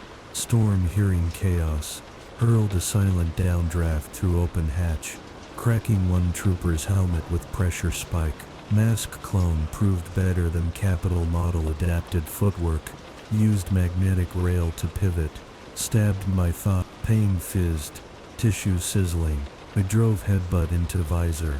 Cracks spidered. Clone reeled. I plunged claws low. Shearing power belt. Suit flickered. Legs failed. Yukio finished with palm strike to neck unit. Non-lethal, humane as we felt like after a week's sleep debt. 4 troopers down. Last 2 bolted for ladder to server deck. Too late. Thermite timers hit 0. Molten copper gushed over Colonel's cage. Alloy screamed. No sound, but every cell in my body felt the frequency shatter. Pulse nets dimmed. Lilac vent cut. Chip lights flickered. Then dot. Storm radioed. Scan shows power core surging. Fission batteries going popcorn. 5-minute evac. If you don't want to surf debris. We sprinted aft. Automated lifeboats offline. Yukio produced collapsible glide board. Basically a titanium surfboard. With retro thruster. 2 seats, she said. I hate surfing, I muttered. But we clipped boots and rode board down cargo ramp into sea just as battery stack erupted. Plasma blossom ripping Seraphim's midsection. Hull folded. Servers drowned in sparks. Salt water hit thigh wound. Burns. We kicked thrusters. Skiff beacon pinged. Storm 5 minutes later. Jet belly door opened like a swallow. Winch yo-yoed us aboard.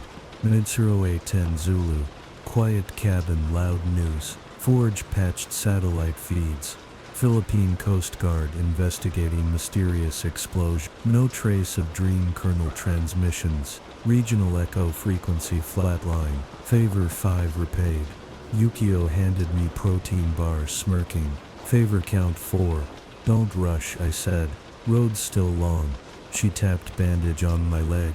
Favors accumulate when you're limp. Storm glanced back from cockpit. We touched down at Mansion 18-0 local. Charles already drafting briefing. Her voice carried warmth overshadowing fatigue. Victories. Even small do. Back to Boundary. Students met us on lawn, with bandages of their own paper cuts from coding marathon. Hollow presented 6th Polaroid. Fireworks over Central Park sky. The bitrate doctored into wolf-shaped constellations. Words scribbled under date. Brighter. I pinned it to strip. Class began with first real lecture on offense. Responsible usage only. Armor-led demonstration. Kids listened. Eyes like fledgling hawks. After dismissal, Snowcap loitered. Hands behind back. She produced a parchment bookmark embedded with cryo powder swirls. Handed it to me without word. Drawing an icy surfboard. Carving black waves under aurora. 2 riders silhouetted. Beneath tiny block letters. Teacher's anchor 2. I swallowed a growl of gratitude. Midnight roof. Moon sailed high. Leg throbbed dull but healing. Jean sat beside me, passing thermos of Earl Grey. Seraphim scrap already scuttled to abyss. She projected. Echo keeps running out of closets, I said. Soon they'll have to knock on front door. By then fences will have searchlights. She watched clouds drift. What happens when no more echoes? I flexed hand. Claws clicked in and out. Then we build roads, not just mend them. Jean laughed softly. You're already paving. Maybe. The Polaroid strip fluttered in chest pocket. 6 frames heavy as armor and light as sunrise. The boundary's still here. Creeks and all. But I'm not bracing it alone. That changes everything. Storm's forecast promises rain by dawn. Good. Nothing washes rust like a sky with sharp teeth. I sip tea. Watch a lone firefly drift above maple line. Blinking code that never turns violent. For tonight dreams grow in the light, not in quicksilver shadows, and that's enough to keep boots moved. Walk on. Peace lasts just long enough for old habits to itch. 42 hours after we scuttled the Seraphim and turned Iron Ghost alloy into seafood seasoning, a coded bulletin from Krakoan intelligence chimed on every senior staff comm. Trask Corp West. S2 prototype live fire. Mojave test range 0600 tomorrow priority red. Trask again, because some companies treat arms embargoes like restaurant wait lists. Slip a bill, get your table, forge pull telemetry. S2 stood for Sentinel 2, Reclaimer class, bipedal chassis the size of a box truck, self-repairing polymer skin. Modular head pods pre-programmed with Iron Ghost ghostware. The plan demonstrate target acquisition on remote-controlled mutant drones. For a gaggle of venture capitalists, 6 hours of PR, then funding. If that ghostware fused to Sentinel weapons, we'd be back to Genosha 2 before the next quarter. Charles assembled a strike trio. Storm for Skychar, Armor for Shield, me for claws and persuasion. Boundary kids begged again. Charles cited final exams. They called him Magneto adjacent behind his back, then hustled to the library to build counter-sentinel sims anyway.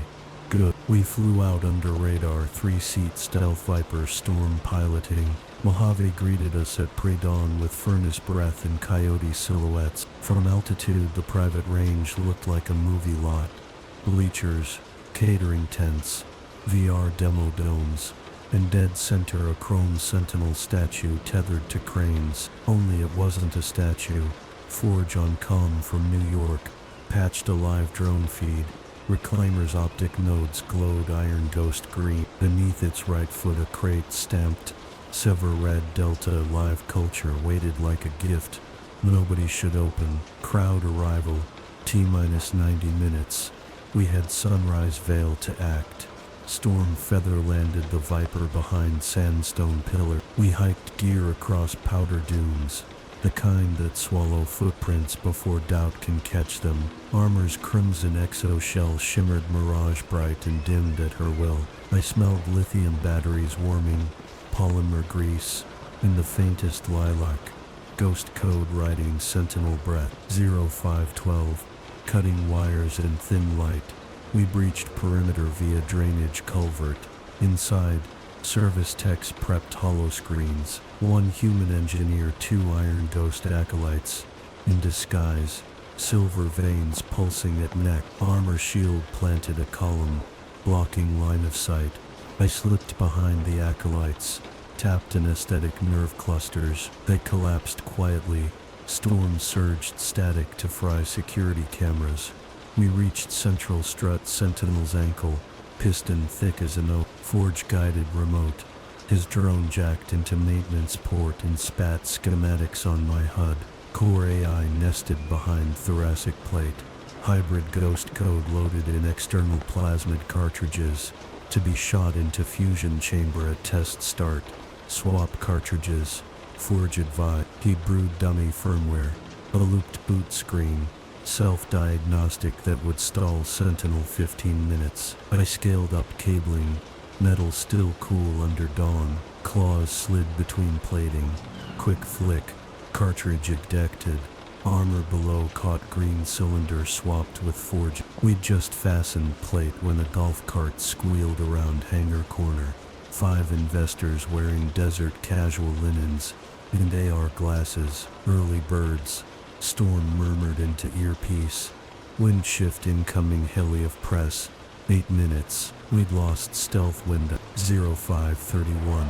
The pitch that went to hell. Trask Corp VP. Khaki suit. Took Kukubin. Investors seated stadium row. Sentinel craned awake. Power up hum shaking sand. Our dummy firmware ran but still obeyed simple posture commands. So no suspicion. Khaki guy spieled about ethical pacification against rogue, augmented threats. He gestured. A convoy of remote control targets, mutant mannequins on rails, trundled out. Iron ghost acolytes.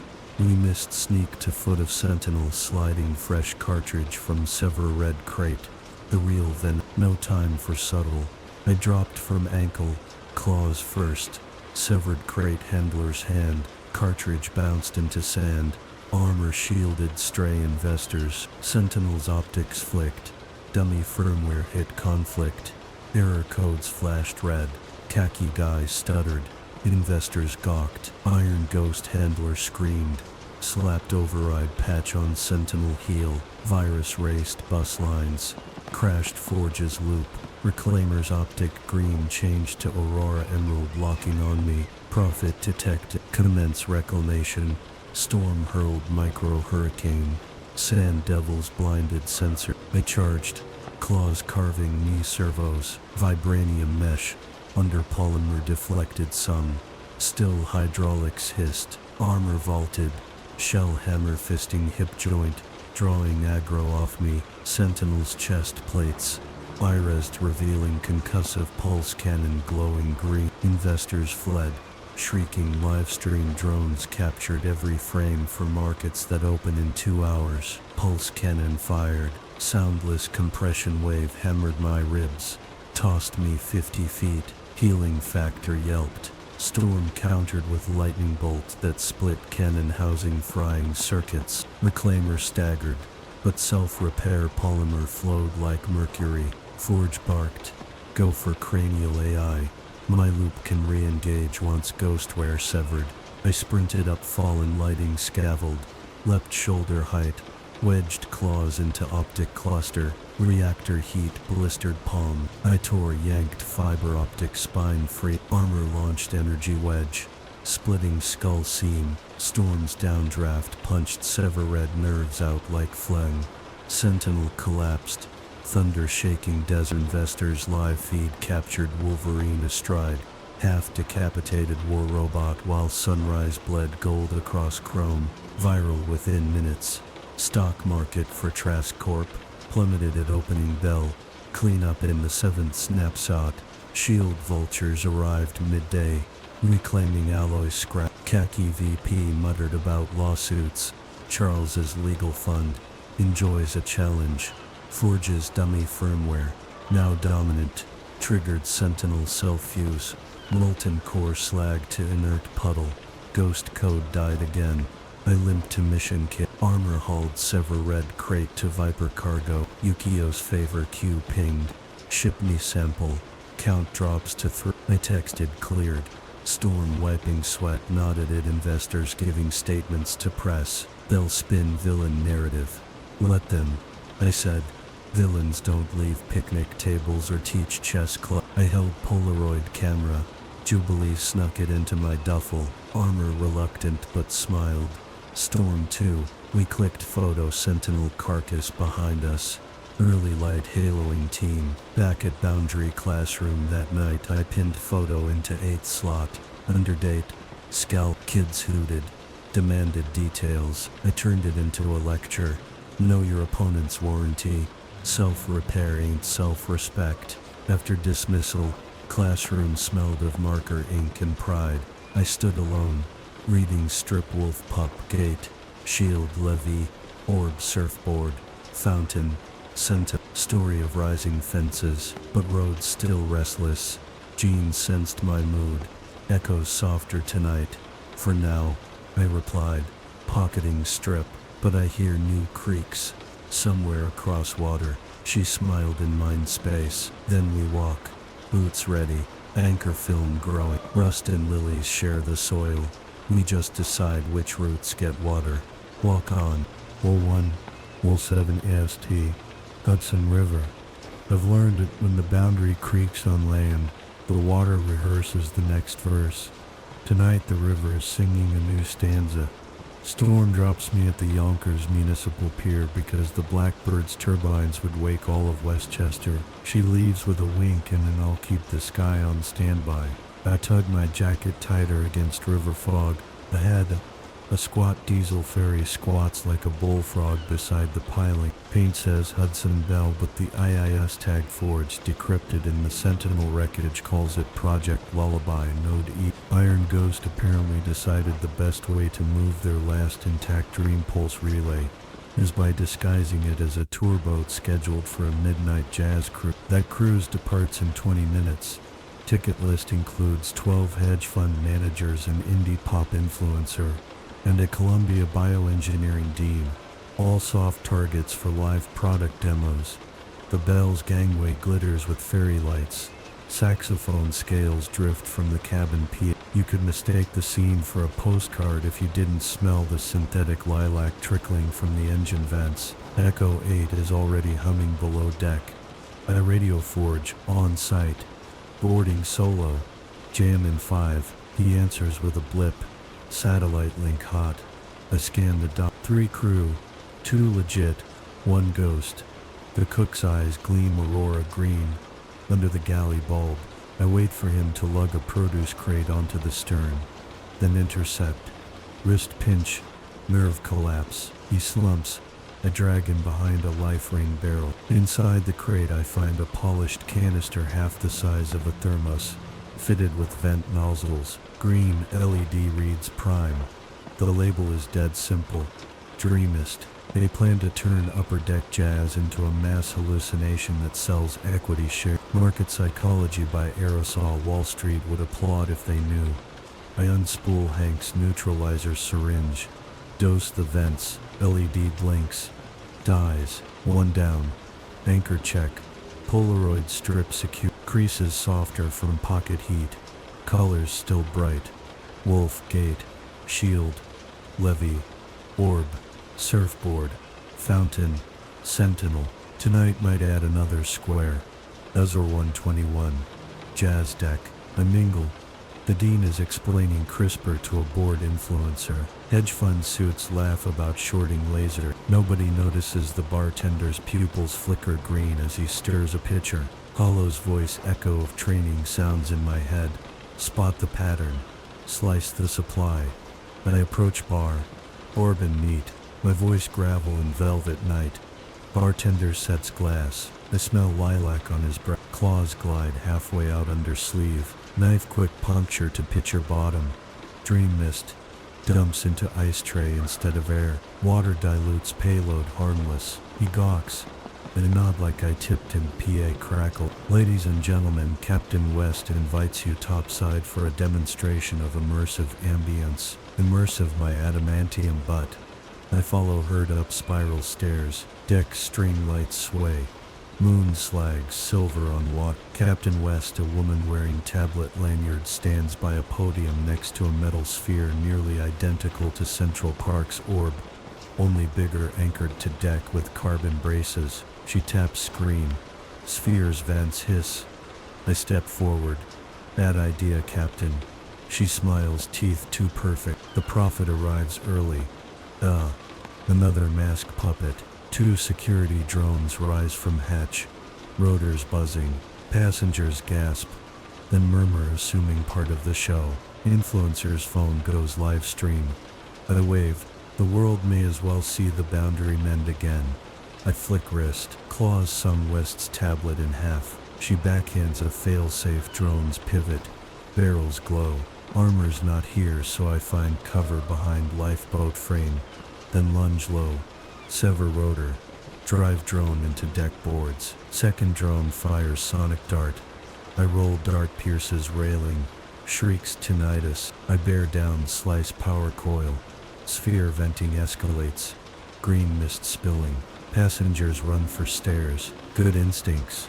Forge breaks, radio silence. Cut the anchor cable. I can remote sync the sphere. I charge cable mount, claws hack. Sphere lurches. Rolls starboard. West puppet grabs railing to steady. Roars glitch. I shoulder tackle sphere. It topples, smashing gunwale.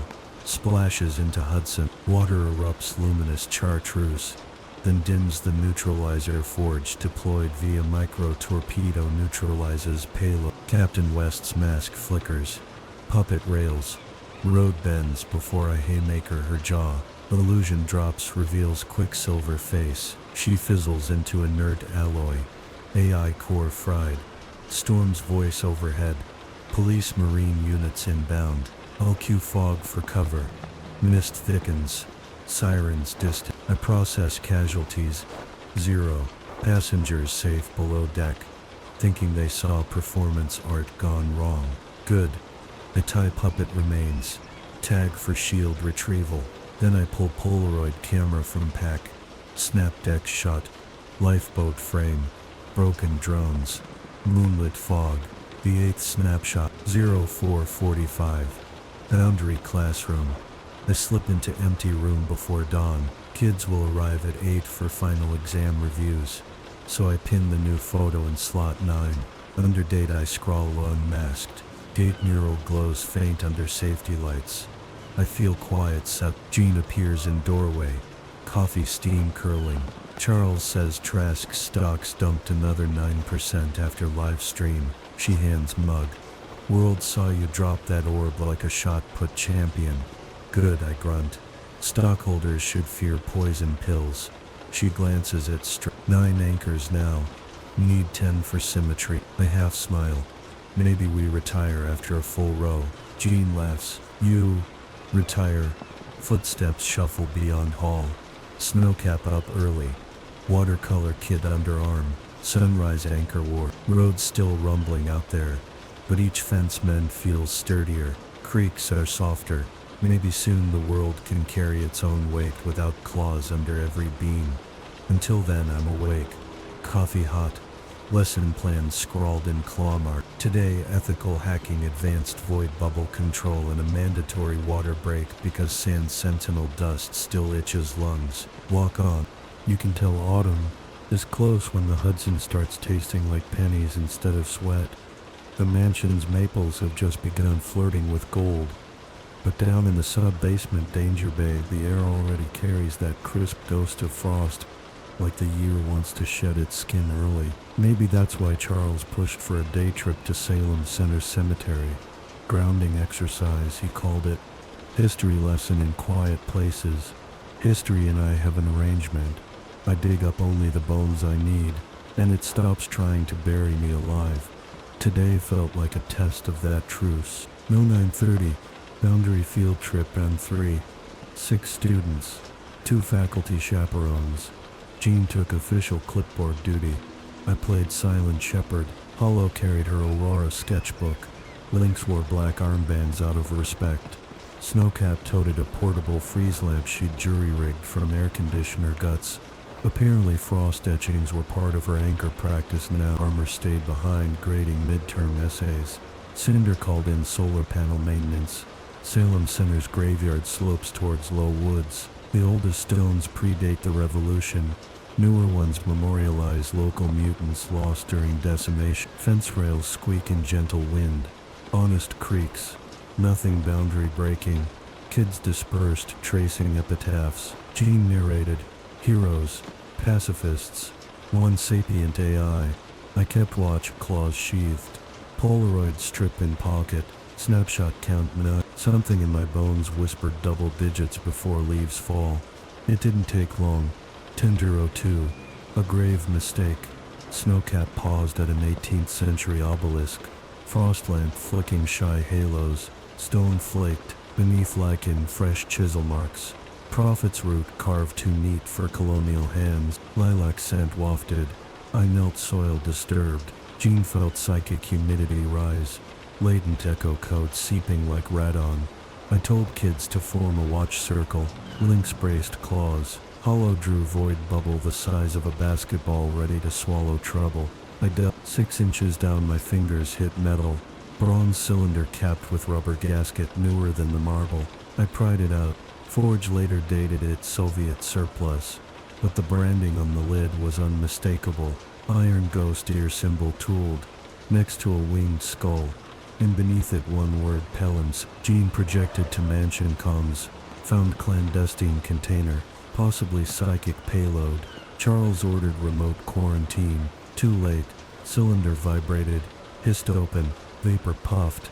Smelling not of lilac but cedar and wet ink. Black filament slithered up, unfurling into holographic scroll of text that only I could read. Burned across optic nerves. Null the road. Bleach anchors. Let sleeper bones birth the final seed. Words etched themselves into retina, then burst into stat. My healing factor flushed cortisol. Still left a migraine spiking like ice pick. Cylinder cracked, spilling microfilament worms into earth. Snowcap froze the patch. Hollow sealed void bubble around it. Good reflex, but a nexus of ticking energy was already threading through grave soil towards something deeper. Forge's voice in ear. Telemetry says subsoil resonance. Depth 3 met. That plot might hide a node. No shovels, I muttered. Popped claws.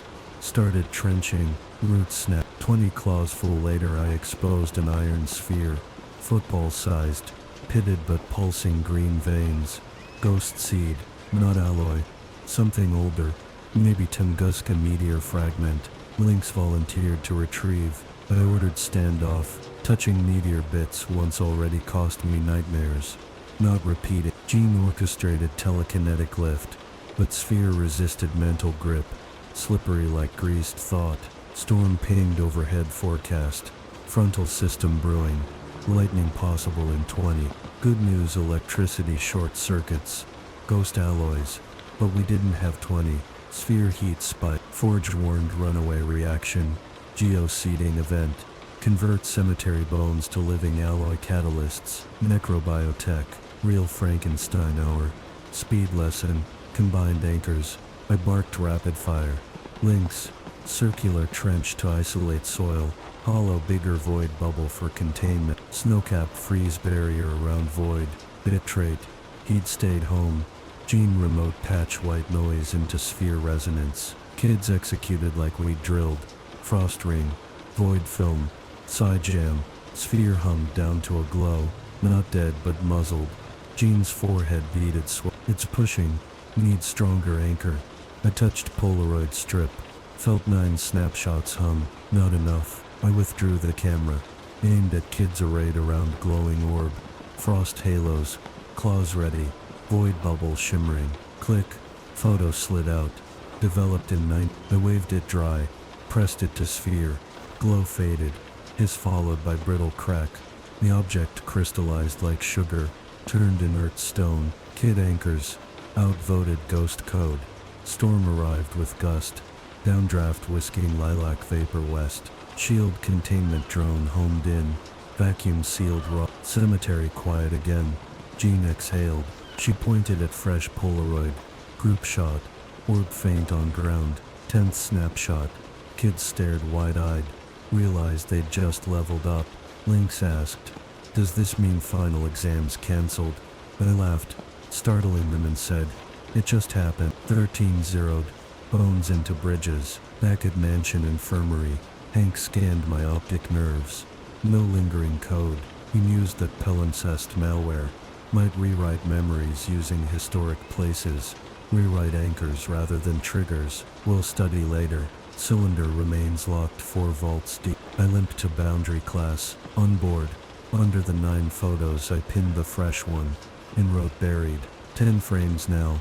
Even spacing forms a 2-row grid, symmetrical as teeth. Kids high-fived. Class topic pivoted. Shared ink. We practiced harmonic breathing. Snowcap projected microfrost lattice that hollow wrapped in void. Bitrate piped calming beat. A braided anchor stronger than any single piece. I told them weaponizing community is better than sharpened metal. An admitted clause still helped. After midnight, the real history lesson. I couldn't sleep. Migraine lingered like echo bruise. I wandered to cemetery again. Polaroid in pocket. Maple leaves rustled overhead. Moon pale. At the obelisk.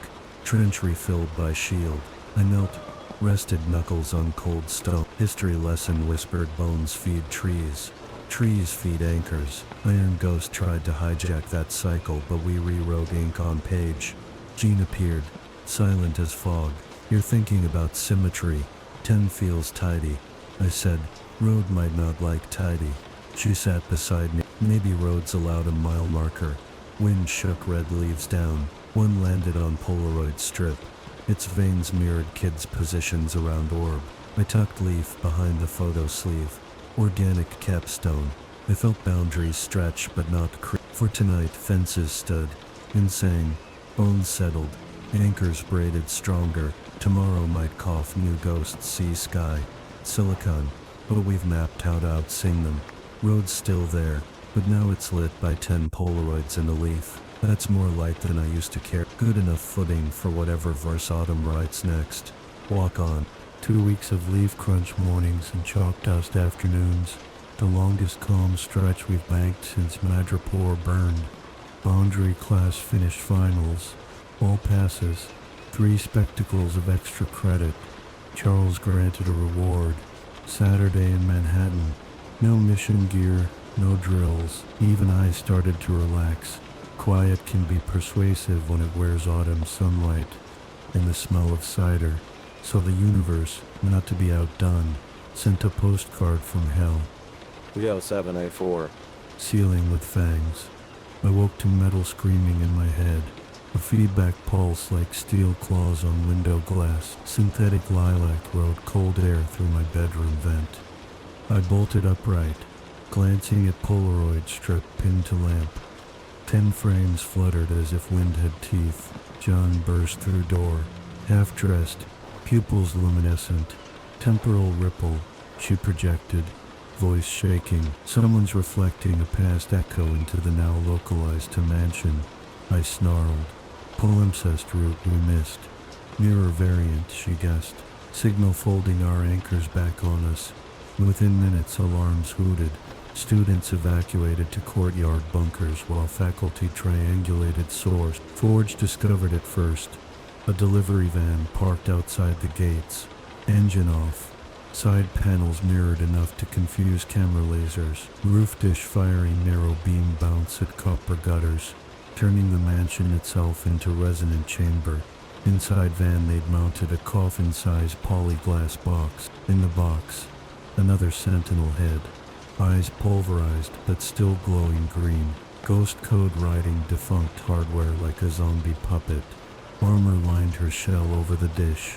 Storm ripped wind to pry roof off van. I dove inside, claws ready to dice electronics, and froze. On the sentinel's forehead, someone had duct taped a Polaroid.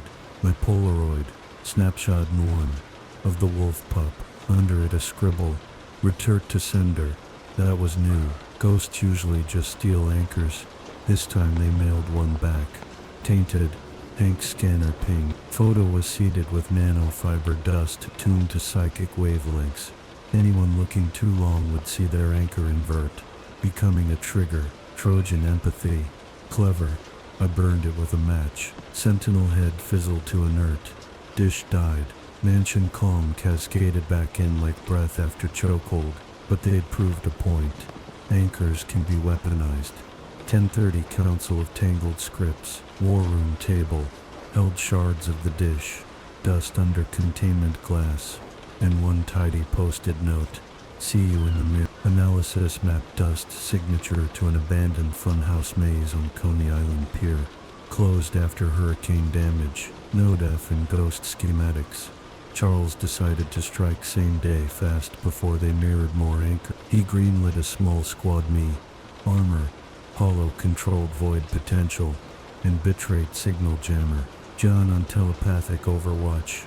Storm weather reserved. Boundary seniors begged Snowcap to come, but Frost Powers plus Mirror Maze sounded like slip hazard. She understood. I tucked remaining Polaroids inside lead-lined pouch. No reflective surfaces on my person. Forge supplied matte visor goggles. Armor coated her shell dull obsidian. We rolled out in a campus van disguised as maintenance. Bitrate spoofing toll camera. 1312. Coney Island ghost glass. The pier looked vacated, but I smelled fresh welding arcs. Funhouse sign. Fundazium. Leaned like drunk lettering. Everything reflective. Had been resheeted with experimental polymer. Dull until powered. Then sneeze shine. Inside strobing LEDs painted corridors. Ghost AI pumped lilac haze through vents. Every mirror panel flickered images of our anchors. Foxgloves. Auroras, tulips, wolves. Each warped. Bleeding green. Armor's own reflection donned vibranium claws. Snarling at her. She flinched, shell sparking. Hollow through many voids over panels to dull imagery. Bitrate ran wideband jamming. Scrambling light cycles, but the maze kept rewiring. Halls looped back. Anchors taunted louder. My viewfinder lit with central heat bloom. Backstage theater behind mirror. We elbowed through emergency exit to backstage. There, ringed by floor-to-ceiling mirrors, loomed a half-assembled Sentinel torso rigged to gimbal. Around it crouched 3 ghost techs wearing mirrored masks. They chanted subaudible code. Each mask projected our photos across glass, layering 10 snapshot strip into monstrous mural. I roared, claws unsheathed, mask figures scattered, armor flared shell, deflecting a coil blade launched by hidden turret, hollow orb turret into silent, bitrate spiked jammers, mirrors browned, code stuttered, lead tech silver tendrils scuttled to sentinel control, Prophet's anchors shall drown themselves. He slapped console, mirrors flared full brightness. Our faces displayed screaming, reversing, distort. Even filtered goggles throbbed with psychic sting. My heartbeat staggered. Jean's mind voice anchored. Polaroids in pouch still clean. Use them. I tugged pouch. Fanned 10 snapshots in claw tips. Each image vivid. Untainted. I thrust them toward nearest mirrors blinked. Confused. Authenticity colliding with forged corruptions. Bitrate capitalized, flooding frequency with raw photo metadata. Genuine anchor resonance flooded hall. Washing echo code like bleach. Mirrors cracked. Then imploded, reflective shards vacuuming into hollow's void bubble. Noise died. Sentinel gimbal twitched dead. Lead tech screamed, but armor pinned him. Forge radio. Dust capture success. Mirror show's over, I said. We zip-tied tech, tagged Sentinel scrap for shield. Before leaving, Hollow retrieved one unbroken panel, a small palm mirror. She asked permission. I nodded. She etched a wolf and aurora overlay onto glass with laser pointer overdrive. Counter mirror, she said. Jean approved. 17-0 Pier Sunset and Snapshot 11. Cleanup teams approached. We waited, watching Ferris wheel silhouettes swallow the embers. Bitrate snapped candid photo. Our troop reflected in surviving funhouse shard. Mirror now dull, kids laughing. Camera printed instant. I scribbled under date. Reflected. 11th photo. Jean arrived physically. Relief palpable. She noted my temple bleed, mirror pulse backlash. Hank would patch. She held my hand a bead longer. Anchors fought mirrors and won. For now, I muttered. We drove home under dusk glow. Polaroid pouch felt heavy yet reassuring, like a stack of IOUs against the dark. Midnight mapping. I pinned photo into third row. 11 grid squares, only one empty. Kids crowded, clapped. Snowcap added frost border flourish along top. I chalked lesson title. Mirrors are just uncommitted windows. Homework craft anchor reflections. Literal objects. Reflecting hope, not fear. Oro shield mirror first artifact. Jean whispered as lights dimmed. One space left. Road love symbolism. I said, probably planning finale. She raised eyebrow. You sound almost excited. More like ready. I touched empty square. When 12th shot lands. Maybe fences will creak a different song. Storm forecast, early frost this year. Good crisp air carries echoes slower. Time to strengthen posts. Oil hinges with teaching moments. Road still asphalt and shadows, but the light from 11 Polaroids feels like headlights now, not candle stuff. If ghosts dare another verse, we'll sing a chorus they can't distort. Walk on. Hearing the mansion boilers kick on for the first time each fall is my favorite kind of warning shot. Not danger.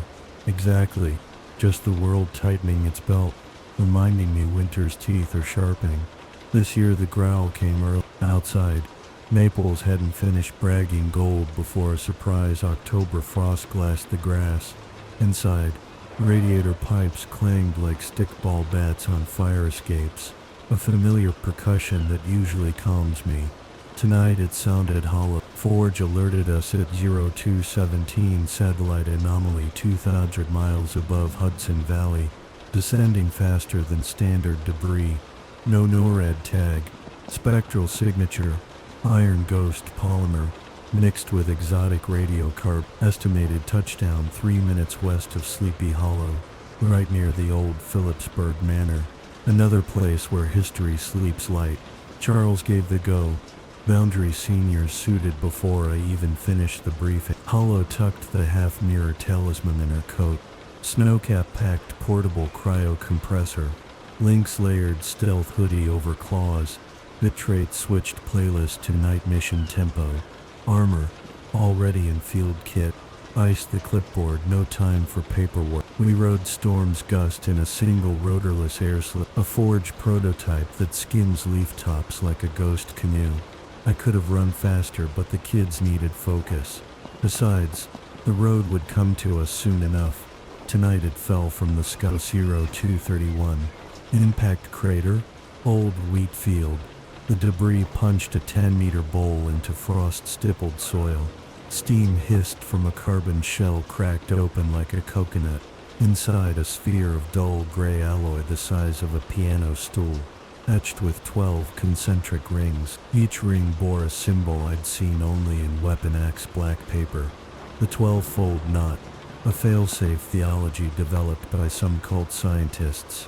An idea that if 12 echoes could be woven, they'd stop being echoes and become a choir loud enough to overwrite reality. 11 Polaroids in my pocket, one empty square. Of course the 12th echo would hand-deliver itself, gift-wrapped in apocalypse myth. Lilac vapors seeped from fissures. The kids ringed up without a command. Good muscle memory. Forge's voice in ear. Sphere surface broadcasting quantum handshake. It wants anchor, don't give. Wind changed. Frost crystals lifted and froze mid-air, forming fragile constellations. Snowcap clutched compressor, eyes huge. Hollow felt voids twitch. Bitrate's visor flickered stat. Sphere hummed, projecting holograms of our anchors in kaleidoscope. Wolf pup bleeding. Tulip gate rusted. Levee cracked. Central Park orb glowing evil green. Each image inverted hope into trigger. My Polaroid strip burned hot against my chest. Armor flared shell, but reflections danced on crimson panes, doubling their reach. Sphere wanted to bounce our own lights until they blinded us. Jean's voice stabbed the static. Remember lesson 12. Anchors braid. We hadn't taught 12 yet. Time to improvise. Anchors in pair, I barked. Mirror counter mirror. Hollow hurled mini void at frost lattice. Snowcap made void swallowed ice. Turned reflection into dust. Lynx and armor tag teamed. Lynx carved claw runic slashes across armor's shield. Scattering light angle. Bitrate flooded audio channel with reversed frequency of lilac pulse. Raw white noise heavy on bass. The spheres shuddered. I slid Polaroids out, fanned them like playing cards, but didn't show them to Sphere. Instead I faced kids holding images toward them. 11 little worlds, reflecting real, untainted hope into their eyes. I kept the blank 12th slot visible to the Sphere, an unclaimed anchor it couldn't twist. Sphere sensed vacuum, pulsed harder, rings rotating, seeking content to fill story gap. I stepped forward, claws out, carved a thin X on empty square, then snapped photo of us, all of us, standing in frost glow, Sphere behind, camera spit new Polaroid. Before chemical film fixed, I slapped it flat against the Sphere's core crack. Photo developed on contact. Emulsion caught Sphere's own reflection. Kids' faces steady. My claws open, not threatening but holding. A paradox anchor the code couldn't distort. Echo meeting mirror. Loop closed by consent. Sphere ring slowed. Lilac vapor reversed, sucking back inside like breath held too long. Surface dulled to inert lead. Shell hairline fractured. Hissed once, then split into 12 wedges that clanked lifeless to ground. Each wedge bearing one echo symbol. Dead forge chimed. Energy flatline. 12-fold not undone. His voice trembled with relief, or maybe pride in his students by proxy. Suro 3, Suro 4, silent stars in the 12th frame. Storm descended, her face moonlit. She scanned crater, confirmed no residual code. Shield inbound with carbon net. Hollow peeled Polaroid from shell. Image perfect, 10 anchors, surrounding gray husk. Winter stars above. She handed it to me. No more empty squares, she whispered. I nodded, throat gravel, but Sphere left souvenirs. Each wedge cooled into harmless slip. Snowcap etched frost runes on them, turning shrapnel into coasters. Lynx joked about eBay. Armor slapped his shoulder, grinning. I tucked 12th photo into strip. Grid complete. 3 rows of 4. 12 light. Dawn, boundary bell rings. Back at classroom, sky bleeding peach. I pinned final photo. Kids sat cross-legged while I added chalk arc across top row, connecting frames into true knot. Then wrote, Echo neon, echo isn't end. Echo isn't end, I explained. Only resonance. We answer with anchor. If more echoes come, leave space for another strip. Bitrate raised hand, eyeing bare wall. We could start second strip right of door. History goes sideways, not down. I laughed, music I rarely hear from my own lungs. Fine, but semester break for. Jean peeked in holding coffee carafe, pride glowing soft as dawn. Charles rolled up minutes later, eyes moist. He glanced at strip like museum piece. 12 points on a compass, he said.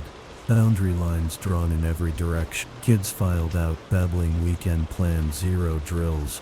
All cider. Good. Sleep is also a fence. Midnight lone haul. I couldn't rest. Too quiet, too new. I returned to classroom. Moonlight stroked Polaroid strip, leaf border still crisp. I fingered new knot chalk, half expecting it to hum. It didn't. Peace feels heavier when you're not used to carrying it. Jean joined.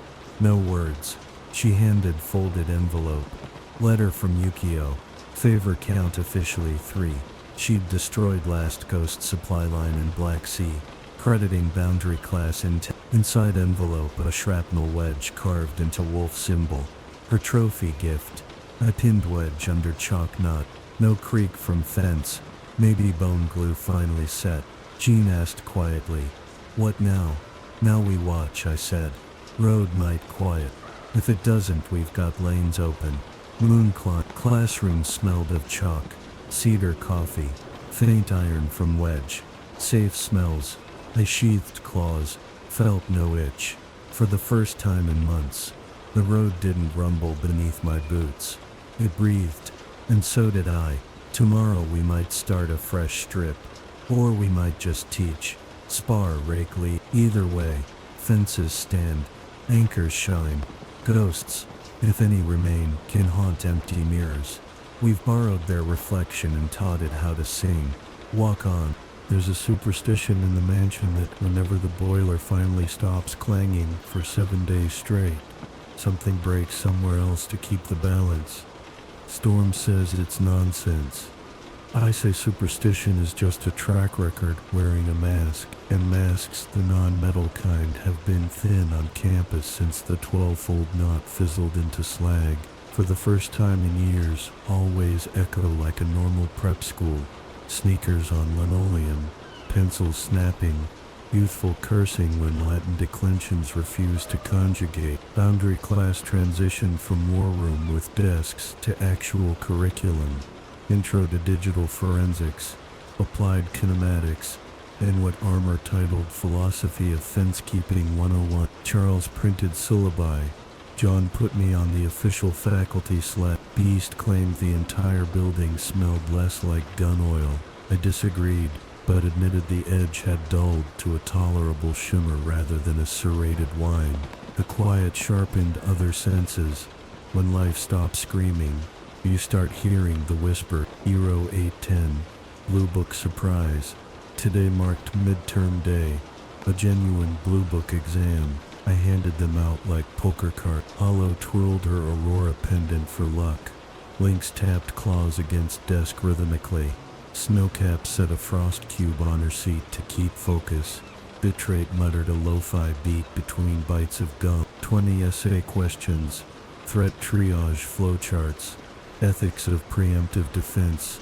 And one curveball. Describe an anchor you would never weaponize and why. Students dove in. I paced aisles listening for creaks beyond pencil scratches. Boiler pipes silent. Wind hush outside. Good, until a faint snap under the floorboards pricked my ears like ice cracking on a pond. Cold seeped around ankles. I smelled ozone and old paper. No lilac. New flavor. Library dust mixed with stat. John pinged from upstairs. Something draining cerebro bandwidth exponentially. Still inside firewall, but mapping memory sectors that don't exist. Echo of anchors. No, Polaroid strip secure behind plexiglass, but a new player may be mining the mansion's collective subconscious. I told John to loop security doors and stay eyes in. I'd ground check. Keep writing, I told the kids. Extra credit if your handwriting's legible. Half joke soothed tension. They focused. Euro 822 between the floorboards. Basement corridor smelled like lemon wax and anxiety. Thermal goggles showed cold filament lines snaking beneath floor-soldered veins of energy leading toward old records vault. I dropped through hatch, boots on conduit pipe, followed glow until a hole the size of a fox yawned in mortar. Something burrowed. Inside vault, security lights flickered. On center table sat an object. Nobody filed. A thin school composition notebook. Blue cover. Dog-eared, radiating subliminal static. Title block read, Xavier School, 1983. Project Blue Book. Blue Book. Clever. I opened first page. Graphite handwriting. Charles's. Shaky from early telepathic migraines. These weren't student essays, they were dream logs. Nightmares collected from pupils during the first year of the Mutant Outreach Program. Monet St. Croix, Kurt Wagner, Oro herself. Fear of extermination, of assimilation, of futures unlived. Pages turned themselves, flipping like hungry moth wings. Static grew. Handwriting glowed azure. Each fear annotated in present tense, not past. Raw. A lot. John's voice sliced in. Cerebro. Feed locked on your location. Blue Book siphoning empathy. Rewriting as open circuit across network. If it reaches external lines, world's nightmares could broadcast global. My claws twitched. How to cut? She replied. Needs anchor inversion. Fear turned to choice inside each passage. Too many entries to rewrite by hand, but maybe one anchor strong enough to blanket them. I pulled 12th Polaroid from strip kids ringed around inert sphere, a communal anchor forged from 12 echo. I pressed photo against open notebook. The page drank light, resisted, then bled ink. Scribbles rearranging, nightmares struck through. New lines wrote themselves in kids' voices. Static eased. Boiler clanged once, relief. Sudden presence behind me, a figure clad in paper shards, fluttering like raven feathers. Face blank. Notebook. Page warped into my silhouette. Voice rustled. Prophet edits history. History edits prophet. I lunged. Claws sliced. Paper golem shredded. Reforming behind. It quoted entries in Charles's voice. Weaponizing doubt. In dream I kill my teacher. Word stung, but anchor louder. Kids' laughter echoing through Polaroid. I tore Blue Book in half. Pages screamed, but tear severed empathic thread. Golem collapsed into pulp. Notebook halves smoked, then cooled to inert cellulose. Crisis done. John's relief chuckle vibrated skull. No external leakage. You just passed your own pop quiz. I pocketed shredded cover. Trophy for lesson board. Euro 905. Pencils down. Return to classroom. Students done. Blue books stacked. Hollow-eyed slash across coat from unseen fight. I winked. Curveball question stands, I said. Grading tonight. Bitrate raised hand, hesitant. While you were gone the room felt colder. But we Snowcap unveiled a small ice mirror reflecting Polaroid row. Lynx added, we're good fence keepers even without claws around. Pride hit ribcage like warm bullet. Noted.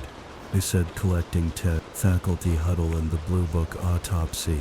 Forge spliced notebook halves under electron scope. Plain cellulose post-incident. Beast theorized it was a calligrapher wraith. Metaphoric entity born from concentrated adolescent dread stored too long. Think psychic mansion archived dreams in 80s. Climate shift thought it. Charles apologized for poor housekeeping. I told him no apologies since Wraith taught next lecture topic. Safe archive disposal. We scheduled shredding part after dusk. Adding the 11th light. Classroom empty. I pinned notebook cover fragment under 12th photo. Wrote chalk caption. Fear is a draft. We edit. Kids would read tomorrow. Polaroid strip gleamed. Wheel complete, but wheel still turn. Perhaps second strip begins not with Warzone, but with quiet victories over ghosts made of our own dust. John joined, delivering stack of graded essays. She waved Lynx's test anchor he'd never weaponize. His mother's sewing song. Full marks. Hollows. Silence after fresh snow. An unfinished melody. Snowcap drew frost swirl instead of words. Teacher's anchor. I underlined final page of my own mock exam. The sound of thin ice cracking before it breaks. Warning, not doom. John asked. Boiler superstition broken yet? Not broken, I said, but maybe retuned. The clang earlier sounded less like alarm, more like cadence. Frost taps window. Tomorrow Fieldhouse hosts mutant crafts fair. No drills, kids insisted. I'll run perimeter anyway. Superstition's a stubborn ghost, but I'll let the boiler play its slower song. Thin ice still cracks, but we teach everyone to read the ripples. Walk on. I can count on one hand the mornings that start gentle and stay that way, but the mansion seemed determined to add another. Boiler pipes purred like distant whale song instead of clanging. Frost clung to window edges in lacework spirals. Snowcap probably set for decoration. The sun rose pearly and thin, a pale coin skimming the treetops. Somewhere down the hall, Hollow practiced her breathing mantra. Slow inhale 4, hold 2, exhale 6. Soft enough that the wooden floorboards answered with sympathetic sighs. If an enemy had crept into the house just then, they'd have turned around, convinced they'd stumbled into a cathedral. The calendar promised a crafts fair, not a code name. Not a covert op, the honest sort where kids sell soap carved like chimeras, armor showcases origami shields folded from carbon fiber scraps, and Gene judges hot cider recipes with the solemnity of The Hague. Boundary Class had their own booth, anchors for all, Snowcap's frost-etched ornaments, Bitrate's cassette zines, Lynx's ironwood carvings of wolves, Hollow's void bubble snow globes, voids stabilized long enough to float flecks of glitter. They'd even printed pamphlets, a chalk sketch of my Polaroid wheel with the caption, "Find yours before someone else writes it for you." I agreed to supervise the booth on 2 conditions: no autograph line and no surprise drone shows. The kids crossed heart. I believed them. Didn't believe the universe. 10 a.m. Crafts fair opening. The West Lawn had turned festival ground overnight. Strings of copper fairy lights, food stalls, student art under tarp canopies. A brass quintet from the music club warmed horns, sending sleepy jazz across crisp air. I wore denim instead of tactical leather, but claws and instincts never leave the belt at home. Gene teased that I looked approachable. I called it camouflage. Crowd trickled in. Parents, neighboring villagers, curious about mutant culture, a smattering of reporters with cameras dialed to wholesome.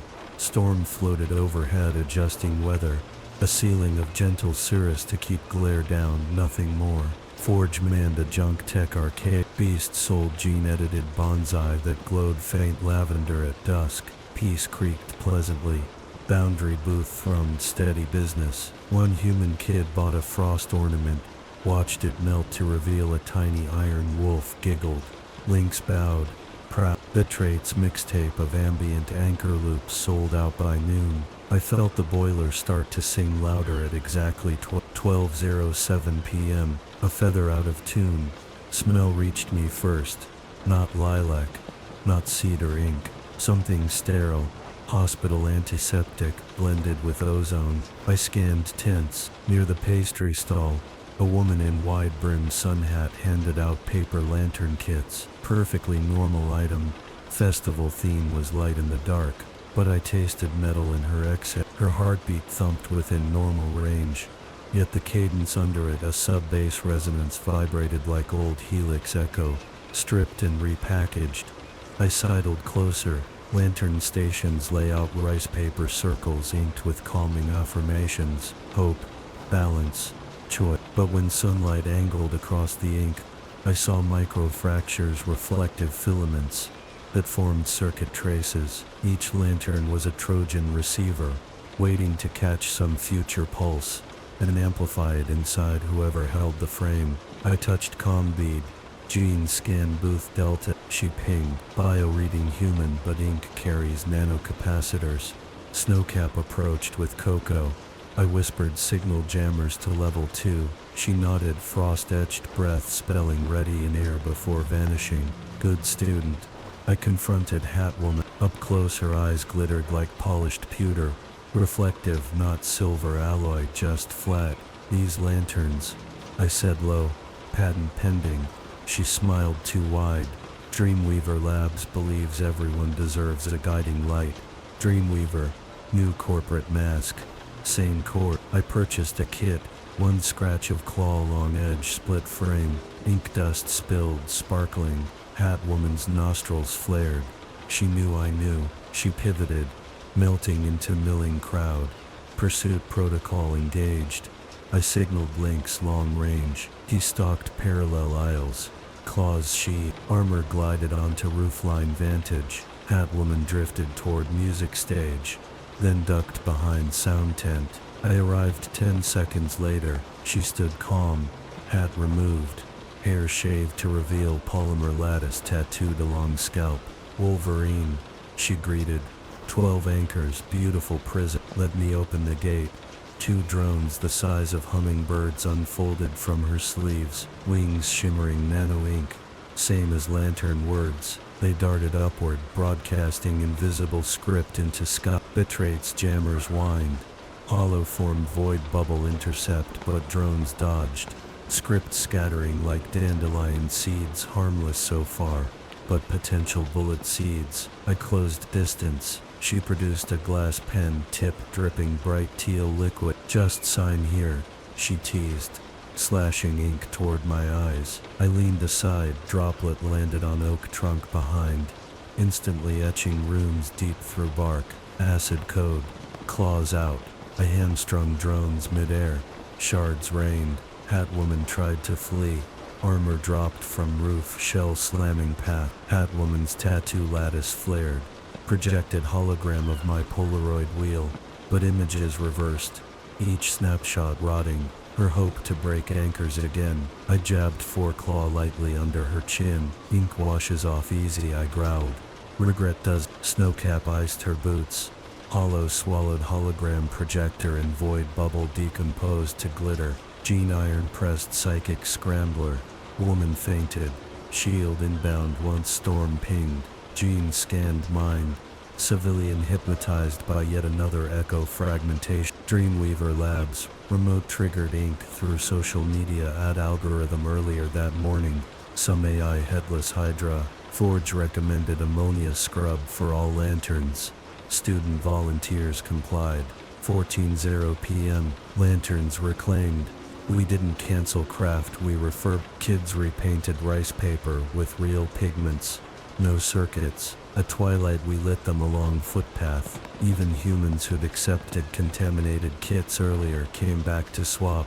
They laughed at scare story, not realizing how close it wasn't to comet. Snowcap's frost filigree turned lantern light into slow northern auroras drifting among maples. Betrait's music synced heartbeat slower. Boiler pipes, silent. I snapped photograph. Lantern Avenue glowing. Kids smiling. Hatwoman secured in shield van background but blurred by bokeh. Polaroid, maybe. I pinned it beside chalkboard later, leaving new row to grow. Under date. Relit. Jean leaned on doorframe. Boiler still calm. For now I set. Superstition waits. What will break next to keep balance? She asked. Maybe nothing, I said, though I doubt. Balance is just motion too slow to spot. But the fence we built now flexes instead of splintering. When ice cracks, echo travels further but also warns sooner. Maybe that's enough. Night deepened. Lanterns dwindled to embers. Snowcap froze last wick, preserving tear-shaped crystal. She handed it over. I pocketed anchor 13. Road continues, but tonight it feels paved. Not smooth, but intentional. Boots find grip. Sleep comes easier when the boiler hums lullaby and no hidden ink scripts your dream. Walk on. The morning after the lantern incident began with a smell no Wolverine wants drifting through the halls. Hot toner and burnt sugar. Forge's nostrils aren't as sharp as mine, but even he wrinkled his muzzle when he stepped out of the elevator. Printer farm upstairs, he joked. Not ours, I answered. Within 5 minutes, we'd traced the odor to a faculty supply closet that shouldn't have power at all. Inside, a desk-sized desktop press model, new enough to still wear a warranty sticker, throbbed under a tarp. The cable snaked into a wall socket that Storm swore she'd de-energized last month. On the platen lay reams of glossy postcard stock, each sheet already printed with soft pastel gradients and a single line in minimalist serif. Write your wish. I'll find the ink. In the lower left corner glinted a micro QR code heavy with nanocircuits. Dreamweaver's thumbprint. The printer's cartridge. A shimmering turquoise sludge that smelled of that same sterilized sugar. Not lilac this time. They'd switched perfume to keep us guessing. Jean scanned. No active psychic vector yet, but the ink is reactive. Waits for user handwriting to complete circuit. Charles's brow tightened. He recalled the Blue Book Wraith too clearly. No one writes their wish today. We boxed the printer for vault storage, but the question planted itself like a burr. Who carried it in? Mansion protocols are tight. Faculty sign-ins tracked. Disguised drone. Teleport drop. Or someone inside putting curiosity above caution. 11:20 a.m. Staff lounge interrogation. Boundary seniors denied involvement. Trust mostly intact. Still, I ordered a supply audit. Armor helped inventory every lab, every storage space, right down to the art room glitter. Hollow found nothing more dangerous than a broken glue gun. Frost lamp sweep clip, yet the sugar toner odor lingered, like phantom perfume after a party. Forge sniffed again at corridor junction. Updraft returns trace to roof. We climbed. On the shingles behind a dormer sat a cardboard box lined with reflective foil. Inside, dozens of fountain pens pre-filled with turquoise ghost ink, each tagged with one student's name in neat block letters. Snowcap's pen had a snowflake doodle. Lynx's bore a scratch paw. My pen read, Logan across the barrel. They'd personalized their Trojan horse. Clever marketing. We confiscated box. Shield Courier took it all, implementing Project Autoclave, incineration at near plasma temps. But ghosts don't throw away redundants. Programs in daylight. Bitrate's Datatrol found new site. Dreamweaver Labs operating out of Brooklyn Docklands, under facade of an eco-zine press called Golden Hour Publications. Camera trucks delivered pallets of glossy stock at dawn. Every sheet printed with Write Your Wish tagline. Target date, Citywide Arts Festival tomorrow. Handwriting, sunlight activation, echo resonance, at population scale. Charles greenlit interdiction. Kids pleaded.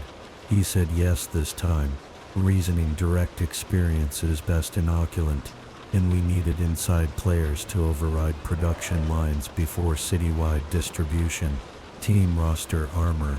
Hollow, Bitrate, Snowcap and Lynx assigned Overwatch outside.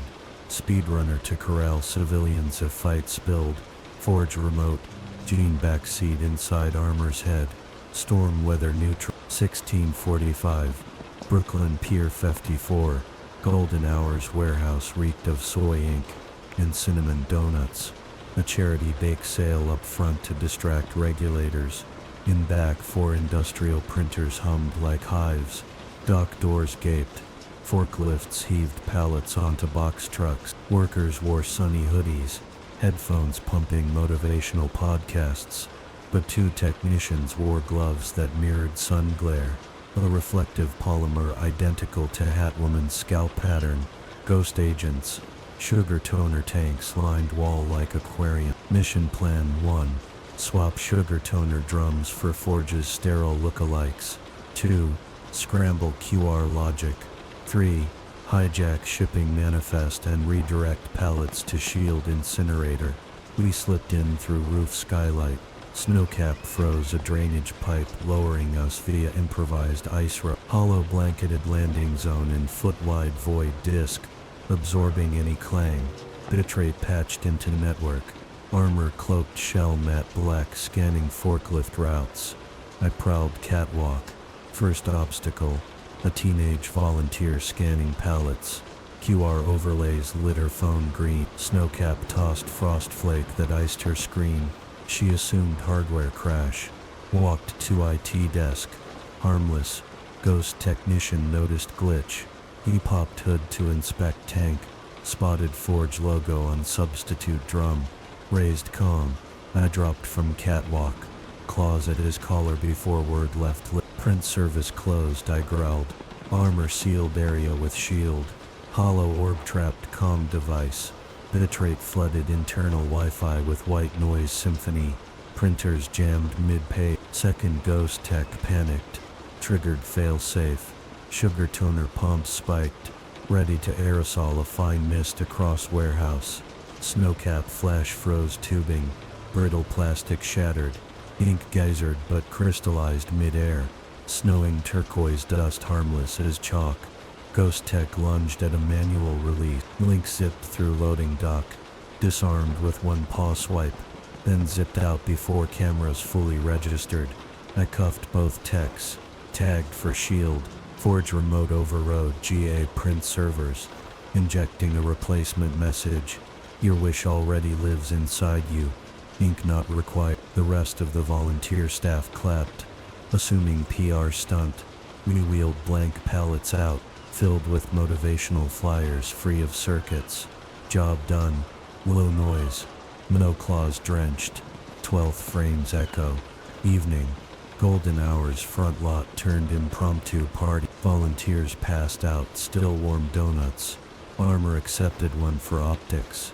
I loitered by Hudson View. Sunset dripping bronze on water. Secure channel beeped. Forge displayed captured feed. Dreamweaver central server crashed at same moment we iced sugar toner. One headless hydra neck caught her eye. Snowcap approached with a paper lantern she'd salvaged earlier. Stripped of circuits, now scribbled with her own hand-inked anchor list. She offered it up. Lantern deserves sky, she whispered. Hollow conjured marble-size void kernel inside lantern belly.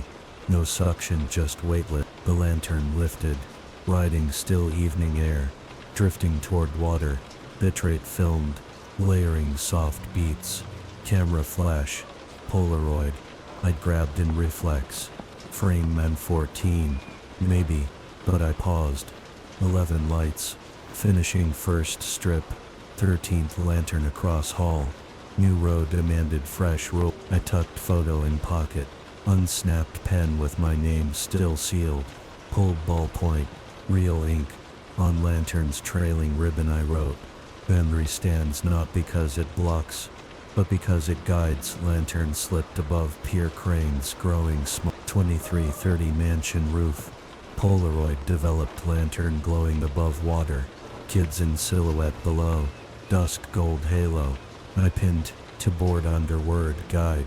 14th anchor lit. Boiler stirred, but instead of clang it sighed a warm sigh, as if acknowledging balance. Jean joined. Ghost ink turned to snowfall. Volunteers think they learned meta art. She chuckled. We stole their ritual. Gave back tradition, I said. Better story. Do you think ghosts are done? Ghosts? Never done. But they're running out of tricks we haven't already turned into teaching tool. We looked at board. 2 rows full, plus 1 new start. A tapestry of resilience spun from war relics. Every picture proof the boundary doesn't just repel, it transforms. Cold breeze hinted at first real snow. Snowcap would like that. I flipped the Logan named sugar pen in fingers unopened. Maybe frame 15. Eventually shows me tossing it into furnace. Maybe shows me signing a peace treaty with plain blue ink. Future still unprinted. Boiler hummed. Roof tiles chilled. But between heartbeats I finally heard quiet with no aftertaste of dread. Just a long exhale before next stanza. Walk on. 0519, Westchester for snow. Some winters arrive on tiptoe. This one kicked the door in. I awoke to the copper taste of static and a hush, so thick it muffled the boiler's usual morning groan. Outside my window, the ground shimmered under 6 fresh inches of powder. Moonlight, caught in every crystal like trapped lightning. The flakes were still falling, big slow storybook discs that made the whole world feel soft and breakable. Soft's an illusion. Snow hides ice, and ice cracks. Half the student body was already up squealing about snow day. Before Charles even brewed coffee, I lingered at the window, long enough to see Snowcap skate barefoot across the quad, leaving filigree trails that flashed pale turquoise where her frost aura lingered. Nice trick. Safe, controlled. She's learning. Boiler sighed again, this time with a stutter. Kept the superstition alive. I dressed, pocketed the Polaroid strip, extra blank frames, and the turquoise wish pen I still hadn't decided to torch or keep. Down the hall, Jean's voice curled through my skull. Yukio on secure line. Favor update. 2 left, I reminded myself. 06, 05, faculty war room. Ghost of Baikonur. The monitor showed Yukio wet-cheeked from sleet, Tokyo skyline behind. Her optic flickered amber. I cached favor number 2 for intel you'll hate, she said without preamble. She tossed a file to the shared hollow. Blueprint of a railgun silo half buried in Kazakhstan tundra. Baikonur Cosmodrome. Decommissioned pad 9. Overlay rails glowed iron. Ghost green. Project name Skyhook. Goal. Orbital launch of a tethered microsat swarm seeded with rewritten dream ink. Launch window 48 hours time to polar jet stream that would guarantee global coverage. Forge whistled. Skip drones, skip ink pens, go straight to star level transmitter. Storm crossed arm. Aquamade rocket stage built at Baikonur is notoriously unstable. They'll trigger an atmospheric EMP if it explodes wrong. Charles's gaze fixed me. This can't be another student lab. High risk. I agreed. We'd need surgical infiltration. No firework. Yukio offered extraction via stolen supply jet out of Almaty. She'd meet us at the edge of the steppe. Favor count would drop to 1. After that, no debts on her ledger. Just friendship. Team roster shook out quick. Me, Armor Hollow and Forge on site. Storm piloting. Gene remote. Snowcap and Bitrake protested. But someone had to keep campus shields humming in case of fallback. Kid Logic lost to Adult Veto. Snowcap handed me a frost crystal shaped like a gear. Just in case something stuck, she said. Anchor get 19-0. Kazakhstan steppe whiteout. 20-hour hop through upper stratosphere corridors. Storm punching tailwind so hard the gauges needed apology. We touched down in a ravine 6 clicks from pad 19. Wind knife to -20 Celsius, snow whipped sideways. Perfect noise cover. Forge loaded schematics. Central railgun ring. Control bunker under gantry. Cryo vault for ink payload. Ghost had hired a private Russian salvage crew wearing legitimate badges to keep locals away. Armor produced carbon fiber snowshoe. Hollow conjured 2 void orbs the size of softballs to swallow. Swirling snow so we left minimal trace. Yukio awaited under an old fuel tower, kitted in white cyber kimono. Optic, glowing like distant campfire. Favor count now 1, she said, handing me a thumb drop. Override keys direct from pad's obsolete telemetry panels. Sloppy. Ghost is rushing, I answered. Rushed means mistake. 1947. Perimeter breach. We sled down a service trench. Bypassed first guard post with trank dart precision.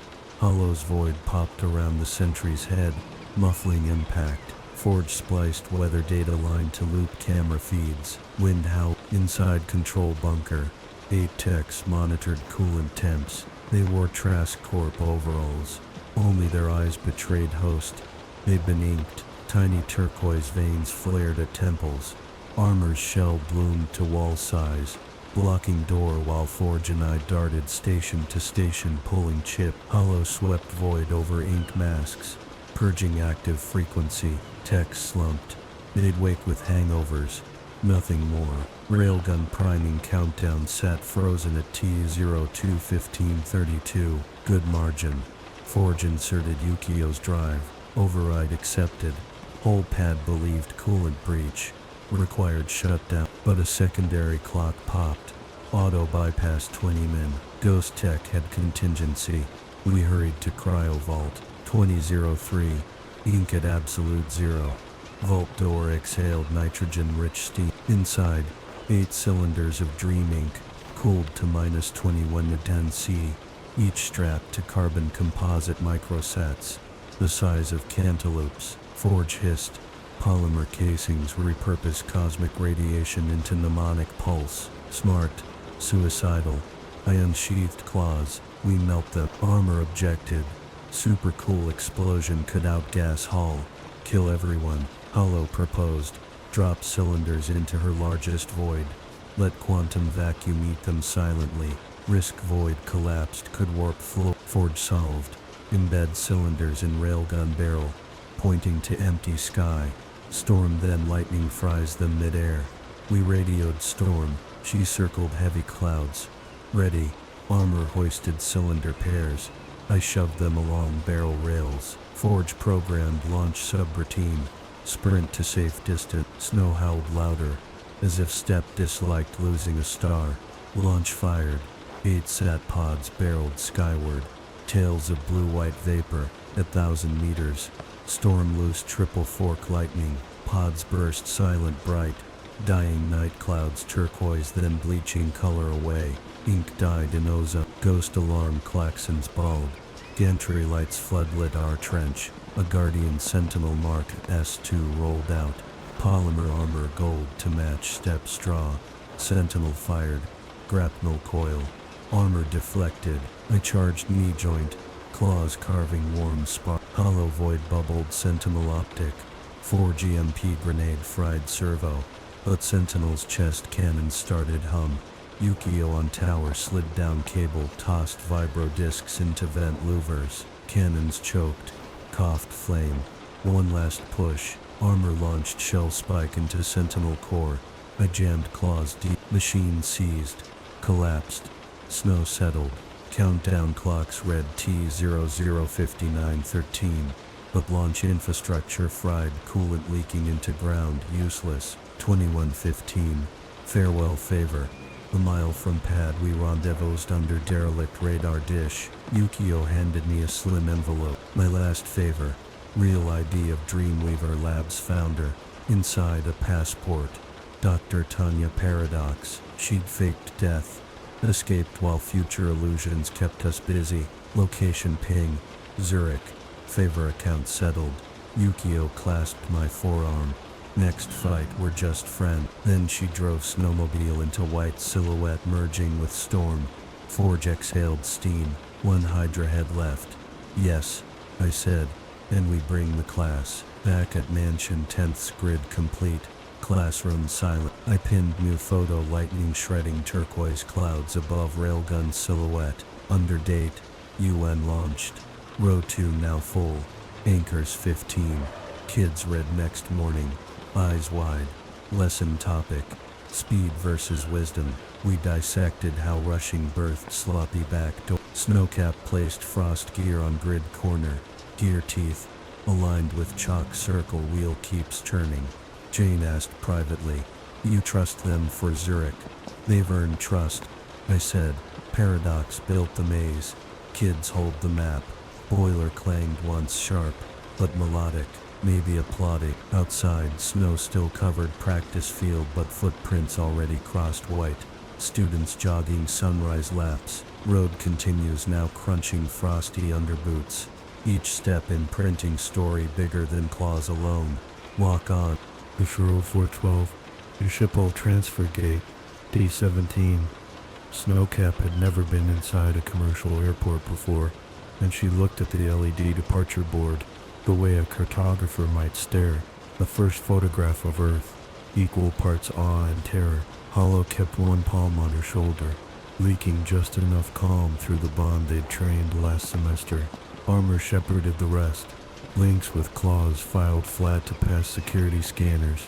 Bitrate humming a miniature white noise loop to foil facial recognition cams. Forge stayed in Westchester to anchor mission control, but his remote HUD blinked from the corner of my retina, feeding us real-time custom boarding passes and rerouted baggage tags like breadcrumb spells. We were flying civilian because that was Paradox's final wrinkle. Nothing overt that could be flagged by the ICC. Zurich, a city that files its snowflakes alphabetically, where Dr. Tanya Paradox hid behind gold vault walls and called herself Vera Stein, CEO of an AI ethics startup ironically named Marora. Yukio's last favor gave us the proof, but the city's strict air defense bubble meant no Blackbird hero entry without a diplomatic migraine. Charles cleared this op as the Boundary Seniors graduation test. Jean wore inconspicuous slacks, pretending to be a chaperone. Storm would rendezvous later by train. Me? I traded leather for a wool coat that smelled of cedar chips and gun oil. Claws still hide under customs metal detectors if you breathe the right way. Boarding calls echoed. Our Lufthansa hop would land at Cloton by OS 7:45.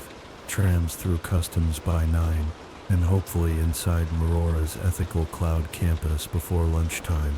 Not to blow anything up yet. To sever Paradox's last voice line. One more knot to carve. 0857. Zurich Hauptbahnhof Glass Orchestra.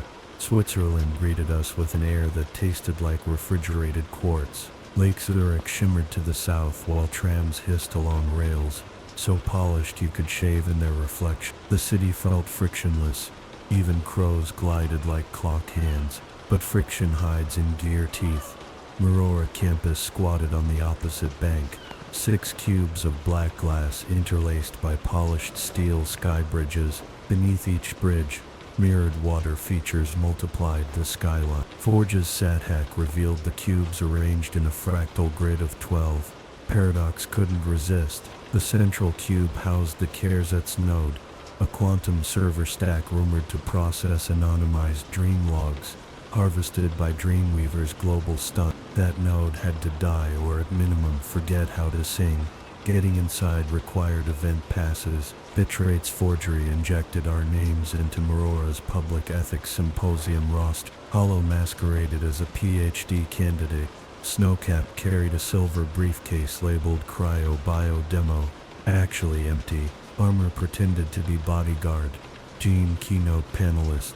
I played what else? Facilities safety consult. Nobody questions the guy in hazard striped ID badge when he walks around sniffing vents. And I sniff. Synthetic lilac still, but spiced with lab-grade disinfectant and Swiss bakery sugar. Paradox had refined her perfume again. 1023, Cube 3 Skybridge South. We dispersed. My objective, remote ductwork above Kerzet's node. Forge slithered through security cam loops, while I climbed maintenance ladders smelling of citrus polish. On level 4, a bronze plaque read Reflection Hall. I peeked through slatted block. Paradox, the woman herself, addressed an audience of 50 corporate donors. Platinum bob cut replaced the lab ponytail, but serpent eyes unchanged. She wore tailored charcoal suit, emerald scarf. Beside her floated a polygonal drone, projecting slides. The Mirora promise, a mirror so kind it teaches you to smile. Subheadline, proprietary empathic ink for digital diaries. She pitched Dream Ink as wellness. Investors nodded like bobblehead. Gene pinged. She's tying capital raise to a live demonstration. Unspecific timeline. Links via silent comm. Signaled from boiler room. Smell of sugar toner drums. Good find. I resumed ceiling tiles above Reflection Hall opened to a duck nest, reminiscent of an ant shadow play. Stainless, pristine. Forge's map superimposed AR arrow to central coolant shaft. I dropped down steel ribs. Boots whispering rubber hush. Halfway, a chirp. Snowcap's frost gear warming. She'd found something. 1031.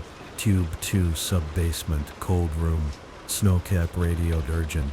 I rerouted. Cold room door bore signage ISO 14644.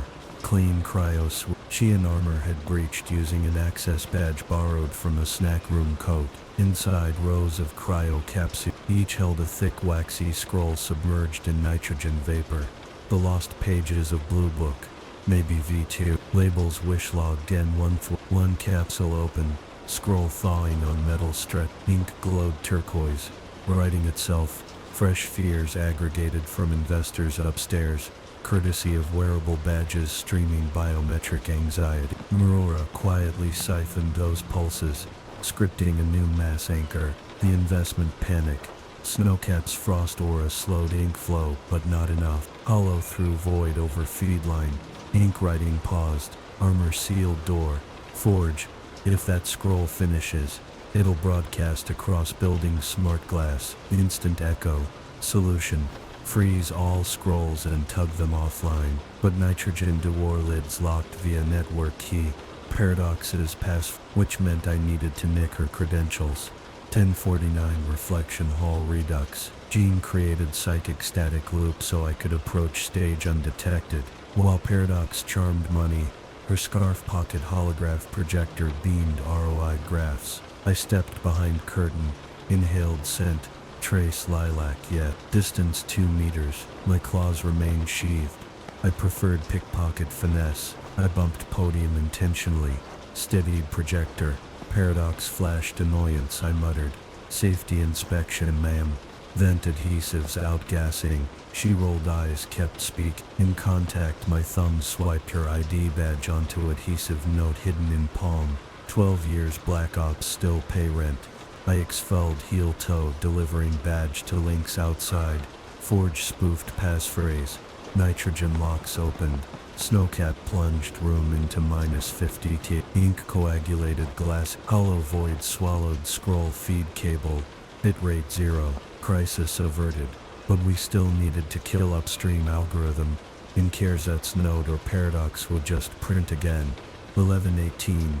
Kierzet's node core. 4-story cylinder of quantum glass spinning in vacuum. Opud glyphs slithered like eels under outer shell of the metallic aurora.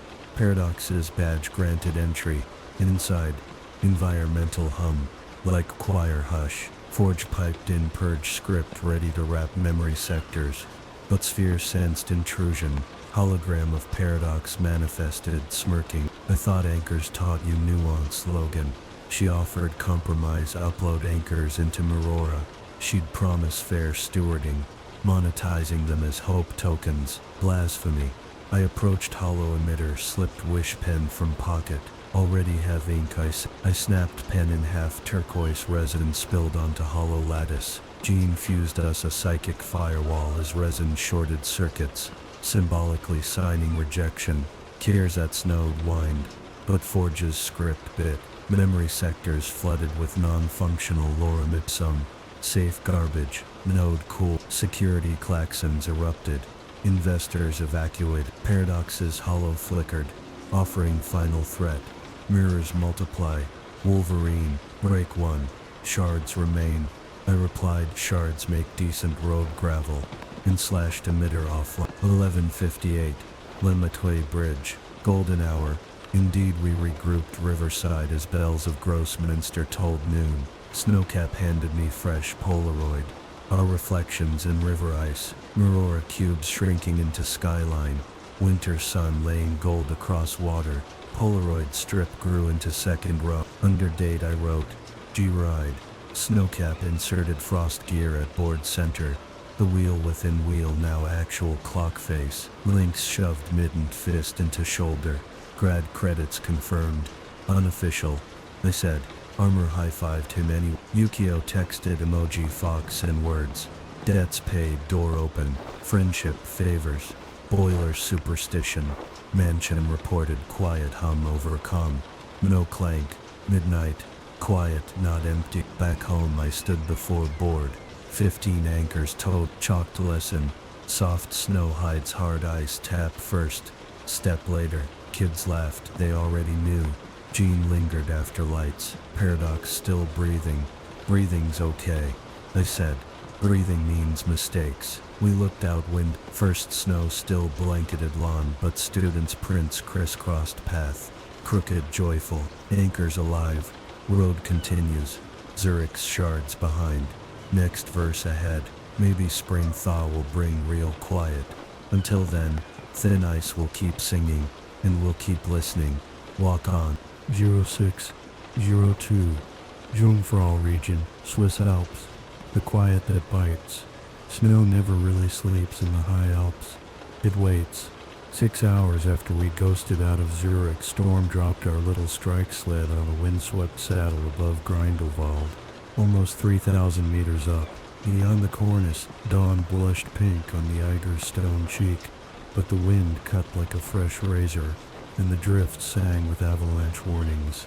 Somewhere under that blinding white lay Volta Lithia, a Cold War munitions labyrinth that Paradox repurposed as her final fallback. Yukio's favor ledger was clean, but she still sent one last breadcrumb before radio silence. The Lithia entrance sings at 8 kHz. Follow the whistle. Forge's scanners found the frequency echo thin as a migraine, curling up through deserted ski lift pylons. We followed it. Team roster slim for a finish line. Armor, hollow, bitrate, snowcap, links, storm overhead. Jean on psychic tether, me on point. No more spectators. Charles stayed behind only because I swore if I saw his wheelchair tracks in the snow I'd toss him down the mountain myself. He believed me, and blessed the mission anyway. We strapped avalanche beacons, micro crampons, and matte goggles. No anchor trinkets this time. They were sewn to our souls by now. I carried the full Polaroid wheel, laminated against sleet, tucked inside inner pocket like the last page of a holy book. 0711, at ice shaft, 9. The whistle peaked near a toppled weather station. Bitrate triangulated a thermal anomaly big as a grain silo, but reading colder than background. A door disguised as collapsed ice cornice slid aside after Hollow fed at a void pulse handshake. Wind died the instant we stepped into shaft. The silence felt vacuum tight behind us. We rappelled 50 meters into a corridor of crystallized basalt and polyglass. Elodie's flickered cyan, Michelangelo's Last Judgment, etched in laser micro-relief across the walls. Paradox's idea of interior design, every soul tumbling, no stairway up. I touched one fresco. Glass trembled with embedded subsonic hum. Anchors trying to invert again. Forge whispered over comm. Motion sensors read stagnant. EM quiet. Either empty or bait. I sniffed, not lilac, not toner, but ozone laced with copper and something older. Bloodstone maybe. Paradox had changed perfume one last time. 0729. Heart room. At vault core waited a chamber circular as an iris. 12 mirror slabs ringed a central plinth, housing a transparent casket. Inside lay Tanya Paradox, sleeping or dead, draped in silver dream ink veins, glowing slow tubes fed cryofluid, halo of fiber optic hair braids, plugged into floor. Above the casket hovered a sphere of cracked alloy, remnants of the 12-fold knot piston, its rings now twisted into Mobius loops. Code glyphs stuttered across its skin, but softer, like last breaths. It projected a hollow of our anchor wheel, but the pictures no longer inverted. They hovered true, faintly shining. I circled casket. Paradox's chest rose imperceptibly. Cryo kept her balanced between synapse firing. Jean murmured in mind. She's inside a self-written dream, broadcasting micro-probabilities at quantum scale. Alethea isn't a vault, it's a wishing well. Armor scanned cabling. If we yank her out, Sphere might default to last instruction. Chaos. Snowcap frown. What if we finish the dream instead of breaking it? Kids looked to me. Wolverine. Breaker of things. I inhaled ice air. Felt Polaroids warm. Sometimes fences guide, not block. Hollow, I said. Give me a void the size of a heartbeat. She shaped a black marble at my palm. I placed it against casket glass right over Paradox's heart. Bitrate, I ordered. Feed the wheel's metadata unaltered into the sphere. Eject cable. Uploaded anchor images. Sphere brightened. Looped once. Then mirror slabs lit in sequence, each flashing one of our anchor words. Wolf. Gate. Shield. Levy. All 15 up to gate. Final mirror stayed dark. Jean breathed. It's missing the 16th. The wheel had one gap for future victory. Still blank. I reached inside coat. Withdrew the turquoise wish pin. Click unbroken tip. I wrote freehand on the dark mirror. Forgive. Ink glowed gold where it touched. Mirror turned radiant, showing Paradox not as nemesis but a woman snared by recursion of her fear. Sphere spun once, let out a soft exhale. Green washed to sunrise amber. Cryo pump cycled down. Paradox's eyes fluttered open. First time I'd seen them without predatory sheen. She mouthed a word why. Roads too long to drag corpses. Armor cracked casket lid. Hollow coolant spilled like mint breath. Paradox sat weak, cables unplugging. No alarms, no defense drones. She wept quietly, tears freezing on cheeks then thawing in same moment. 0812, exit with no explosions. We escorted her up shaft. Storm lowered jet on rotor whisper. Paradox donned thermal cloak, wrists cuffed but loose. Shield medics on standby. She surrendered server keys. Single data stick labeled Memento Mori. Bitrate already hashing checks. Snowcap sealed vault door behind with super freeze. Hollow void laced cracks. Sphere remained. dormant as stalactite, still projecting real. Maybe a museum piece someday. One climb out, first sunbeam cut across roof. I snapped Polaroid through frosted visor. Kids forming semicircle round Paradox Mountains behind like ancient judges. Wind carried no lilac. Roiler superstition had followed us across ocean. Now the mountain's frozen pipes offered no clang. Only back at mansion 16th frame board waited. I slid final snapshot into third row, fourth slot, 16 anchors complete. Road chalk caption, roadmen, road end. Kids stared wide. Hollow whispered, feels like period at end of sentence. Jean placed gentle hand on my arm. Stories cycle but arcs can rest. We celebrated with snowball ambush in quad. Even Storm caught one in hair laughing. Paradox, she entered shield custody. Volunteered location of every Dreamweaver node. Asked for restorative justice panel. Charles offered to facilitate redemption sprouts in odd soil. Yukio texted Fox emoji. I owe you nothing. You owe me ramen. Deal. Boiler back home. Silent. Not dead, just content. I stood alone before board. 16 lights glowed under dim lamp. Road still stretches, always will. But for first time in memory, it looks paved and lit far enough. I can't see darkness beyond. I exhaled a breath that didn't frost with dread. Maybe next strip starts with simple joys. Snowcap's first exhibition. Link's coaching junior track. Armor lecturing at him. Or maybe Ghost's rehatch. Either way, fence stands taller. Staffed by many. Claws retracted. Heartbeat slow. Quiet held. I let it walk on, maybe even stroll. 0618. Westchester. Unscheduled silence. 1 week after Zurich. And the vault cold Alethea. The mansion sounded wrong again, but this time for being too right. No boiler clank, no whistling radiator, just a vacuum calm that pressed on the eardrums like altitude. Jean called it a reset lull. Charles called it safe. I called it the moment before ice spider webs under boot weight. I spent dawn on patrol with no destination, boots crunching frost, breath threading steam into bare maples. The sky blushed lavender, and somewhere behind me the kitchen crew baked cinnamon scones that could talk pacifists into murder. Quiet can be a weapon when you've forgotten what noise is. At the south gazebo I found Snowcap sketching frost runes onto a metal lunchbox. Half-moon spectacles she'd borrowed from Beast slid down her nose. Inside the box clinked Snow Globe 2.0. A palm-sized void kernel wrapped in ice lattice. Hollow's mathematics, her geometry. They'd fused art project and shield tech. Student genius moves faster than adult panic. Field test, I asked. She nodded, cheeks pink. If we sync the void's phase with my frost frequency, we get cold storage that never melts. Could carry blood samples or vaccines across deserts. Words poured mist. Excitement warms shy voices. Innovation from ashes. Good sign. I reminded her. Every marvel is a blade on both edges. Log everything. No secret gifts. She agreed.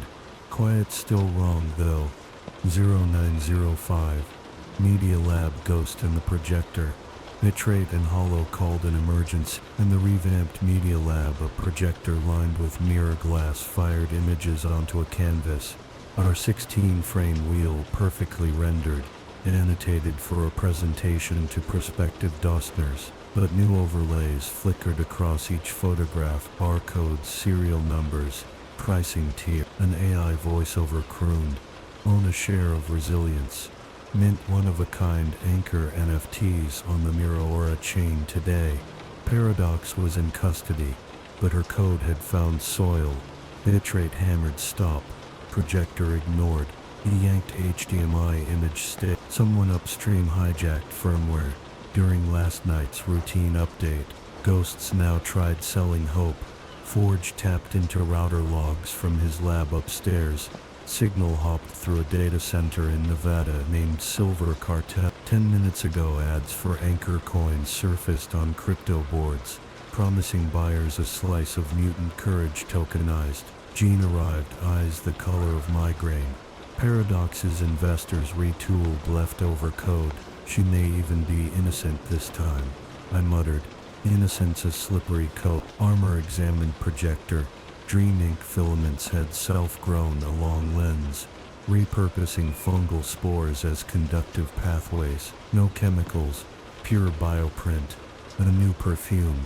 We couldn't let Anchor NFTs poison the wheel. Next digital breach might swap hope for trigger again. 1111.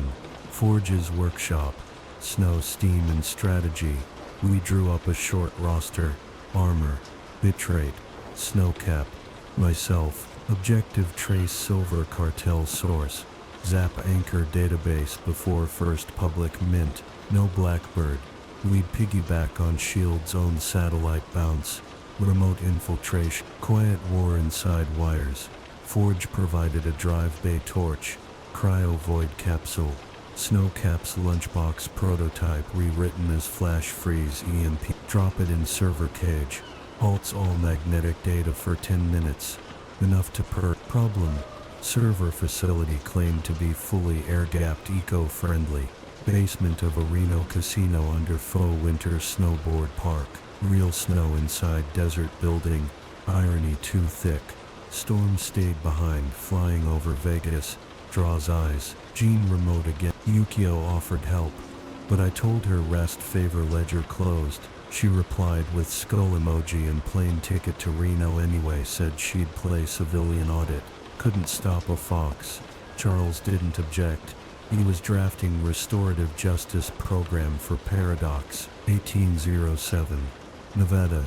The snow park that shouldn't exist. Casino lights bruise sky pink. Inside, snowboard half-pipes sparkle under LED aurora. Refrigerant coils pump Arctic chill. Beneath vinyl snow sits data farm, disguised as climate control bunker. Bitrate slipped through service employee gate, wearing maintenance badge. Armor and I hid inside supply lift with Snowcap's capsule. Basement smelled of antifreeze and burnt popcorn. Casino sweat recirculated. We found server cage watched by one board guard live streaming gaming channel. Ghosts bribed lazily, not loyally. Armor triggered minor coolant leak. Steam cloud. Guard bolted to breaker box. We slipped in. Rows of white plastic servers hummed mantra. LED panels pulsed Anchor image thumbnails being minted. Each sale minted live. Price tag skyrocketing. Snowcap deployed capsule set on central floor grate. Flick frost gear. Void swallowed cryo core temperature plunged. EMP ring blossomed silent. Beautiful Thysistus froze mid-right. Data head Bitrate executed purge script. Overwriting.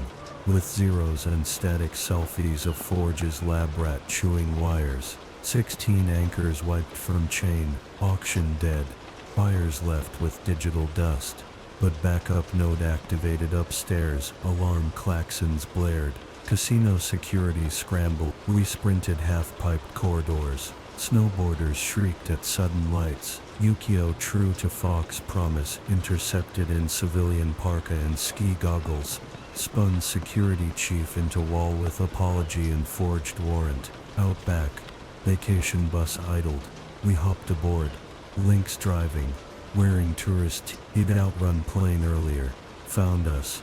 Vegas strip receded. Mission quiet. No casualties. Fence guided. Not cracked. 2359. Mansion. Snowfall Part 2. Back home. First East Coast blizzard intensified. Polaroid board awaited. I pinned new photo. Bitrate. Snapped the Eco Snowpark's holographic aurora collapsed. Snowboarders high-fiving. After lights came back. Never knowing war ended under their boots. Underdate wrote. Demented. 16th plus 117. Chalk note. Hope is not for sale. Boiler clanged once deep satisfied. Jean whispered. Road feels shorter tonight. Or maybe we walk faster, I said. Snowcap left Frost Gear lunchbox empty now on desk. She wrote sticky note, for the next wish that needs freezing. Q0303. Roof iron heart. Glass sky. Couldn't sleep. Reno Funhouse still echoes in ears. I found Yukio up top, leaning on railing. Optic reflecting snowfall. She never left after flight. Ledger closed, I remind. Trust doesn't need ledger, she said, flicking cigarette into drift. What's next? Road sign. I looked at sky. Clouds parted, revealing Orion's upraised club. Maybe we get to breathe till spring edition finals. Maybe Ghosts finally bored. She chuckled. Maybe she gifted me ticket stub from Casino Proof Illusions can turn to souvenirs. Pocketed. The boiler's lullaby. Back in hallway, boiler hummed melodic. Students snored. Polaroid wheel glowed gentle, but I realized whispers had stopped feeling like threats. They were reminders, ice cracking early, so we tapped before stepping. Fence matured. Snowcap's gear ticked faint inside lunchbox. Heartbeat of ready. Quiet at last, but not hollow. Full of potential threat. Maybe part 40 ends with graduation. Maybe with New Horizon, where Wolverine's claws mostly rust because others lift weight. Either way, footprints keep marking fresh snow until thaw. Walk. End of part 37. Yes, 37 in internal order. Silver Cartel iced. Anchors disminted. Road lit by 17 frames and a frost gear. You have not enough humanizer words left. Upgrade your surfer plane. You said 40. Chat GPT said. Part 40. Graduation. Snow in the road ahead. First person narration. 1-3. Reason when every blank is stripped. The count glides past 5,000 characters. A closing cadence slow. Spacious meant for a long exhale. 0645. Westchester dawn on commencement day. Snow has a peculiar talent for memory. Every flake looks new, but step on yesterday's crust and it reminds you exactly where the weight was. The quad wore a fresh sheet this morning. Spark white, flawless. But the boiler released a single soft clang in the basement and I swore I felt the echo of every fight we'd shoveled through since Madripoor. Today though, the clang sounded almost content. Boundaries seniors were graduate, not with tassels and pomp and circumstance. Xavier's has its own pageantry. A courtyard ceremony at first light, vows in mutant sign tongue, and an oath to carry anchors rather than weapons. Whenever possible, Jean found me before roll call, past a mug of coffee steamed with cinnamon. No threats on the horizon, she projected, her mind voice lazy for once. Horizon always hides something, I answered. Maybe, but let the sky stay blank until we finish the speeches, she replied, and nudged me toward the archway strung with void bubble ornaments and frost gear mobile. The kids had worked all night. The walkway glittered like a cathedral aisle, carved from Aurora. 0710. Anchor walk. Snowcap led. She wore waxed paper wings, dusted with ice runes. Fragile, useless for flight, perfect for symbolism. Hollow followed, lantern in her palm glowing void blue at the edges but calm and bright in the middle. Her control is effortless now. Lynx strutted with polished claws. Bitrate carried a pocket speaker looping soft beats. An armor-closed formation in ceremonial crimson shell so thin it was nearly transparent. As they passed each Polaroid mounted on stakes along the walkway, Wolf Pup Gate, Shield Levy, Orb Surfboard, Fountain, Sentinel, Mirror, Blue Book, Lantern, Railgun Skyburst, Snow Park, and the last Zurich Mountain Dawn. They paused, tapped fingertips, breathed the anchor once, and moved on. Not a ritual I scripted. They invented it. Teachers only get to step back and not ruin the moment. I noticed something. The strip displayed outside had 17 frames now, including last week's Silver Cartel Snow Park shot. One space left blank behind a vellum veil that read next journey. Their choice, not mine. Storm hovered overhead, pulling stray clouds aside so sun broke the cold haze. Light hit frost mobiles, the quad filled with tiny rainbows dancing on boot leather. Boiler. Silent. 0733. Charles's briefest speech. Charles kept it short enough. Even Wolverine respected the poetic restraint. The fence you built now stands beyond these grounds. Keep walking, know when to mend. And remember, boundaries are promises, not prisons. I stepped up, cleared throat. Claws stay sheathed. Unless the world misbehaves. When it does, you know where to find me. Kids laughed. Donors winced. Perfect balance. Jean pinned little copper wolf brooches on each grad's lapel. Crafted by links from Sentinel scrap. Talk about reclaiming nightmare. Ceremony closed with Snowcap lifting her frost cube sky high. It burst into glittering snow that fell only inside the circle. A harmless localized flurry. Anchors at play. 0812. Unscheduled guest. We were 10 steps from Cocoa Urns when Yukio's fox emoji pinged my phone. Check driveway. I turned. Down the hill rolled a vintage postal truck with a white flag taped to fender. Shield plates. Out stepped Dr. Tanya Paradox. Flanked by 2 restorative justice mediators. 0 handcuffs. She held a simple cardboard box. Graduates stiffened. Reflexes taut as bowstring until Charles glided forward. Paradox bowed low, voice soft. A gift. No ink. No code. Proof I can return what I borrowed. Inside the box, the original Blue Book journal, minus the Wraith pages, plus a stack of blank Polaroid film. She looked at Hollow and Snowcap. New stories deserve fresh paper. Jean read her mind surface truth this time. I smelled sincerity salted with regret. Hard to fake that scent. Armor accepted, box bitrate scanned clean. Paradox nodded to me. Anchors saved me. My debt now is teaching others to weave their own. She turned, left before applause or lynching could start. Gate closed. I realized Boiler hadn't even murmured. House didn't see her as threat now. That's some wizardry. 0900. Staff kitchen. Cinnamon scones finally earned focus. Forge popped champagne. Beast tried to outlaw it pre-lab hours and promptly failed. Snowcap slid frost cube into punch bowl. Instant glacier. During clatter. Armor approached, placed laminated photo in my hand. Last blank spot The Polaroid showed all of us faculty, students, even Paradox's departing truck tiny in background, captured inadvertently by a news drone overhead. Sunrise haloing entire quad. In corner Snowcap's frost snow still hung midair like star. A moment between heartbeats, where no one was attacking or defending, just listening. I pinned it under vellum of next journey. Wheel plus 118 anchors. Chalked word below. Awake. Kids approved with rowdy fist bump. 2248. Boundary classroom. Quiet's new song. Most lights off. Board alive under moon. 18 squares glow from street lamp glint. Chalk arcs draw a spiral now. Not a circle. Jean entered carrying fresh cattle. You're allowed to sleep, she teased. Just listening to the fence I realized the boiler hadn't clanged all day. It hissed a lullaby steady as breath, machine in harmony.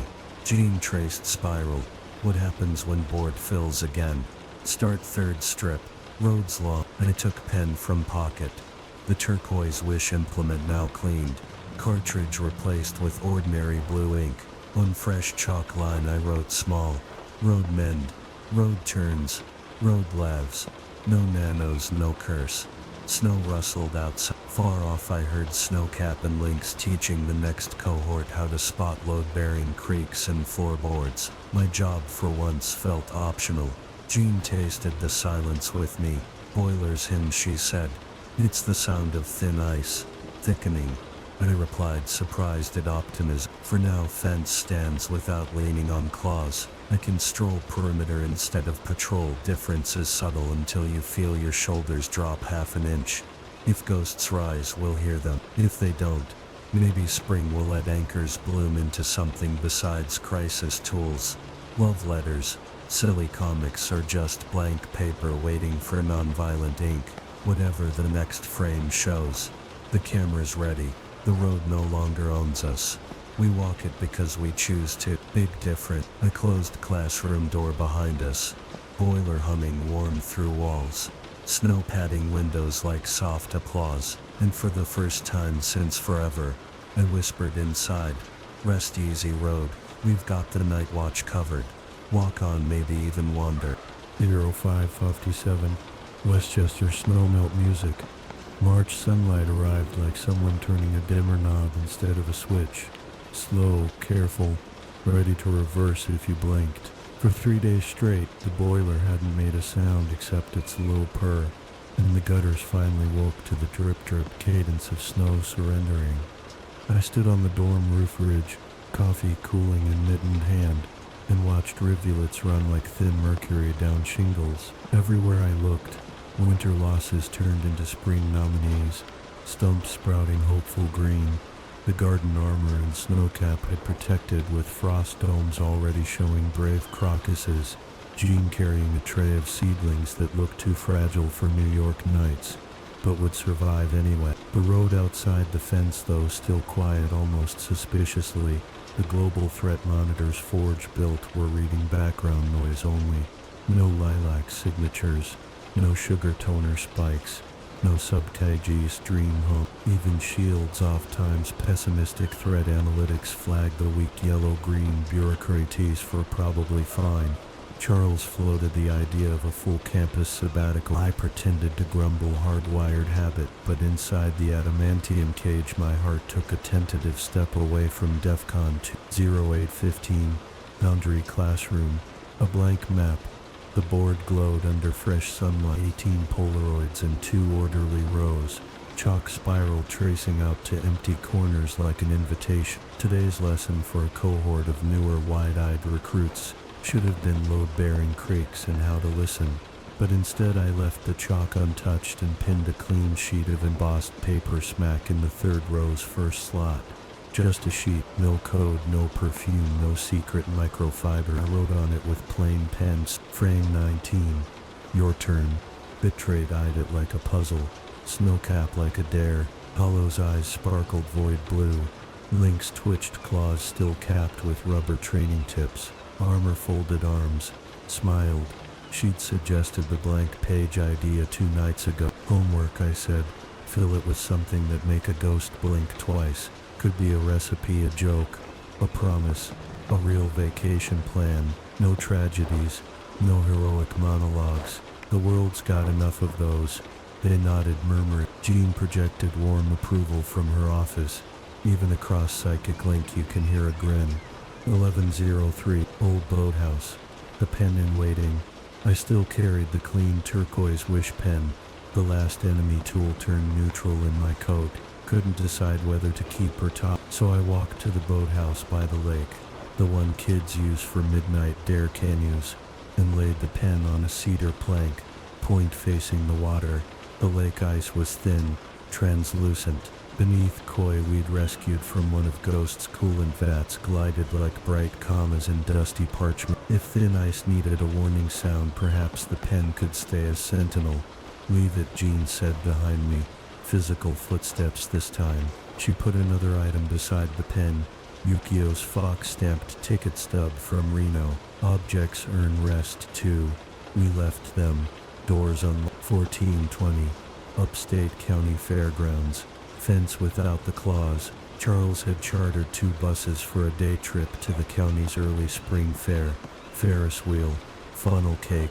Hog judging. The new cohort needed proof that life isn't always infiltration and dreaming. Armor sat 3 rows behind me, tutoring a nervous telekinetic kid in breathing exercises timed to telephone poles whipping past. Hollow read a printed zine about slow fashion. Bitrate tapped a beat into the seat rail. Snowcap napped upright, condensation frosting the window in fractal fern. Halfway down Road A117, boiler superstition followed us. The bus radiator rattled ominous. Driver cursed the thermostat, pulled over at a rest lot. No sabotage, just old parts. Lynx and I tightened a hose clamp. Snowcap iced a hairline crack until we could limp to fairground. Small breakage, big response. The fence training paying in everyday dividends. Nobody panicked. cockpit joked. Passengers handed out granola bars. Crisis de-escalated to anecdote. 1705. County Fair Ferris wheel.